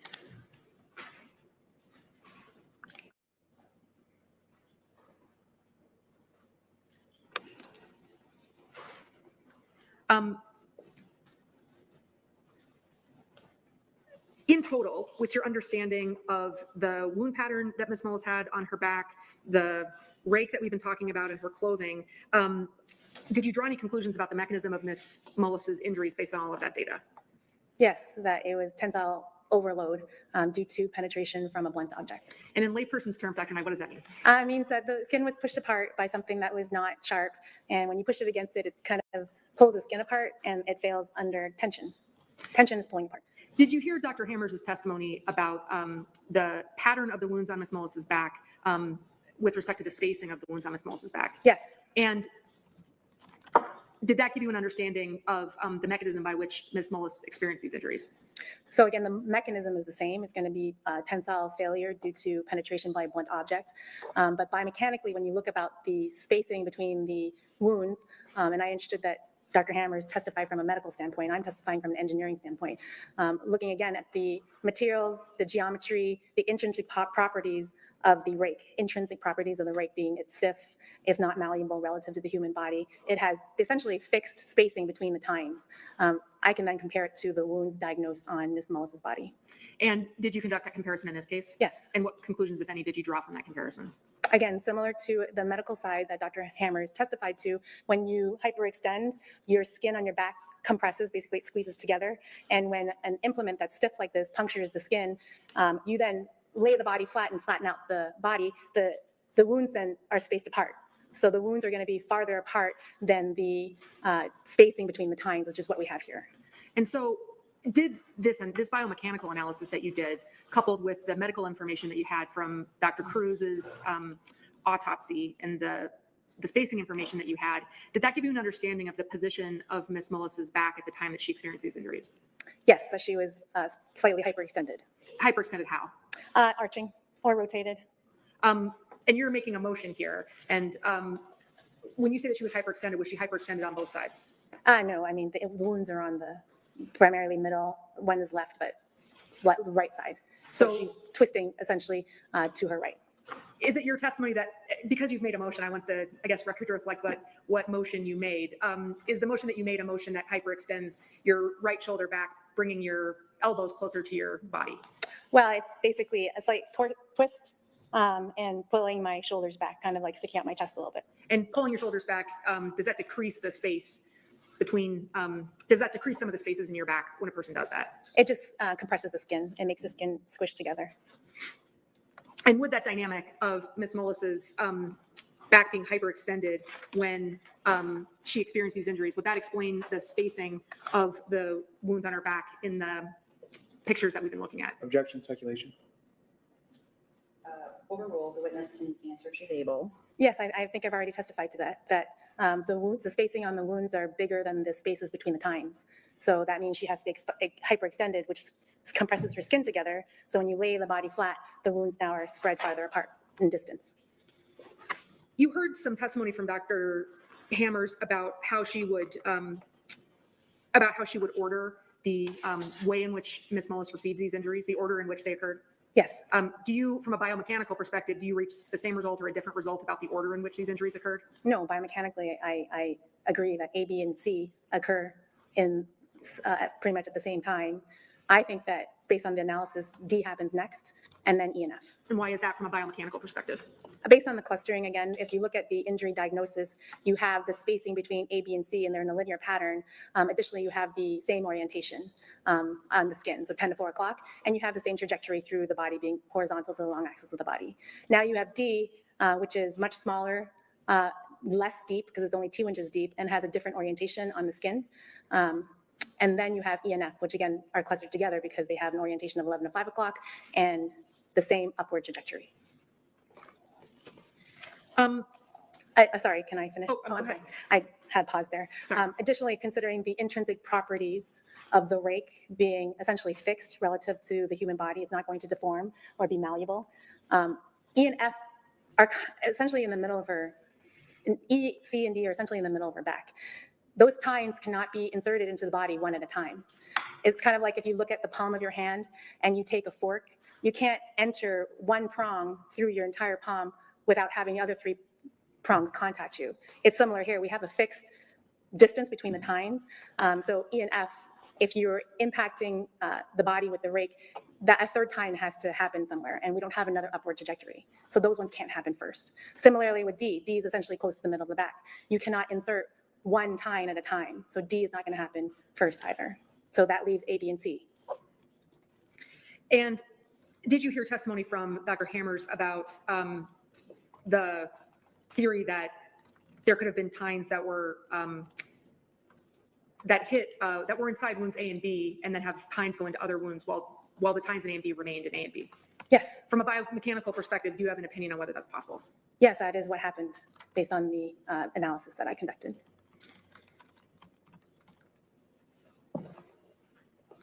All right. So at this point, I think your testimony has been that you identified what the injury pattern was as you understood it.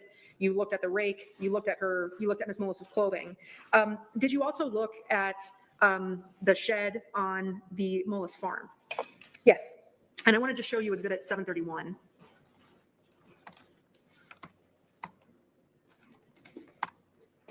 It's up. All right. Do you recognize what's depicted in Exhibit 731? Yes. What do you understand Exhibit 731 to depict? It depicts a photo inside the shed where Dr. Hammers was describing one of the walking paths, one of the very few walking paths. You said that you yourself visited the shed as well. Yes. Does Exhibit 731 look like the shed, the inside of the shed, or the area of the shed that's depicted in 731 when you saw it? It looks like it. Why did you go to the shed and look at the shed? Again, it's information to gather, a data point that needs to be considered. And why does it need to be considered? Well, if I have all these essentially different hypotheses to test, I want to understand the space in which the people or claimed people involved, how they fit relative to the spacing. So now we have to consider anthropometrics, the people claimed to be involved, now we know what the implement looks like and how long it is, and I have different hypotheses to test. So I want to know what space I'm working in. You know, am I working in a giant field or am I working in a box? Was it an assumption that you? I mean, there is no way that this judge cannot think that this witness and the preceding witness may not have impacted the jury and their decision. I mean, this just wasn't presented at trial. Remember, at the original trial, his defense decided to say, well, we agree she was murdered and it just wasn't our guy. This is an entirely different defense. And it's, I mean, I think the guy needs a new trial. I'm going to go without even seeing the next 35 witnesses based on these two alone. Needs a new trial. You had at the time you tested your hypotheses in this case that the interior of the shed on the Mullis farm was where Ms. Mullis experienced these injuries? I don't assume. I mean, did your opinions depend on the interior of the shed being where she experienced these injuries? No. If I didn't have, now that I conducted my investigation, if I didn't have information about the shed, my opinions wouldn't change. All right. So you talked about the scientific method. I think we've talked about your purpose. Have we talked about all of the case materials that you reviewed in this case and that you relied on to reach your opinions? I believe so. The All right. physical evidence, yes. Okay. And I think we skipped a step, which was developing hypotheses. And I want to use the right term that you use. I think you said that you considered different possible hypotheses. Is that right? Well, I considered different hypotheses that were proffered in the material I reviewed. All right. So you mentioned a moment ago that you had to take that when you conduct these kinds of biomechanical investigations, you take all these case materials into account to conduct your assessments. And before we talk about any of the individual hypotheses that you considered in this case, how did you take all this information to test those hypotheses? So part of the scientific process, after you've developed a purpose and your hypotheses, reviewed case materials, the next part, and we now talked about the mechanism necessary to cause these injuries, the next step is basically to apply engineering and scientific principles to determine whether or not that mechanism is generated in each hypothesis, if and how. Just as an aside, the process that, well, not as an aside, I want to ask you this. The process that you're describing, is this the same thing as an accident investigation or an incident investigation? Yes, incident investigation. Okay. Is what you are doing when you determine whether different hypotheses are possible, is one of the things that you have to do to decide how much force would be necessary to cause whatever hypothesis or whatever hypothesized mechanism you're considering? No, not all the time. And why is that? Because as I defined earlier, mechanism of injury is the type and direction of forces necessary to cause an injury. That excludes magnitude, right? So we've talked about it a little bit, but types of forces are compression, so pushing together, tensile loading, which is pulling apart, shear loading, which is essentially sliding or transverse to a plane, torsion. Along with those different types of loading, you can have combinations of all those loading. Now, direction is important because the human body and all objects in are three-dimensional. So knowing that each one of those types of forces, as well as any combination of those forces, can be applied to the body in every plane, at any increment of that plane. That's what mechanism of injury means. That's first and foremost. If the mechanism doesn't match, then I don't need to do magnitude. And I've testified before, the analogy is if I'm looking for a red dress in size 5 and I find a blue jumpsuit, I don't care how big it is or what size it is. It doesn't matter. All right, so to test a particular hypothesis, you're first determining if the type and direction, if the mechanism is possible. If the mechanism is generated first, yes. Right, and if the mechanism is generated, do you then determine whether the magnitude of the force is possible?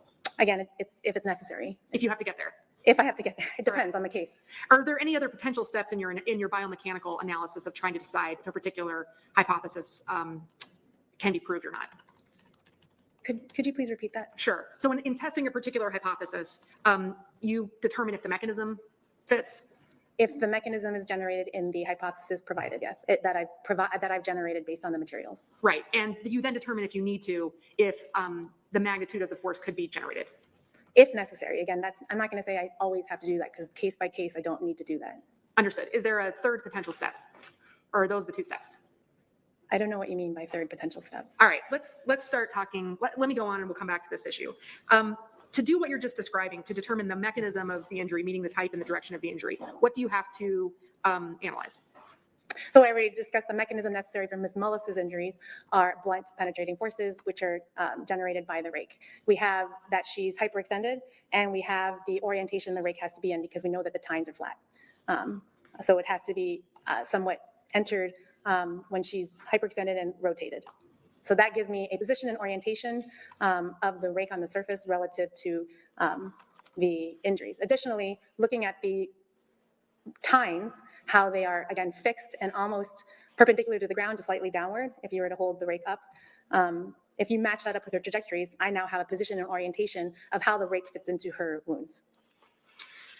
When you are conducting the type and direction analysis, are you considering the laws of physics? Yes. And are you considering biomechanical and engineering principles as well? Absolutely. All right. I want to talk about the possible hypotheses that you considered in this case. Did you consider as a possible hypothesis in this case, Dr. Cruz's determination that it was possible that the corn rake was swung into Ms. Mullis's body to cause these injuries? Yes, and that was what was presented in the trial transcripts for the criminal trial, that it was swung multiple times into her body. In your biomechanical investigation, were you able to prove or to disprove this hypothesis? I was able to disprove that hypothesis. And how did you disprove that hypothesis? So again, sorry, I keep saying that, but so in every analysis, the engineering fundamentals include Newton's laws of physics, conservation of energy, and I don't know if you want me to go through the laws. I don't need to go through 1, 2, and 3 unless you want me to. But based on Newton's laws of physics and understanding the mechanism of the injury and how the rake is positioned, Yes, and in considering the anthropometrics of the people involved, there is about 10.5-inch height difference between Mr. Mullis and Ms. Mullis. So that takes that into consideration. I want to stop you there. When you talk about their anthropometrics, was that considering the height and weight of each person that would have been involved in this hypothesis? Yes, and later on I use it further for Ms. Mullis. Where did you get the height and weight information that you used in your analysis? The medical records for Ms. Mullis provide me a height and weight. And I actually don't remember where I got Mr. Your Honor, Mullis. I am going to object to the line of questioning as beyond the scope of the report in violation of the rules of civil procedure, as it does not include the study nor the actual evaluation of Ms. Mullis's weight or any of the matters in question here. In fact, I believe that Dr. Nye's report specifically, her second report at page 2, footnote 5 says she doesn't include the actual data and principles, and to date, I don't believe we've received the specific data, principles, or force and merit evaluations. I'm sorry, the force evaluations at issue for her testimony here. And so the state objects, says it's beyond the scope for purposes of the rules of civil procedure, and therefore falls outside the allowable scope for expert testimony. Do you wish to respond? I thought that we conferred about this at the break, but we tendered Dr. Nye's biomechanical investigation materials to the state in discovery. I wasn't at the case at this point, so I'll let my colleague handle this, but these materials were disclosed. They were disclosed last year, Your Honor, and supplemental discovery, I think it was May 27th or June 4th, 2024. For clarification, Your Honor, is this what you're referencing? Yes. I don't know that this is actually, as we conferred in the hallway, I believe we conferred and confirmed that most of it was Dr. Balley's figures and express information. That most of this, I believe, was either copy and pasted for the portions at issue. And again, it was labeled a work in progress and never made a part of the actual expert reports at issue. So based upon the actual calculations, I do believe that we do not and have never received, as Dr. Nye's footnote 5 notes, we have never received the actual information underlying the specific findings. Judge, may I If you want to respond, that's fine. Otherwise, we can take a quick break and go off the record so you can look further into what was actually exchanged back on that date. the applicant and the state share a Dropbox link, and this was provided to them in the supplemental discovery, as I mentioned. There's actually 2 files, and that's not a copy and paste. It's actually Dr. Nye's work in progress of what she was doing and how she came to her analysis of, and I think it also includes like law enforcement and reports and basically her calculations and stuff. Your Honor, I think this is this is actually, I don't think there's a dispute about what the state received. I think the dispute here seems to be about whether that's a sufficient disclosure. I think that's the issue. I don't think we dispute what was turned over. Well, I guess I'm hearing a dispute about what was turned over. So, And we do dispute what was turned over. Sure. Permission of body of the witness. sure. Thank you. Dr. Nye, you've previously been deposed and testified in other cases, including at least 24 prior times, correct? Yes. Including deposition timeframes recently in the Federal District Court for the Eastern District, I believe, of Texas on an estate case. Is that fair? I believe it's called Ramirez v. Yes. Escobedo. I know that case. Yes. And during that point in time, you also were questioned in your deposition about how you form the notes in question. Do you recall that? Do you take notes when evaluating the case record? Fair?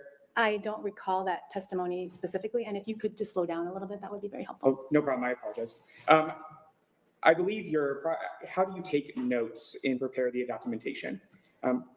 So I typically start with a case summary file where I take basically screenshots from material I'm reviewing so I can keep track of where I got what information from. And then I generate an analysis file. And that's basically specific information from the materials I reviewed against, but more condensed. And then I go through an analysis. And so for your case review file and the information here that would be provided, those photos, for instance, you didn't. You have to slow down, please. These photos specifically would be taken at different times, right? Which photos do you mean? For instance, what's labeled TRM demonstrating Rake position. So those are not photos. Those are screenshots from a video interview of And TRM. you also included Dr. Hammer's letter, I believe, regarding Ms. Mullis and this case specifically, right? Yes. And Excerpts of it. Yes, excerpts of it. The analysis and information that goes forward from there, aren't your pictures or those your paragraphs, right? So again, continuing on, I contain excerpts from Dr. Hammer's report. Those photos are from autopsy, I think, or from Dr. Thompson's photos. And then some inspection photos of the rake. Including Dr. Balley's reports, figures, numbers 19, 20, and 21, I believe. I don't know what Dr. Bully's figure 19, 20, and 21 are. believe they're included in the same section of the paragraph or supplemental discovery that we'd be discussing here. Would it be helpful to see? I believe it's in your binder as well. Could you just reference the page? I just think. They're not numbered, but it's the Oh, I see what you're saying. fifth from Yeah. that. Yes, Those aren't your figures, correct? those are not my figures, but I didn't need them. Because like you said, you screenshotted the information, included it, so you could refer to it later, right? I screenshotted information. Again, it's the information for me to look back on, so I don't have to go to multiple documents. And so this document or your file for purposes of the analysis is mostly reflected in footnote 5, fair? Well, Where you didn't include your actual specific data, right? so from my understanding, footnote 5 I put in there because I was going to be deposed. I had a deposition date for this case and it was canceled. So I was willing to have my deposition where I could provide my details over a year ago, which I think the state canceled. So you haven't included those details specifically? No, here in your because I report? thought I was going to testify to them. Thank you, Your Honor. The state submits its objection again. The information is not provided for her own evaluation and by their own, Dr. Nye's own admission, was left out for purposes of the deposition at hand. And so the state objects in violation of the rules of civil procedure. However, Okay, my hold report on, itself. hold on. Right. I was told that the information was provided to you on May something through a Dropbox link. If you need a chance to check and see if you have it, I will provide you with that opportunity. But as of right now, the representation is being made that the materials were in fact provided. So that's where things stand. Whether or not they came directly from the doctor or not is irrelevant to me if you have them. So do you need a chance to check and see if you received them on that date? We can certainly check and we can also confirm. All right. Let's go off the record. Let me know, please, when you've had a chance to do that. Thank you. Recess. Thank you. Yep.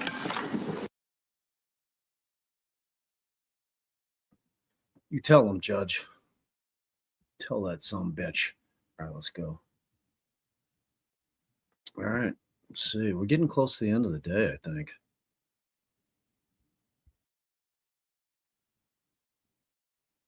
Received. I think the dispute is to whether or not it have. In that footnote.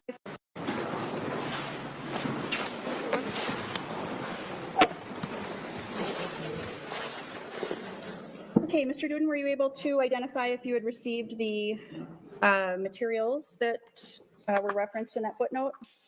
My belief, Your Honor, is that we have received the materials that have been disclosed and exchanged during discovery, so there's no dispute as to what we received. I think the dispute is to whether or not it's substantively enough for purposes of an expert evaluation or report, as they're required to include their data, impressions, and opinions.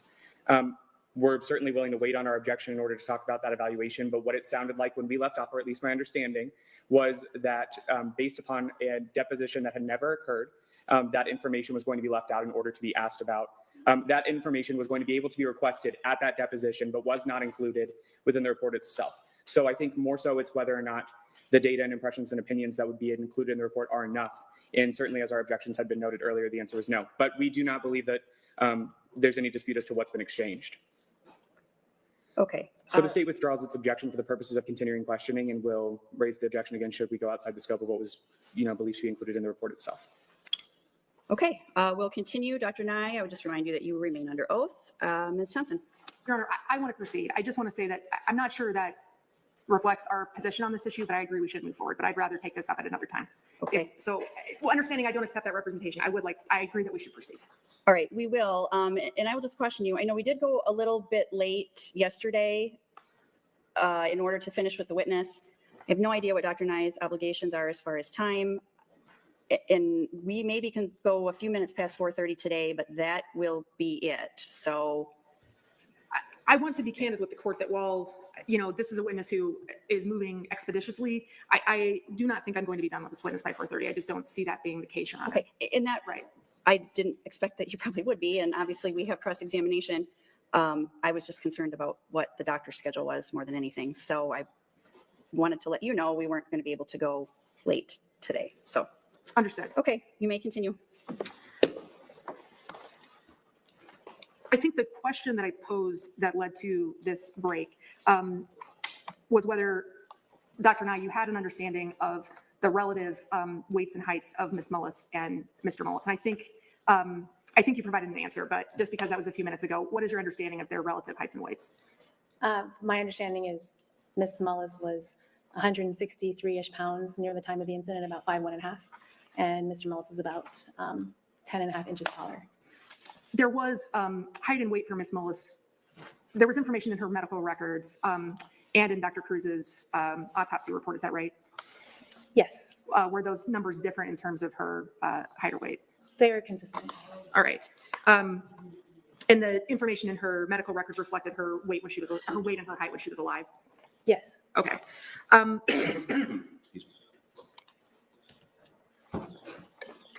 And I think you started to talk about this, but I just want to make sure we're on the same page since we took a break. It was your determination that it was not possible for the hypothesis that the corn rake in this case was swung into Miss Mullis's body to be true. Is that right? Yes, based on my investigation, that was the corn rake was not swung into her body. And how did you reach that determination? So again, applying the engineering fundamentals, looking at the wound pattern externally and internally, looking at the intrinsic properties and geometry measurements of the rake, putting them together, understanding that we know that A, B, and C wounds happen first, and their wound trajectories are about horizontal with the long axis of the body. So you match. Let me stop you right there. What does horizontal to the long axis of the body mean? Like perpendicular. So perpendicular, near perpendicular to the long axis of the body. That's the wound path for A, B, C, and D. So if you match up the tines, which have a very fixed position and geometry, now I have a relative position of the rake handle has to be essentially along the long axis of her body. The rake handle is along her body. Essentially, like her buttocks would be contacting the handle upon entry for A, B, and C to occur. So then understanding that, you look at the swing options. Aside from the multiple swing option, let's look at the first swing option. And a swinging of the rake, overhead swinging of the rake, would generate much steeper angles of wound trajectory and did not match the physical evidence. I want to show you I'm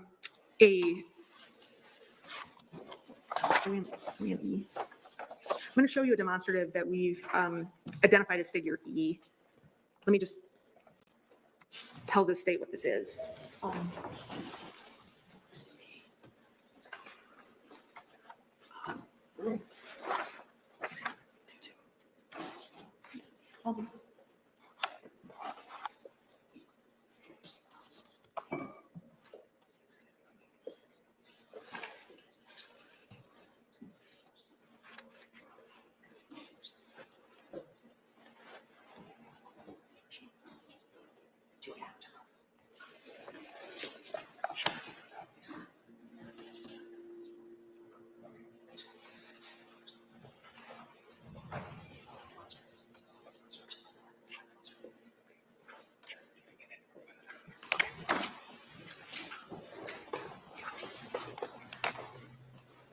Would looking at some demonstrative exhibits assist you in your testimony in describing how you considered the hypothesis of whether Mr. Mullis swung this rake into Ms. Mullis's body?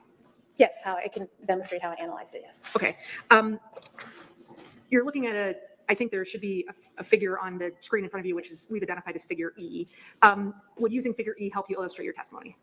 Yes. All right, and can you explain how you determined that swinging an overhead swing would not have, is not a hypothesis that works in terms of how Ms. Mullis received these injuries? Yes, so what this entails is the figure that demonstrates the wound trajectories for all A to F wounds, and that A, B, C, and D are essentially, like we talked about, perpendicular to the long axis of the body. In an overhead swing, based on the properties of the rake, when you try to swing it into a person, you're creating much steeper angles. So therefore, the type and direction of forces that are necessary to cause Ms. Mullis's diagnosed wound pattern isn't generated from the swing. So there are different angles at which, depending on the distance of two people, in terms of where they're standing vis-a-vis each other, there's different angles that could be generated by an overhead swing depending on the distance between the two people. Is that right? So if you want to generate the maximum speed, you mean, then you have to be farther apart? Well, my question is just that if, for instance, if in this situation, in this scenario where you're assuming people of the relative heights of Ms. Mullis and Mr. Mullis, if you're considering a hypothesis of whether someone standing behind Ms. Mullis and swinging the rake overhead, how that would contact Ms. Mullis's back. Yeah. Depending on the distance between the two people, that angle might be different. Is that right? The angle at which the rake hit Ms. Mullis's back. So you want the rake tines to hit. So you're not talking about the other parts of the rake. Let me ask you a better question. Would the distance between two people in a hypothetical where a person is standing and then a person is standing behind them swinging a rake overhead, would the distance between the two people impact the angle at which the rake tines hit their back? Well, if you have them closer, the rake tines might not even hit their back at all. And why is that? Because of the, again, intrinsic properties of the rake. It has a specific length, has a specific entry point if you want the tines to be in there. So they have to be positioned and oriented in such a way that the rake tines enter her body while she's hyperextended. And is there, but could you envision in testing this hypothesis any sort of position where a person could have been standing behind Ms. Mullis and swinging the rake overhead, where the specific injuries with the specific pattern and trajectory that Ms. Mullis's injuries had could have resulted? No. We tested standing upright, various angles of bending over, lying flat on the ground. The way the rake tine is built and her nature of her injuries, and knowing that she has to be hyperextended at the time the tines enter to cause A, B, and C, the angles don't match. The position and orientation doesn't match. Therefore, the mechanisms, the type and direction of forces necessary to cause those specific diagnosed wounds don't match. I'm going to show you figure F.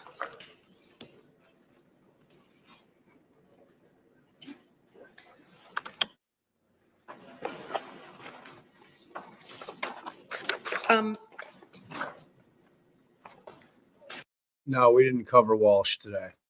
I think Tracy said it sounds like it was a real dud anyway. Tracy said,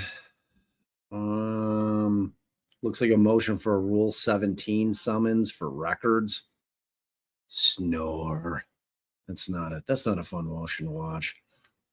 This is way more interesting than that. I'll look at it if it's worth it. I'm way more sucked into Gene Hackman. Tell you that right now.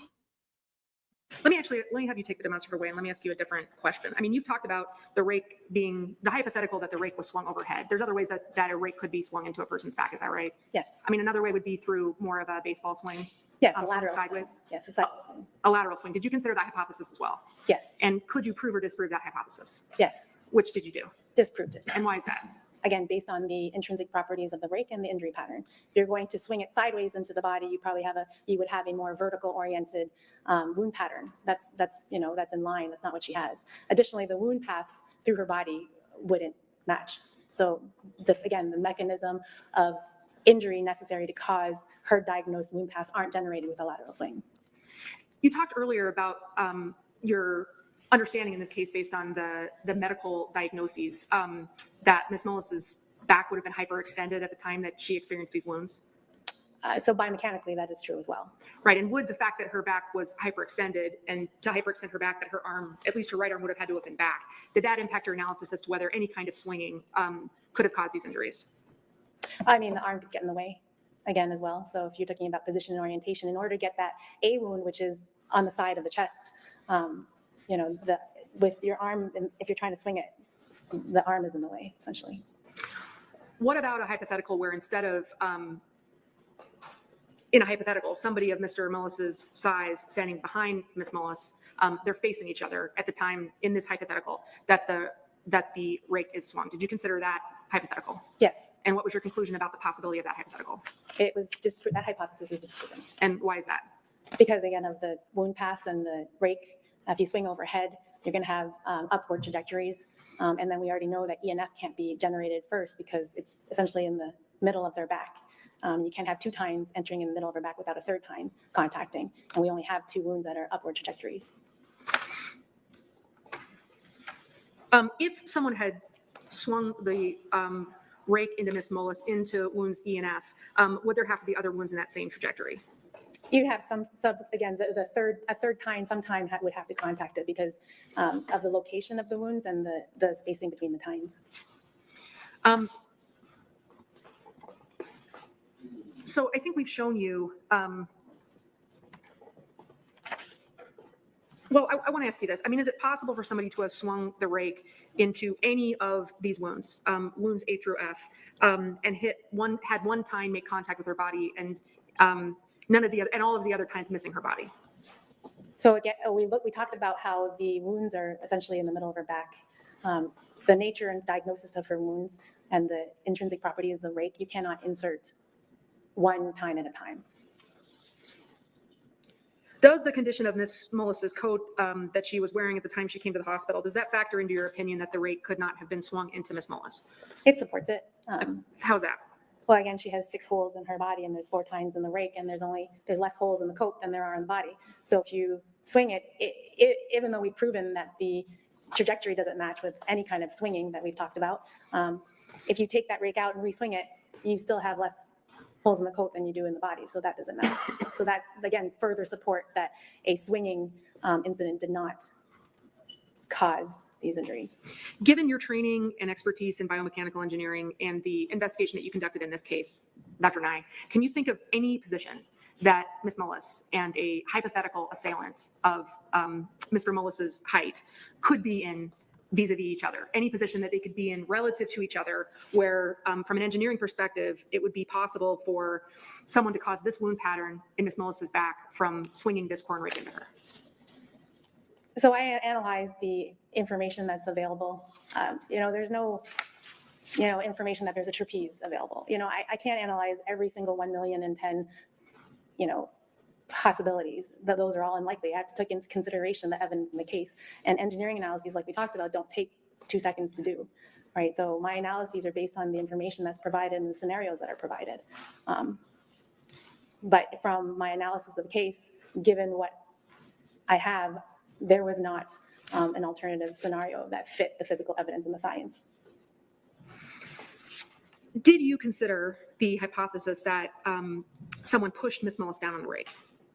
Yes. And did you determine whether or not that hypothesis was possible? I considered it, but I considered it. And could you prove or disprove that hypothesis in your consideration? I disproved it. And why is that? So when you push someone, you are imparting horizontal velocity as well as rotational acceleration to their body. So when you push someone, they're going to essentially rotate, kind of flip.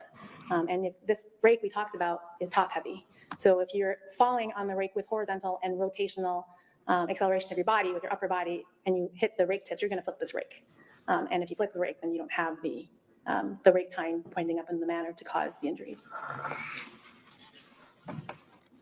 And when you talk about it generating horizontal force, if someone is standing in front of me and shoves me, hypothetically, 2 hands into my 2 shoulders, that horizontal force, where is that going to send my body? It's going to send you backwards and rotate, because a person standing upright, their center of mass is about 55% of their standing height. So about navel. So we're already slightly top heavy, generally speaking. So now if you push someone above their center of mass, now you're going to move them backwards and rotate them. So basically you're going to flip them with their feet coming up, in a sense.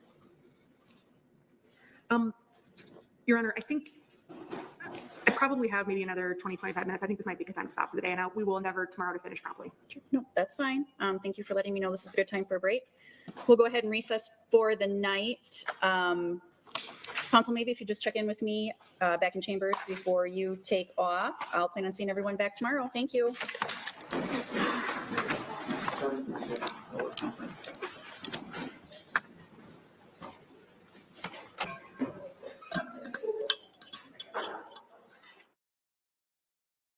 All right. Well, we could go through the Gene Hackman. They just issued a warrant. Like they no longer think it. Well, there you go. That's it for today on that.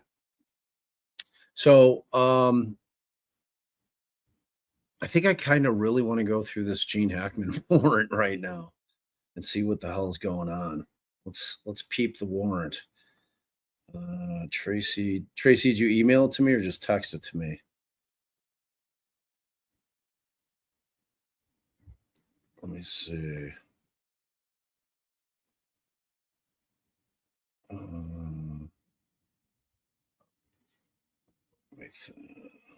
think you just. All right. So let's pull up this Gene Hackman warrant. I think it's worth looking at. I mean, when you hear about, like, the dog is what threw me off about that. Like, as soon as I heard that the dog was dead as well, I thought it was weird. Don't you guys think it was weird? I think it was weird. All right, let me pull this guy up. All right. Okay. Get this guy over here.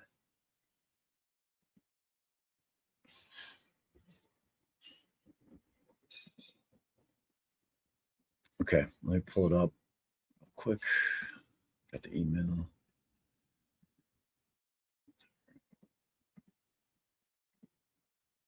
All right, so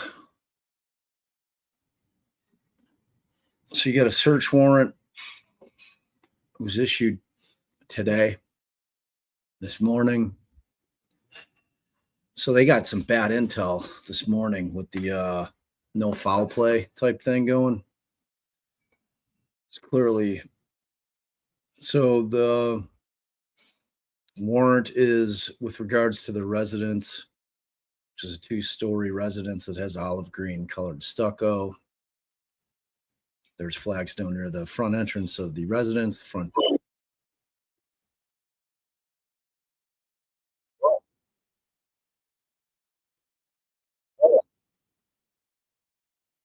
You guys hear that?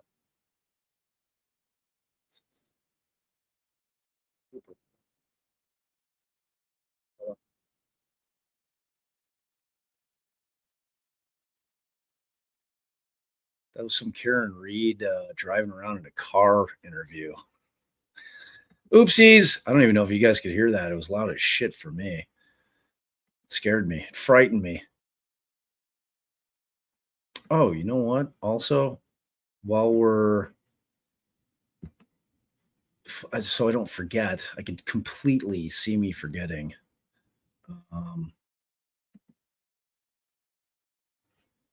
I want to.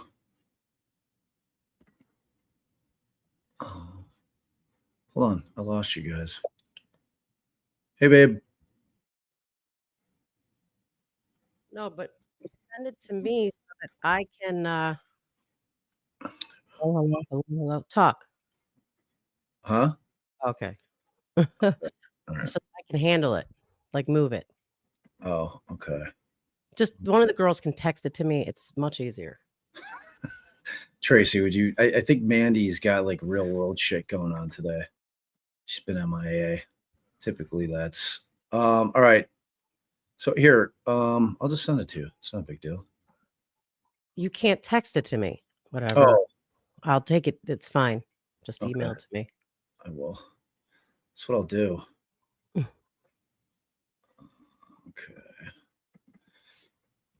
I'm gonna go ahead and forward it to Allison. Kidding, baby. I know. I was just gonna do the same thing with Putting her email address in there, hit send. All right, there we go. I think that's like some middle-aged Gen X bullshit right there. What's up? All right, so you wanna read through it? yeah. Once you get it, you want me to pull it down? No, leave it up. I just have to. Oh, do- but what I want to do real quick before that is the wheel. I want to do the wheel real quick. All right, so I'm going to pull this down. Got all our wheel contestants. I was diligently typing you all in as we were watching the end of that. Okay, so this is exciting. I always love the wheel. First thing I saw is like somebody was like one of the, when I Googled the wheel of names, somebody's like, the wheel of names is fixed. It's like I'm like, what? How? It's not me fixing it. All right. Okay. So let's go. Exciting. You guys ready for the wheel? Ooh, I think I got everybody on there. Okay. I forget how to start the wheel. Maybe just hit click the spin. Okay, you guys ready? This is exciting for a nice little sticker package. Ooh. Ooh, who's it gonna be? Oh, Larisha takes it down. Congratulations. You get a sticker package. So would you guys throw the email in the chat? And then just drop us where you want us to mail them, and I will send them out. Oh, you're getting a little sticker package. That was the giveaway. So you're getting what I think is a pretty dope holographic DD. You're getting it's actually circle. It's circle that you pull out. So that's a straight dope DD. And then you're getting a magnet, which I just dropped. So there you go. That magnet. It's pretty good. It's pretty good. So, so yeah, just shoot us your email and we will send those out. I'm going to go Saturday, and Megan, you're getting yours too on Saturday. So, well, you won something now. I never win shit either. It's super irritating. And I never get good cards in poker. It's like beyond. I'm so sick of it. All right. So there you go. Go eat your food, and don't go, but sit there without your camera and your mic on and eat your food. And all. Did you get the thing? I do. I have it. All right, cool. All right. I'll be back. I'll be listening and snarfing. All right. Hi, guys. So, I mean, I guess everyone did think that things sounded strange. At first, I was like, what is it? A gas leak? Something that can affect the entire house. But there's a warrant. Does not seem that is the case. All right. So this was just filed 2/27 at 7:25 a.m. in New Mexico. The issuance of a search warrant in regards to, and this is just a description of the house, so we'll skip that. And the sworn affiant states the house is located on Sunset Trail in Santa Fe, New Mexico, and they want to search because it could contain evidence that would assist law enforcement in determining the circumstances pertaining to the death investigation of Eugene Jean Allen Hackman and Betsy Arakawa. Items to be seized and collected. Wow. Ignitable, flammable, explosive, and or combustible substances. Has anyone heard anything about a fire thus far? Whether solid, liquid, and or gas, and or any containers and or materials that may contain said substance or have said substances on them. Materials apparently used or intended for use in administering aid and or assistance to injured people. What is that? Is something I don't know here? All right. Any documents which have what appears to be the personal identifying information of Eugene Jean Allen Hackman or Betsy Arakawa on it, and or any version of Eugene Jean Allen Hackman or Betsy Arakawa's name and or personal identifying information. Now, that could just be to show that they were the ones in the house, but who knows? Typically, it's just to show that this is where a person lived, but that would be more when you're investigating one of the people who live there for a crime. But narcotics and or any other controlled substances, including but not limited to any drug or substances listed in Schedule 1 through 5 of the Controlled Substance Act or regulations adopted thereto. Documentation of the herein described premises, persons, and or herein described items to be seized by means of measurement, photography, videography, and or other means deemed necessary by law enforcement and or where's the affidavit? Oh, there's more down here. All right. And or persons assisting law enforcement. Cameras, video cameras, film, whether exposed and or unexposed, photographic, negatives, photographs, photographic prints, DVRs, and or any other image, document, and or any media, photography or videography equipment, photography and or videography accessories, and or devices apparently used to facilitate photography or videography. Now, this could just be your typical language that they put in a death investigation warrant. So there's some of that. I don't think that first one, these first few were. But what we're looking at now sounds to be along the lines of maybe everything that they ask for. 7 is clothing belonging or worn by Eugene, Jean, Alan Hackman, or Betsy. Photographs of the residence, including the interior, the exterior, latent and or visible prints, including but not limited to fingerprints, footwear impressions. Materials apparently used and or intended for use in administering aid. That they repeated that one. And or assistance to injured people. Let's just go back and see what the difference was with nothing at all. Materials apparently used and or intended for use. Okay. 11, any weapons, tools, and or instruments capable of causing sharp force trauma to the human body. Documents that establish or tend to establish ownership, possession, transfer, and or the right of ownership, possession, and or transfer of the herein described items to be seized. That probably is supposed to be a whole nother number. Then they did it again. This time for blunt force trauma. And again, documents to establish or tend to establish ownership, possession, or transfer of the right of ownership, possession, use, and or transfer of the herein described items to be seized. Any and all materials that have what appear to be impression marks and or defect and or items and or on said items and or materials.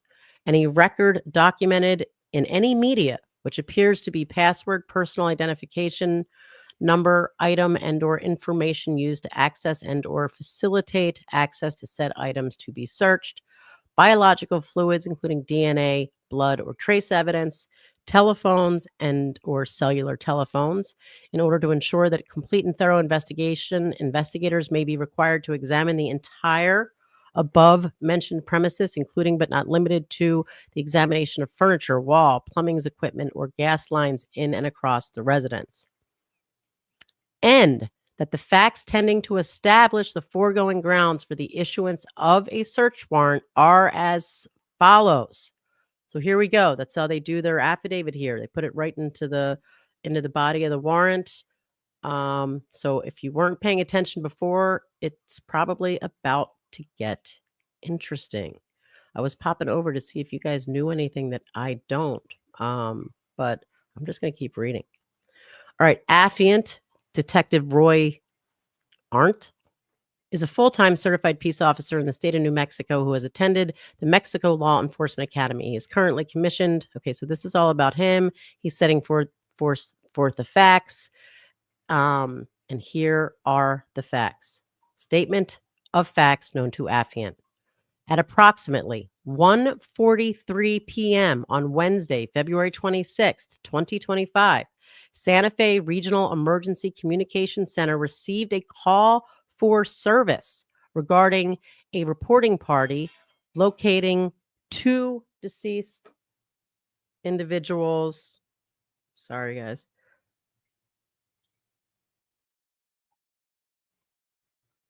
Two deceased individuals inside the residence on Old Sunset Trail in Santa Fe, New Mexico. Santa Fe County Patrol deputies Javier Barron and Joshua Thomas were then dispatched to location to conduct a death investigation. When Deputy Thomas and Barron arrived, Deputy Thomas indicated he spoke to two individuals, one of which was the reporting party, who found and located the front door of the residence to be opened/ajar. Deputy Thomas identified the reporting party to be a male named Roland Lowe Begay, 65 years old. Maybe that's a date of birth that's what's blocked out. Roland advised he works as maintenance work for a company called Home Company. The other maintenance worker is identified as Jesse Kessler, 72 years old. Deputy Thomas told affiant after speaking to the two males, he and Deputy Barron then walked to the front door of the residence and found the front door ajar. He advised he did not observe any signs of forced entry into the home. After Deputy Thomas entered the residence, he immediately observed a bathroom to the left of the front door. The door to the bathroom was opened. Deputy Thomas advised he observed a deceased female laying on the ground near the countertop inside the bathroom. The female was observed laying on her right side. He advised she was found wearing dark gray sweatpants and a light in color sweatshirt. The female was observed to have black in color hair. Deputy Thomas advised he observed a black color. Hold on, camera needs me. Sorry, guys.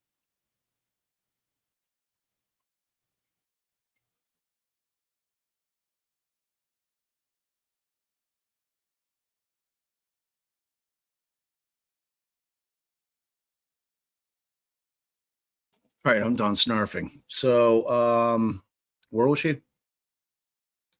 The female was observed to have black in color hair. Deputy Thomas advised he observed a black in color space heater near the female's head. He advised he suspected the heater could have fallen in the event the female abruptly fell to the ground. He advised he also observed an orange prescription bottle on the countertop near the deceased female. The prescription bottle appeared open with pills scattered on the countertop. Deputy Thomas advised the female decedent showing signs of death, body decomposition, bloating in the face, and mummification in both hands and feet. Affiant learned that Deputy Thomas and Barron continued to search the residence. Oops. God dang it. Bobby? Oh, hold on. I gotta move this to scrolling.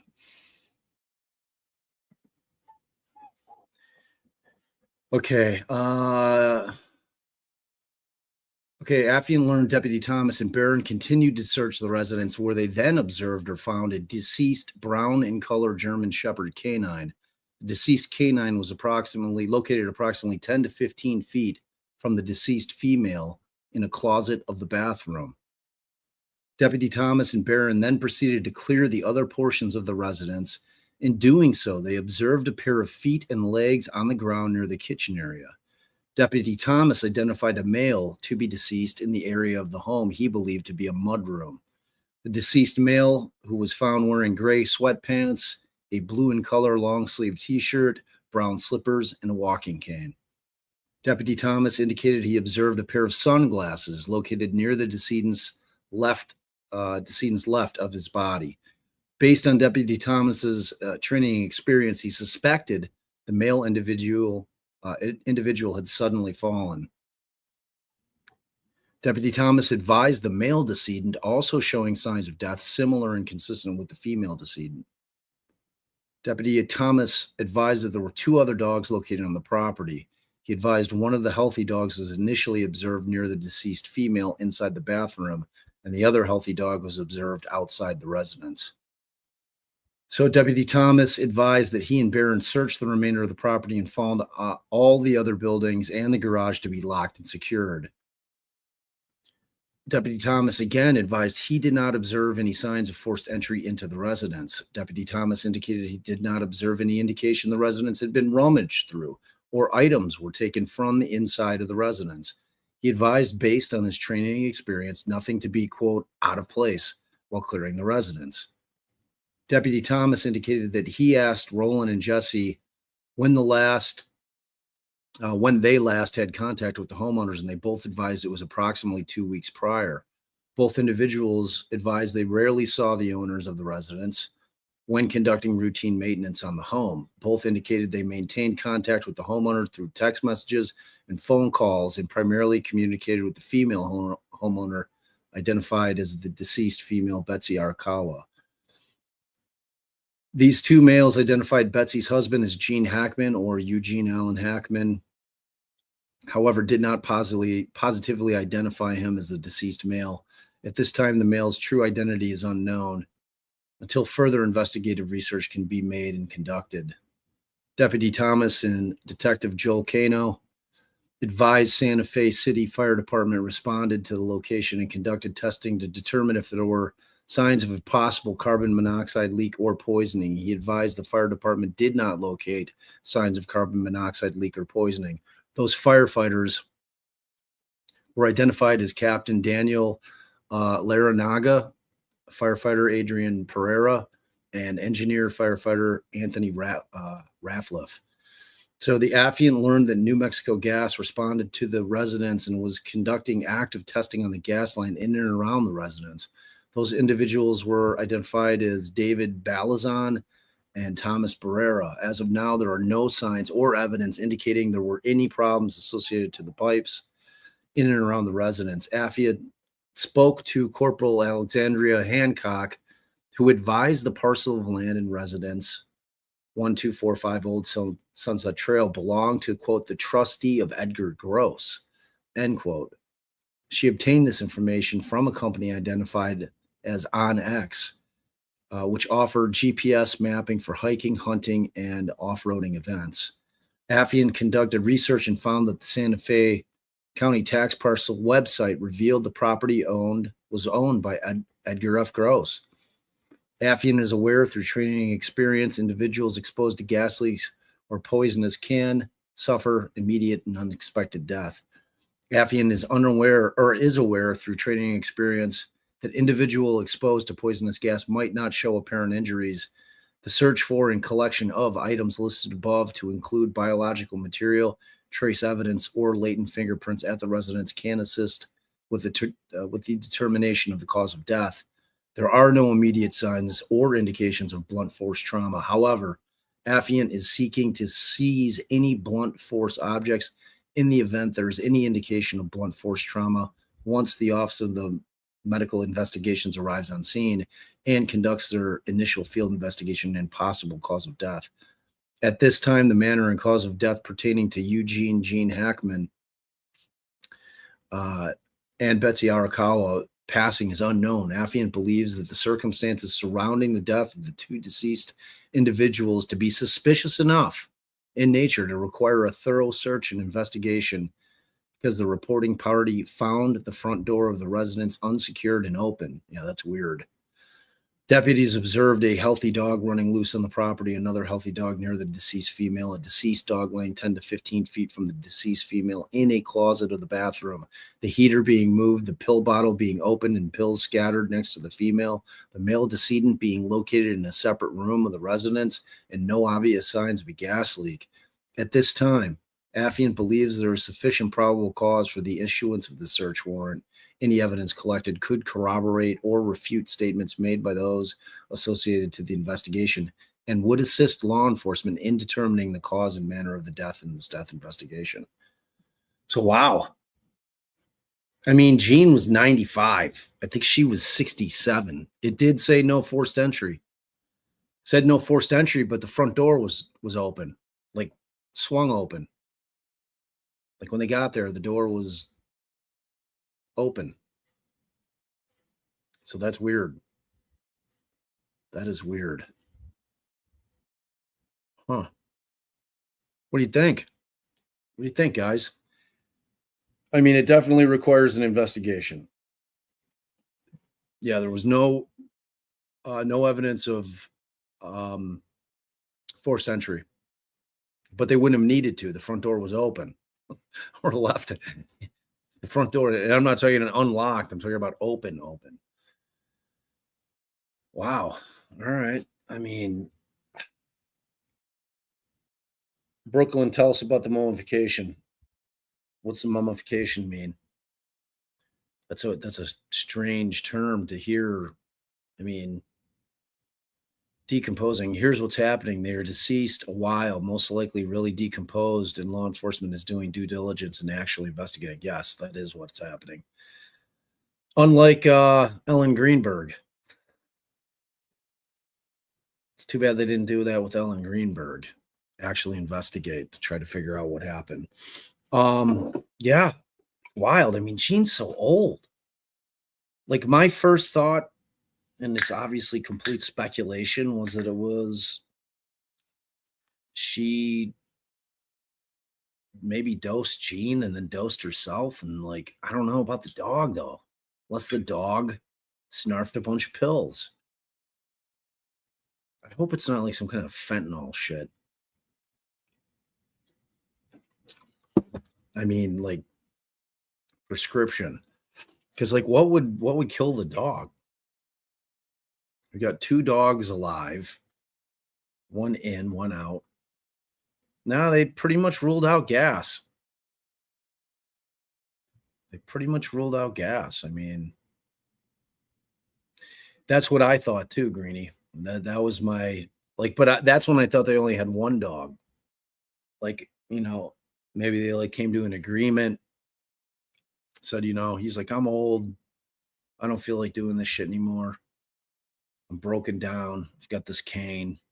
And then, they agreed and they're like, oh, well, we don't want our dog to be here starving and, eating us or whatever a dog might do. Like, so that was kind of my first instinct too.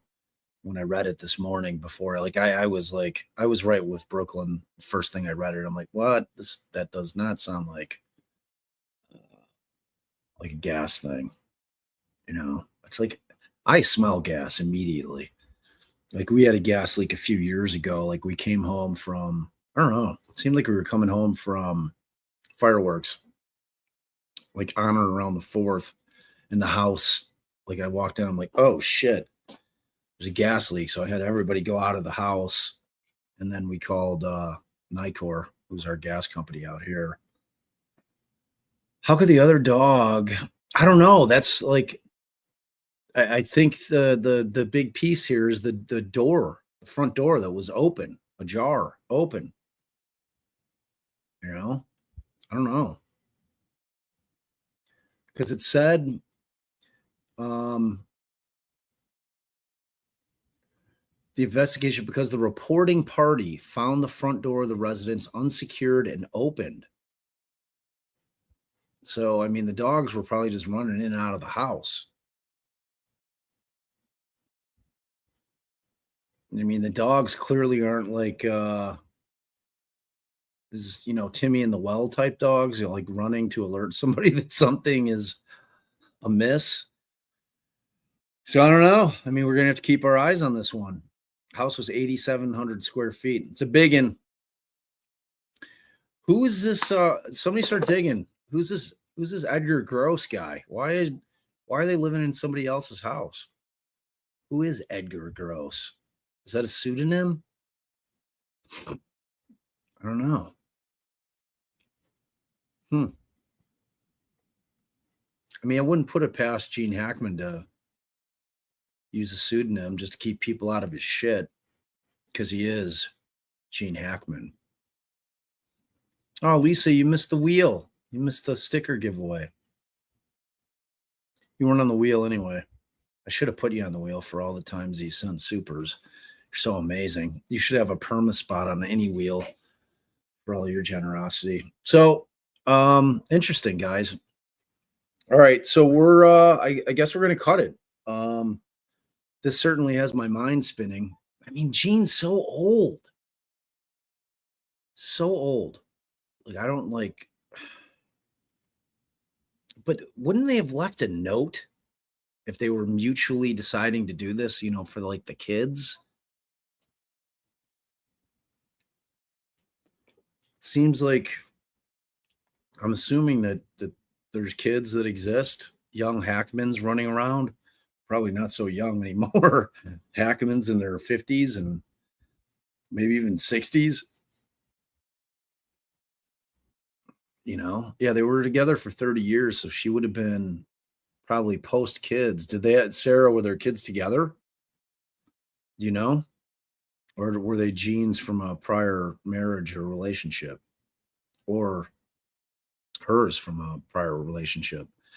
But like, point being, it seems, yeah, that's what I was saying, Brooklyn. It's like a pseudonym just to keep people out of their shit. I was wondering if Gene Hackman ever played in a role where his character's name was Gene or was Edgar Gross. Maybe. A letter could be in the safe, potentially. Yeah, definitely. You think she may have found him and decided to take the pills? Distinct possibility, Dan. That is definitely, let's say, a distinct possibility. I mean, Gene's 95. Yeah, I mean, he was old. He was really old at that point. So, all right, there's the warrant. So we will obviously keep an eye on this. There you go. Sarah's got all the inside dope. Good job, Sarah. Appreciate that. All right. So that's interesting. That's what I was thinking. Brooklyn could be a pen name, a pseudonym that he uses. And maybe, but if this, or maybe this producer is like, hey, man, you want to stay in my house in New Mexico? And Gene's like, hell yeah, I do. Well, rest in peace either way to both. I hope it's not nefarious. I mean, it'd be sad, but touching a little bit if she did discover Gene and was like, well, that's that. Like, I'm good. I'm good. So he died in 2016. I don't know how long they've been living there. Do you know how long have they been living in that house? It does kind of seem staged, though. That's the thing. And I mean, typically, if you're ODing on pills, it's not instantaneous. It takes a minute for that shit to kick in. Which is kind of strange that she would have been laying where she was. Huh. Well, I mean, the next step is going to be the autopsy and toxicology. See what's up. See what's going on with them. Yeah, them saying. I mean, Gene could have, had a grabber. I mean, 95. It's advanced in age. So I don't know. I'm rooting for it, being nothing nefarious, truthfully. I mean, Gene Hackman was a very private man. Like if you guys weren't here earlier, I was telling you when we got married down at the Chica Lodge in Isla Morada in the Keys, Gene was on the property. It's like a sportsman's club. You remember that Gene Hackman was at Chica when we got married? I absolutely have zero recollection of that. Are you sure it wasn't when you were there for the Super Bowl? 100%. Huh. So here's what I don't know enough, I guess, about, I mean, they said there was no signs of a gas leak. If they were exposed to something, is it possible they opened the front door to let, because they smelled something and to get fresh air, but then it was too late. So moments later, she's dropping dead I mean, it's just very, very strange. They said his sunglasses were in his hands. So that makes it seem like he was not just opening the back door to let air, or maybe he's told her to leave the front door open and let's go out. And does the back door what leads to the driveway, to where the car is? You would think he would have. Well, they were in different rooms, which is strange. Well, that's what I'm saying. Is it possible that they opened the front door? She was grabbing stuff out of the bathroom. I mean, the house is on fire. Like, you don't need to go grab shit from the house if there's a gas leak. You just need to get out of the house. Well, right. So I don't know. She's like, oh, I got to take my pills real quick or something. She opens the front. I'm trying to come up with something in my mind of how it could be that happens. You open the door. But what was this thing about the electric heater being moved? I don't know.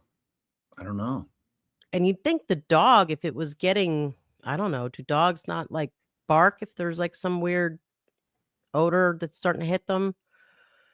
But I don't know, like that if he's going out the back door and that's leading to their, like to their cars, and they're both about to get into leave the house and get into their cars or something. But otherwise, why is he putting his sunglasses on? Yeah. Yep. I mean, Dan surmised that potentially maybe Jean just passed away from natural causes. She came into the house and saw Jean down and was having a heart attack and just called it. You know, maybe that was her soulmate. And she's like, And then I'm the dog ate the pills? maybe, I don't know. What? I don't know. I don't know. Because the fact that there's 3 dogs throws me off. Because like when He's gone. He's gone. I'm trying to see what you guys are saying over here. He's back. hi, I don't know what it is that I'm doing that it because I'm just flipping up through the thing and it's like sometimes it just kicks me all the way out. But like the 3 dogs threw me off when as soon as I read the article this morning, I'm like, all right, there's 1 dog. I'm like, okay, so maybe that's a murder suicide. And they took the dog out so the dog wasn't going to starve to death while they're getting discovered. But then you don't have like a letter. What was it about the space heater? It said that was like the first thing, like the things that were a It little was like moved or something. Let me see. I got it. I'll look for it while you're. Yeah, I mean, I'm done guessing. Like at this point, I mean, Yeah. it's either straight up foul play, which nothing was rummaged through. Yeah, it Nothing. says the heater being moved. He Right. observed a black in color space heater. He advised he suspected the heater could have fallen in the event the female abruptly fell to the ground. Hmm. An orange prescription bottle on the countertop appeared open with pills scattered on the countertop. The pills aren't even taken. He doesn't, like. Yeah, I mean, it is tragic, and like, just stick to the warrant. Like, that's all we know. You know what I'm saying? Wow, Brooklyn, you're punny as hell. You are so punny. All right, y'all, we're calling it. Make sure you're back here at 7 Central Standard. We're going through Lively versus Baldoni. Maybe I'll figure out his name before that live starts. I had never heard of the guy. I know nothing about this case, so it's not my wheelhouse. So I don't know anything about it. Osbrook saying the New York Times obit didn't mention Hackman's best movie, The Conversation. I agree. Well, I don't agree that it's his best. I agree it's one of, like, my top 5 are I listed on Twitter today. You probably saw. The Conversation is a great movie. Don't get me wrong. I'm hard pressed to find a Gene Hackman movie that sucked. Like De Niro kind of had like this phase where he was in some shitty movies. Hackman was pretty picky with his roles, and when Hackman retired, he retired. Like he wasn't trying to hang on. He's like, you know what, I'm done. So, but rest in peace, Gene Hackman, and also, what's his wife's name? What's her first name? Arakawa. Betsy. So rest in peace to both those souls. I hope it turns out to be somehow kind of natural, not anything nefarious. It's like Gene Hackman was a wildly private person, like he never.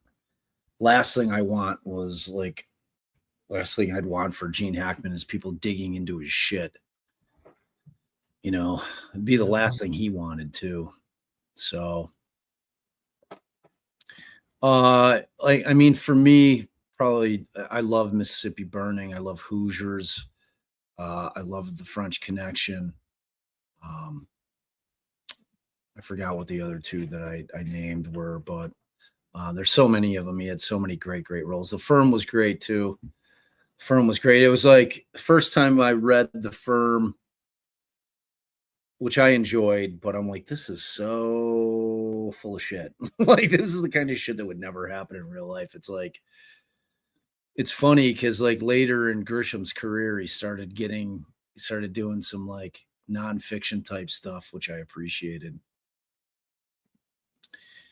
Yeah, only other candidates for you're aging yourself, Osbrook. French Connection made my top 5 for certain. I'm like I'm a big Hoosiers guy though, and a big Mississippi Burning. I liked it. yeah, the firm was like a lot of the Grisham stuff. I think for like pop law is fun for people, but for lawyers, I think we're all kind of like, what in the what? This could never happen. So, all right, tonight, 7 p.m. Michael, I wish you were checking out this this hearing that we're covering, this post-conviction relief hearing. It's pretty fascinating, man. It's for that Iowa case with the guy who was convicted for burying a corn rake in his wife's back. They've got it all the way to the point for a full-blown hearing. They're on today was day 4. I went back and watched day 2. So yeah, maybe you'll check it out tomorrow with us.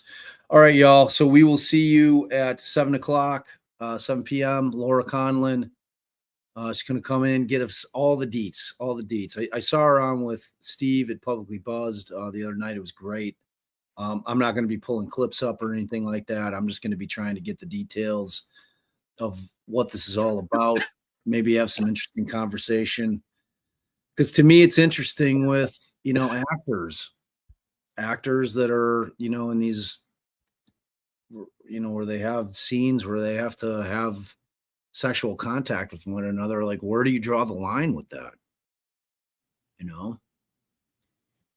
It's like the argument of consent being there, but I guess, and they went through the intimacy training, but I saw the thing where he during one of the kisses, he gently bit her lip. I mean, the guy's trying to make it look authentic. I don't know. It's a strange thing.